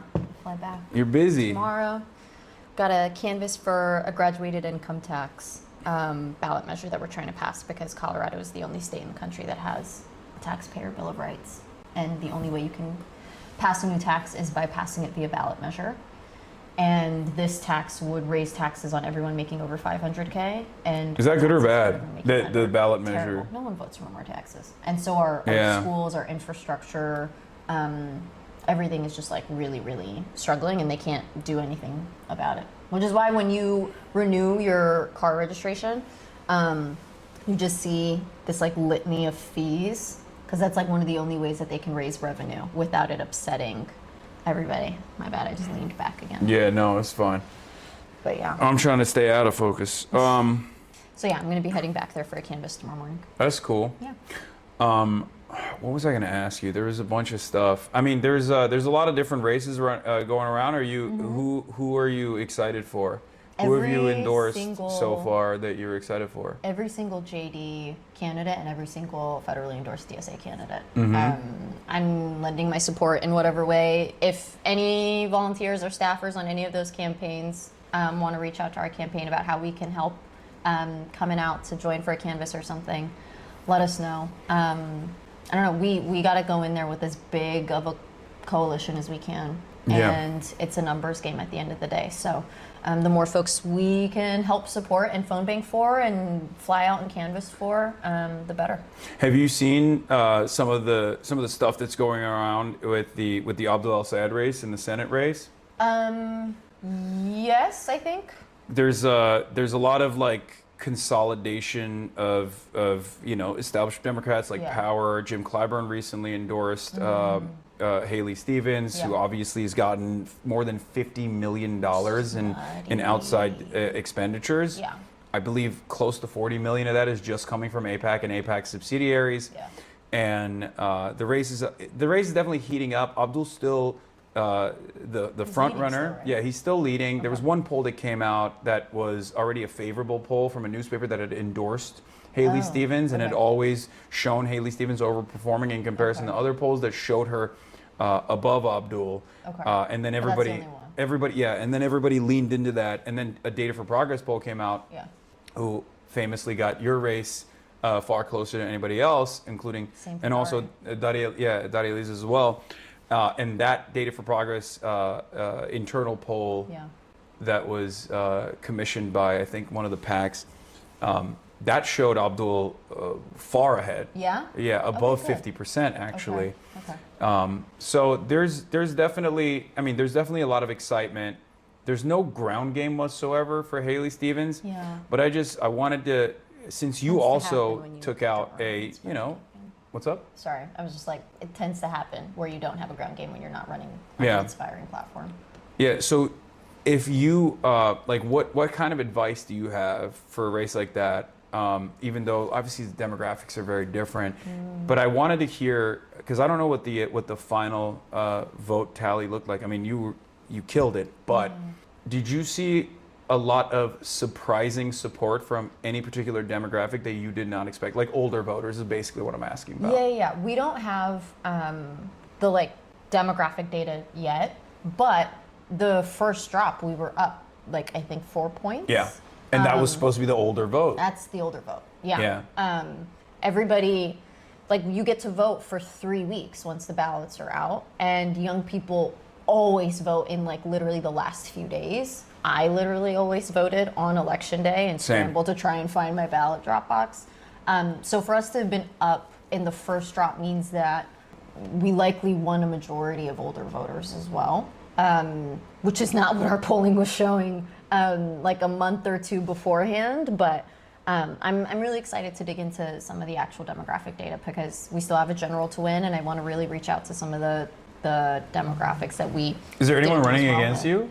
There's a Republican, and then there is an unaffiliated candidate who was really upset with my stance on Palestine and on Israel, and is running. So he submitted signatures. He submitted more than enough signatures that he needed, so it's possible he's going to make the ballot. We're still very, very, very favored to win, but I don't know. I think competitive elections are important, so we're going to still put in the work. Yeah, no, for sure. Yeah.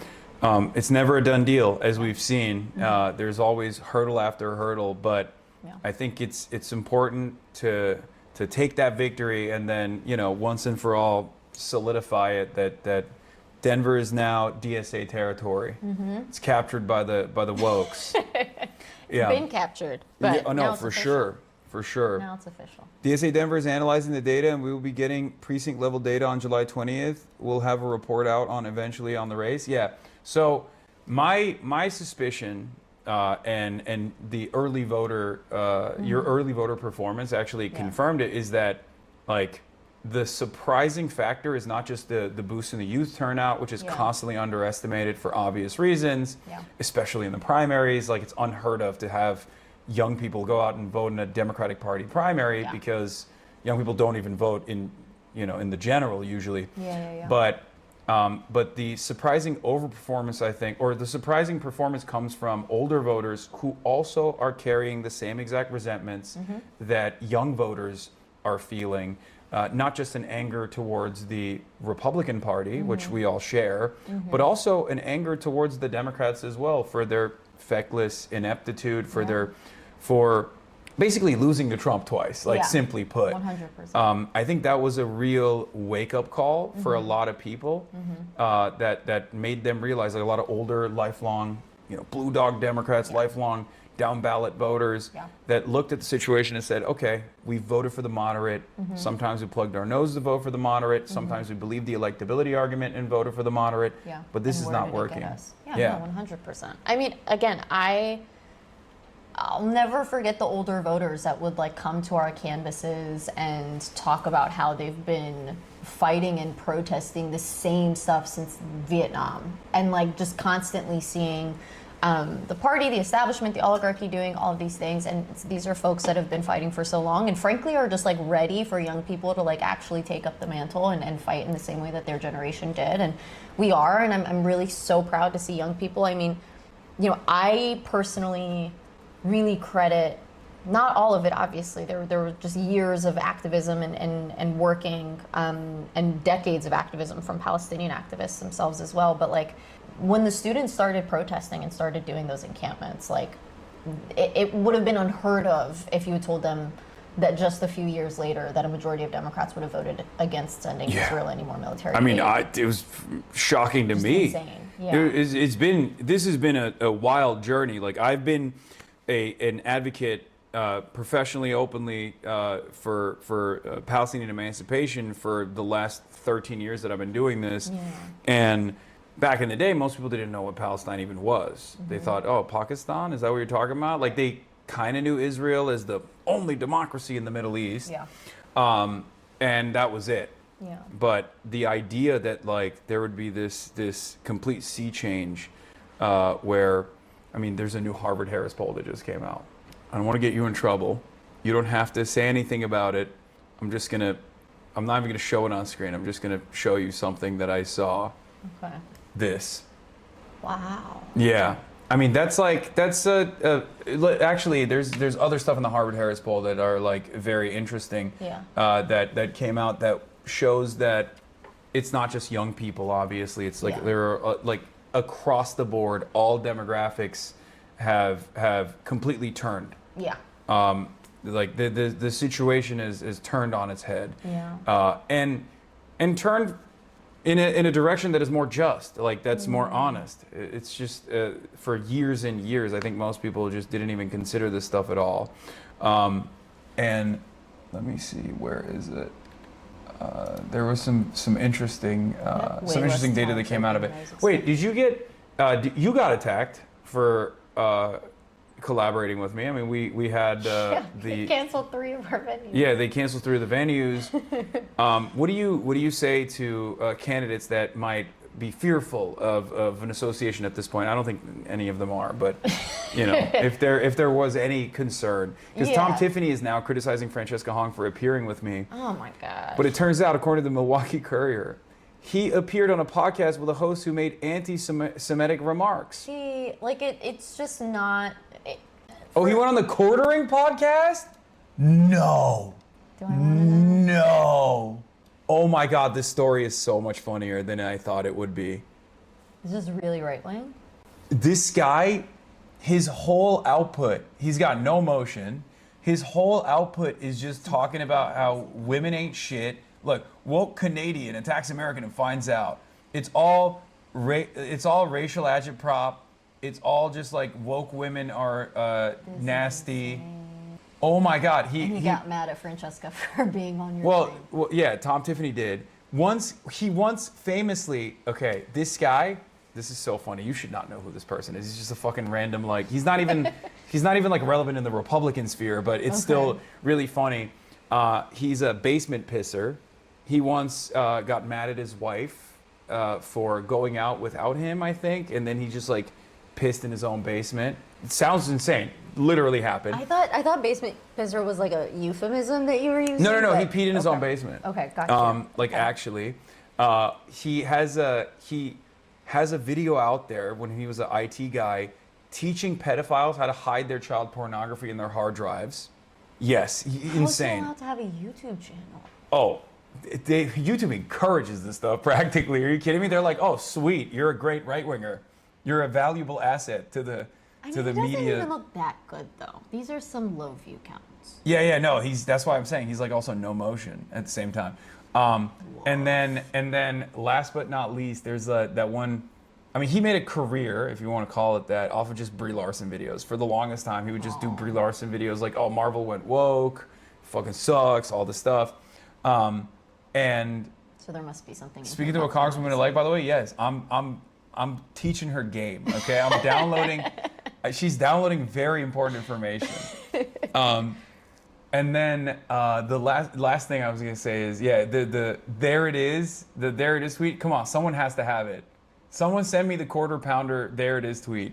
Someone goes, Hitler was like bad or something. Someone tweets out like Hitler was fucked up and bad. Yeah. And this guy quote retweeted and went, there it is, like defending Adolf Hitler. Oh, cool. Yeah. Okay.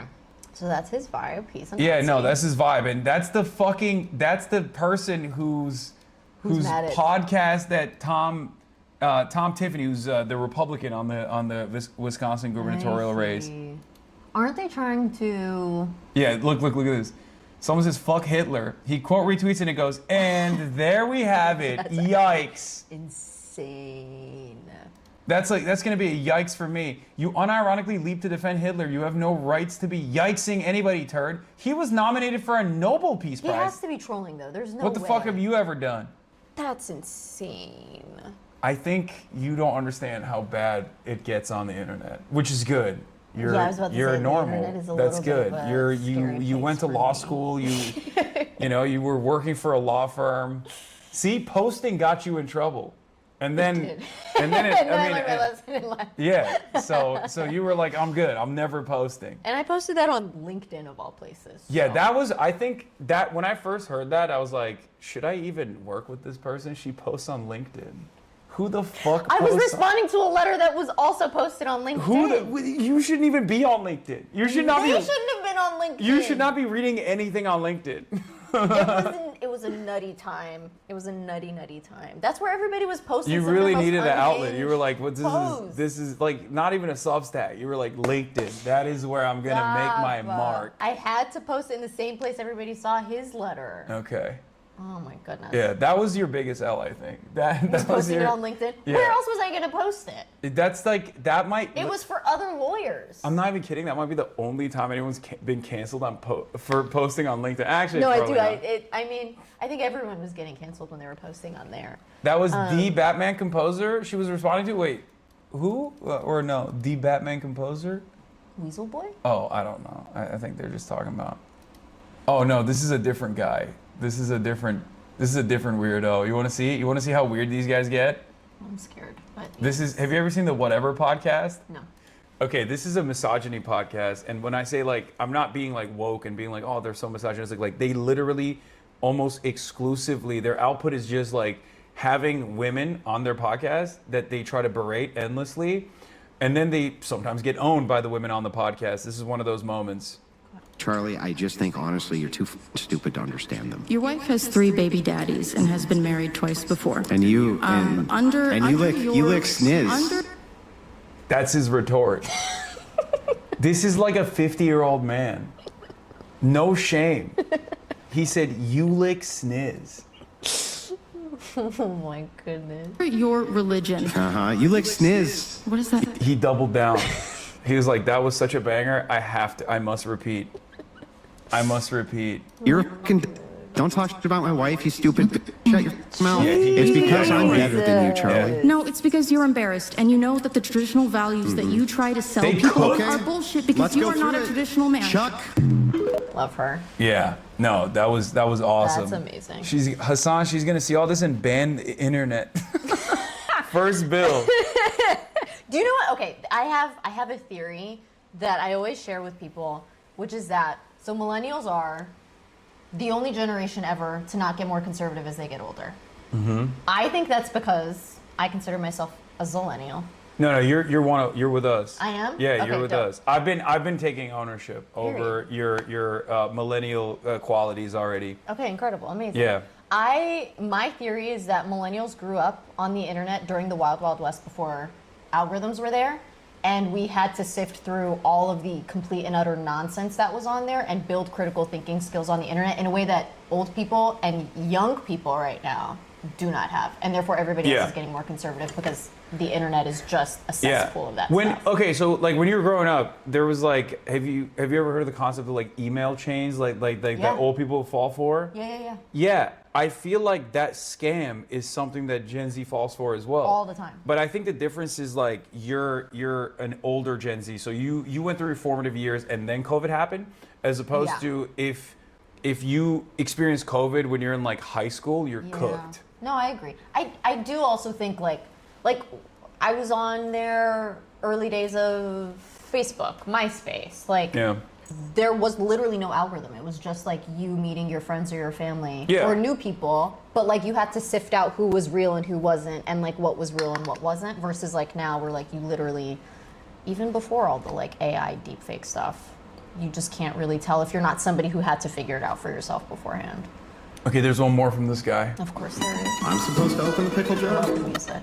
So he challenges another female guest that he has to opening a pickle jar. Oh, I love her. Yeah. Oh no. Grab me a paper towel so I can dry the top of it off. You're the big. He's like using numerous. Like he's got paper towels on there. He's just like, we gotta wipe it off. We gotta wipe it off. That's why it's not There open. you go. Come on. I can't grip the fucker. Like, I gotta have a way to grip it. I gotta grip it and try it. Real though. Yeah, and then the producer comes in and just like pops it out, pops the top open. It's awesome. Wait, what is this? Oh my goodness. Yeah, simple. Poor buddy. Bro, can you stop wasting this newly elected congresswoman's time? Dog, what do you mean? We're just, we're chilling. Like, not everything has to be serious all the time. Jesus Christ, she already won a very contentious primary. Okay, she won a contentious primary. She already got through this significant battle. Okay, what is the strangest phone call that you've had so far?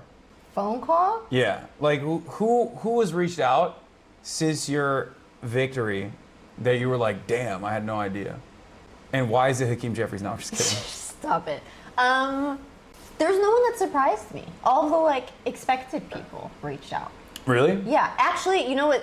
What I'll say generally that surprised me was that a lot more members, even some moderate ones, reached out that I wasn't expecting, which I really appreciated. I think everybody has been generally really kind, and I think that is because the squad, AOC and Ilhan, and they endured so much, and because of the, I think, culture that they've built right now, people are not nearly as awful, and so people have generally been nice so far. That's good. Have you haven't encountered any Republicans yet? In person? No. No, not in person, because they've been going crazy. Oh, I know. They've been going crazy on the internet. They're like, these They're radicals, going really these nutty radicals. in Colorado, especially. Because, Oh, really? Yeah. The governor literally just made a post talking about socialism. Well, he's technically not a Republican, but He counts to me. He's not a Republican. He's just getting Republicans out of prison for no reason. Exactly. Just doing them some favors here and there. It's just normal. But yeah, no, they're fully on the communists are taking over train, and that Colorado, they're literally starting. One of the most popular conservative radio show hosts in Colorado made a article post thing about why he's thinking about leaving Colorado. He's gonna escape Colorado. He called it the most American thing you can do, which is to run away. New frontiers. That's what I mean. Okay, so you don't have enough skin in the game now. No, you don't. You don't. And I wanted so badly to find a tweet of him commenting on somebody else who said that they were going to escape to Canada when Trump won. Yeah. Because I promise you it's there. Because it's this. I mean, Trump has won twice. Yeah. And now this time around, like, this government is actively coming after me, and I'm still like, no, I'm staying here. Yeah. Like, people are like, you should probably, you know, find a safe haven. I'm like, no, I'm here. I'm stubborn. Like, that's what you're supposed to do. What do you mean? You're not supposed to escape Colorado to go. These guys always do this. They go to Texas, and then all the locals in Texas hate them. Yeah. Because the locals in Texas, like in places like Austin especially, they're woke. Yeah. And then these guys come in and they're all like, oh yeah, I'm gonna wear a big hat and well, I guess Colorado is kind of like that too. We do have big hats. Yeah, Colorado is like hippie. It's like it's a version of an American that I don't normally see.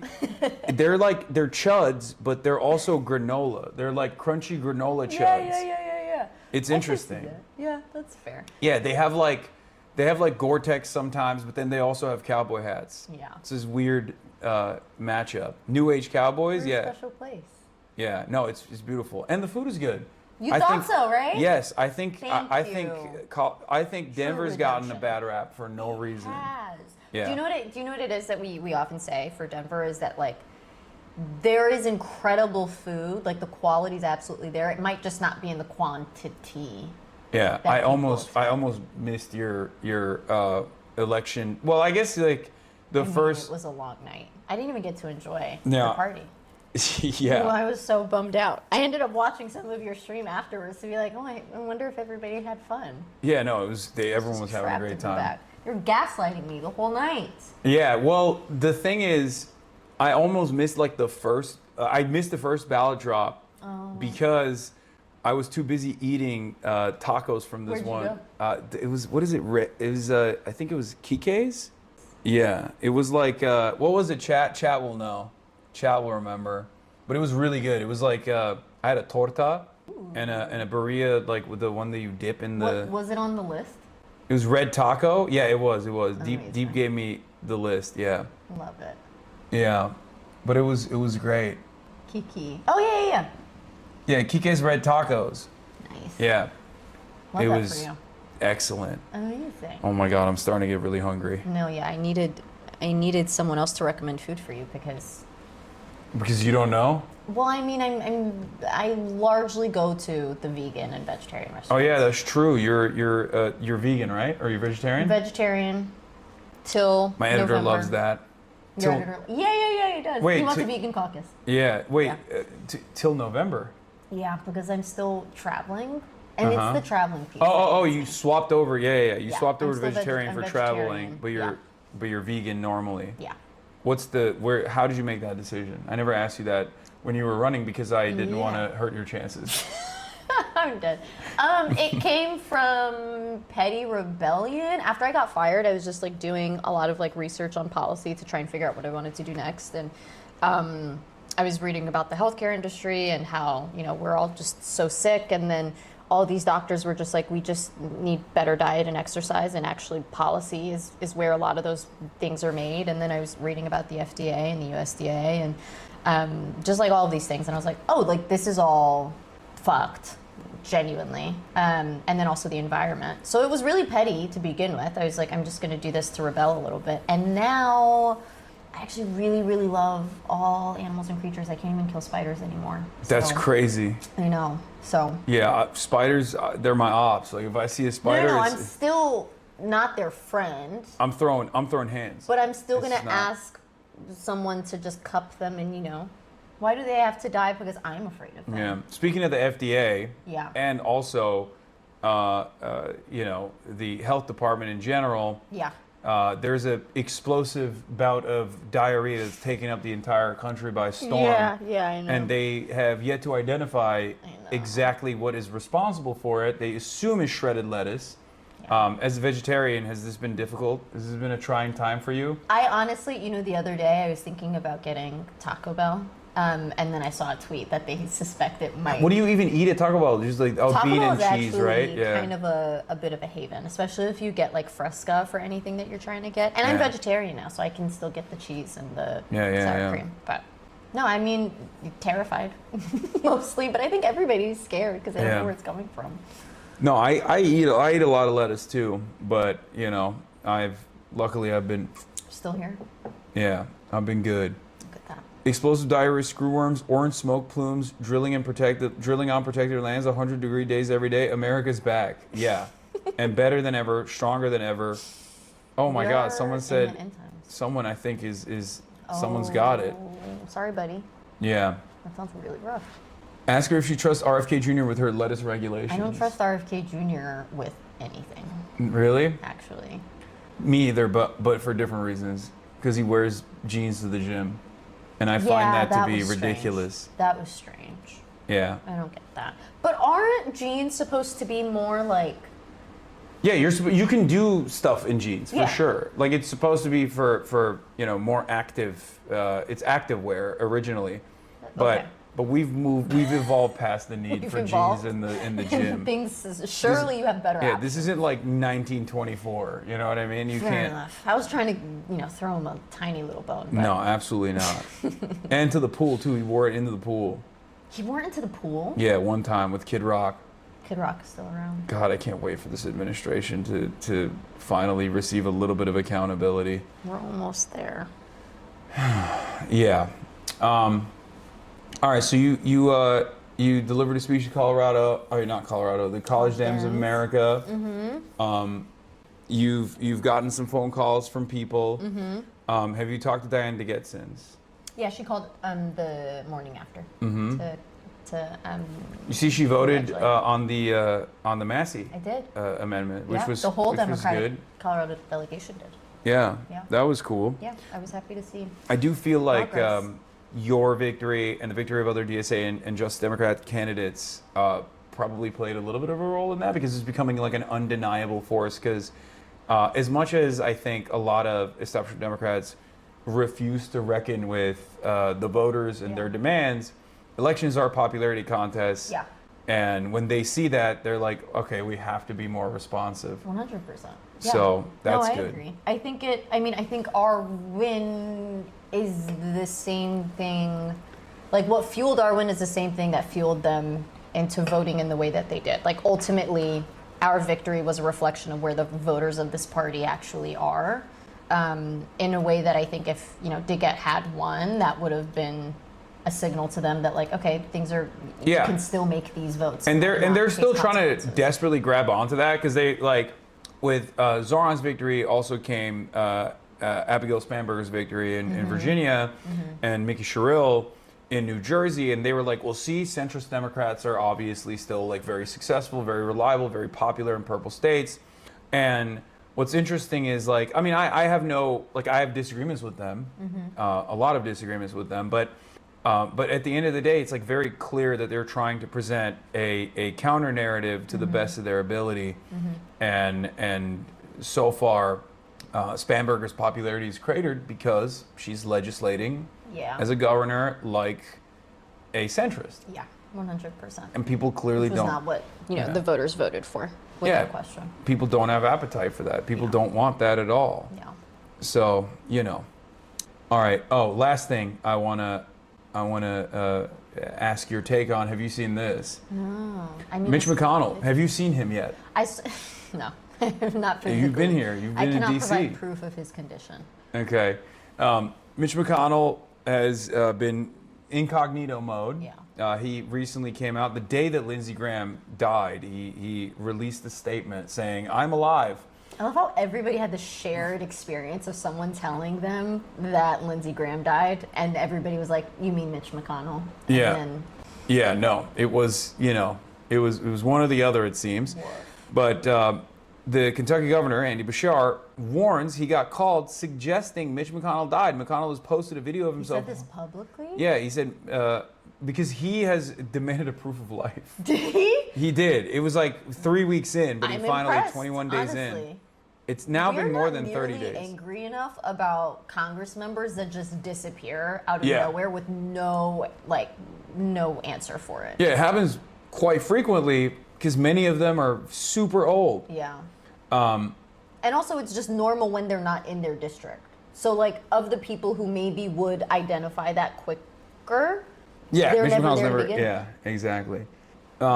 Despite recent evidence to the contrary, Kentucky Governor Andy Bashar isn't so sure that Senator Mitch McConnell is actually alive. Speaking with journalist Katie Couric in an interview published on YouTube on July 15th, Hey, Governor, how are you? I'm good. How are you doing?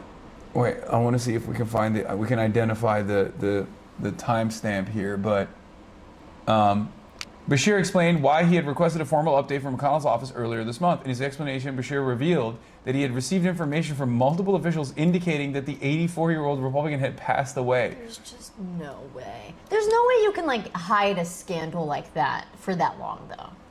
Yeah. Right? Is the audio really bad? Is it really echoey, chat? I don't know. Can you add more echo? Yeah. I have the worst fan base. I swear to God.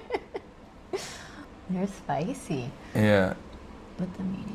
Not great. No. That's why. I mean, no, not at all. Okay, most people are saying it's fine. Oh, it was the video. Oh, that's why they were saying echo. Okay, not That's when we're fair. talking, when the video plays. Yeah, I know. I know when the video plays, it gets annoying. Kentucky senator went missing for nearly a month. We know that. I mean, the fact that other people also said to him that Mitch McConnell might be dead is that's wild. pretty fucking crazy. That is insane. Yeah, that's American politics, though. You know. What's the concern, though? I don't get it. Like, if he were to, because he's already said he's not. I think again. I think there was a little bit of suspicion. There's a little bit of worry that that there would have to be so because Kentucky has a woke Democrat governor, they changed the state constitution to immediately do a special election in a situation like this. Oh. If like so that to ensure So there'd that be the a governor special doesn't election appoint, if he- to ensure that the woke governor doesn't appoint a Democrat, and now there's a real problem because Thomas Massey just lost his seat to AIPAC, and Thomas Massey could just come in on that special election and potentially make that a tougher 'Cause battle. they have a really slim majority in the Senate, right? Yeah, Interesting. yeah. Thomas Massey could be He would be a vote. problem. He would be a problem for Epstein-related issues, Israel-related issues. Bashir said he may ignore that because it's unconstitutional and appoint anyway. Oh, that'd be beast mode. That'd be even That better. would be amazing. We don't ignore some of the bullshit that Republicans have been pulling enough, in my personal opinion. Yeah. But, it's fine. They're Mitch McConnell. Oh yeah, that's true. They are Mitch McConnell. Yeah. Hey, that's crazy. So, who knows? I don't know. I feel like I saw some of the folks that were saying that the picture of McConnell was like AI. And I'm like, I feel like it was a real picture. It looked real, yeah. But who knows? It was also strange because his wife literally left for China. I think 24 hours after he was hospitalized. Yeah, and very publicly visited the VP of the Communist Party of China. It's like I go out to China and I pay out of pocket the whole way, and everyone's like, "Oh, you're an asset to the state." Meanwhile, a former congresswoman and the wife of Mitch McConnell literally flies to China 24 hours after her husband may or may not have passed away. And I guess there's no suspicion whatsoever there. That's cool, I guess. What is this? I don't think I've seen this. Oh, this is really cool. Democratic Socialists top MAGA candidates among voters in CNBC's All America poll. More voters will be more likely to support a Democratic Socialist candidate than a Make America Great Again supporter or a candidate endorsed by President Donald Trump, the CNBC All America Economic Survey found. The findings may allay concerns of centrist Democrats. No, this is not gonna... I think there are some that are actually concerned, but I agree. I think the party just doesn't want to give up control. Yeah. The poll indicates that even with a number of self-described Democratic Socialists on the ballot, Democrats will have the upper hand heading into November's midterm election, which is widely viewed as a referendum on Trump. So here's the reason why I wanted to bring this up, and you already mentioned it, is because there's this mentality where some of the Democrats genuinely believe that Democratic Socialists are unelectable and that they will lose to the Republicans. I think that's, I think it's hysteria, but I think there is a genuine fear that some have, even if it's silly. Yeah. But then I think by and large, most of the, the consultants, most of the think tank people, I think they don't care one way or another, or rather, they're actually fearful of a Zoran-style success Yeah. taking shape, not in just like deep blue districts like yours, Yeah. but also swing states. Yeah. And like, that's the reason why I think the real test here is going to be with Abdul Sayed and Francesca Hong. Not a test necessarily of their electability, because I do believe that they are, you know, far better candidates than their establishment counterparts. Yeah. But we will see how the Democratic Party reacts, hopefully after they win their primaries. Yeah. Because I worry that there will be some forces within the party that will try to you know, make sure that they lose that seat, like revoke support, not offer as many of the funding vehicles that exist for races like that. So that's a real concern that I have. Yeah. No, I think it's a valid one. And I think it's what happens anytime power is threatened in any way. Yeah, which is why I love my state so much, because we went for Bernie twice, and our state party has always been very, and like we literally. Well, Michigan's like that too, though. I mean, and that's the difference. Like state parties are different all across the country. The national party, I don't know. We'll see what happens on that front as well. But I think it's going to be really important for Abdul to win and this primary, but even more so for the general. Like I think that will be. I'm not so concerned with the party's ability to like rig things if we can prove to voters who have, I think, a sincere concern that maybe Democratic Socialists can't win or Democratic Socialist aligned candidates can't win. If we can prove that they can win and they can beat MAGA-esque type people. Yeah, and especially in, you know, contentious seats, you know, Wisconsin is considered a swing state. Yeah. And so is Michigan, which I don't even think Michigan should be a swing state. But the only reason why Michigan was a swing state is because of establishment Democrats. But that's my theory that they would rather some would rather lose to Republicans than to disprove their ideology that that Democrats can actually defeat. Yeah, but then those aren't serious people. Yeah. All right. Well, on that positive note. May like Kyros, everybody. Is there anything, I don't know, is there anything you want to promote? No? I don't know, maybe? I mean... You got a general coming up?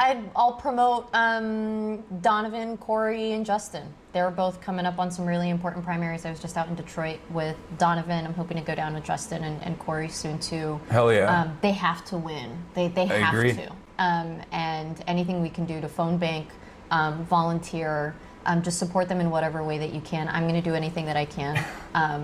They got to win. So I was like, congrats on getting a job. Thanks. It's the long I'm really route. excited. My first adult job in years. Yeah. All right. May like Kyros, everybody. And last but not least, I am going to be live tomorrow at my regular time. After I'm done, I have one like fireside chat style situation thing.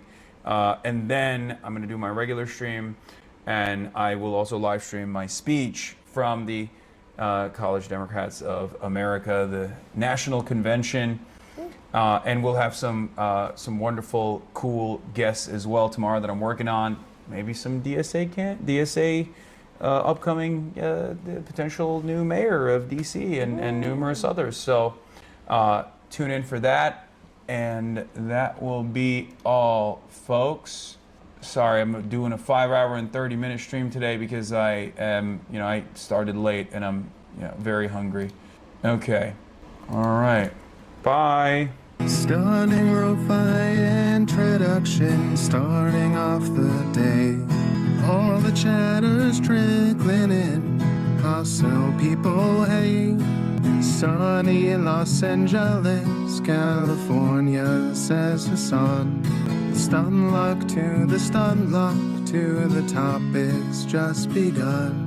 'Cause there is again, her sun is streaming, her sun is streaming. There is again, her sun is streaming, her sun is streaming. Reviewing a Chinese train, telling Kaya place. Hassan and Asmin chatter laws, giving Grenades grace.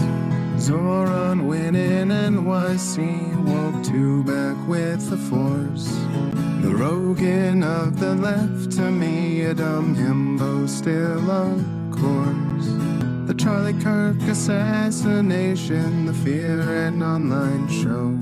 8 full fucking years of this, and plenty more to go.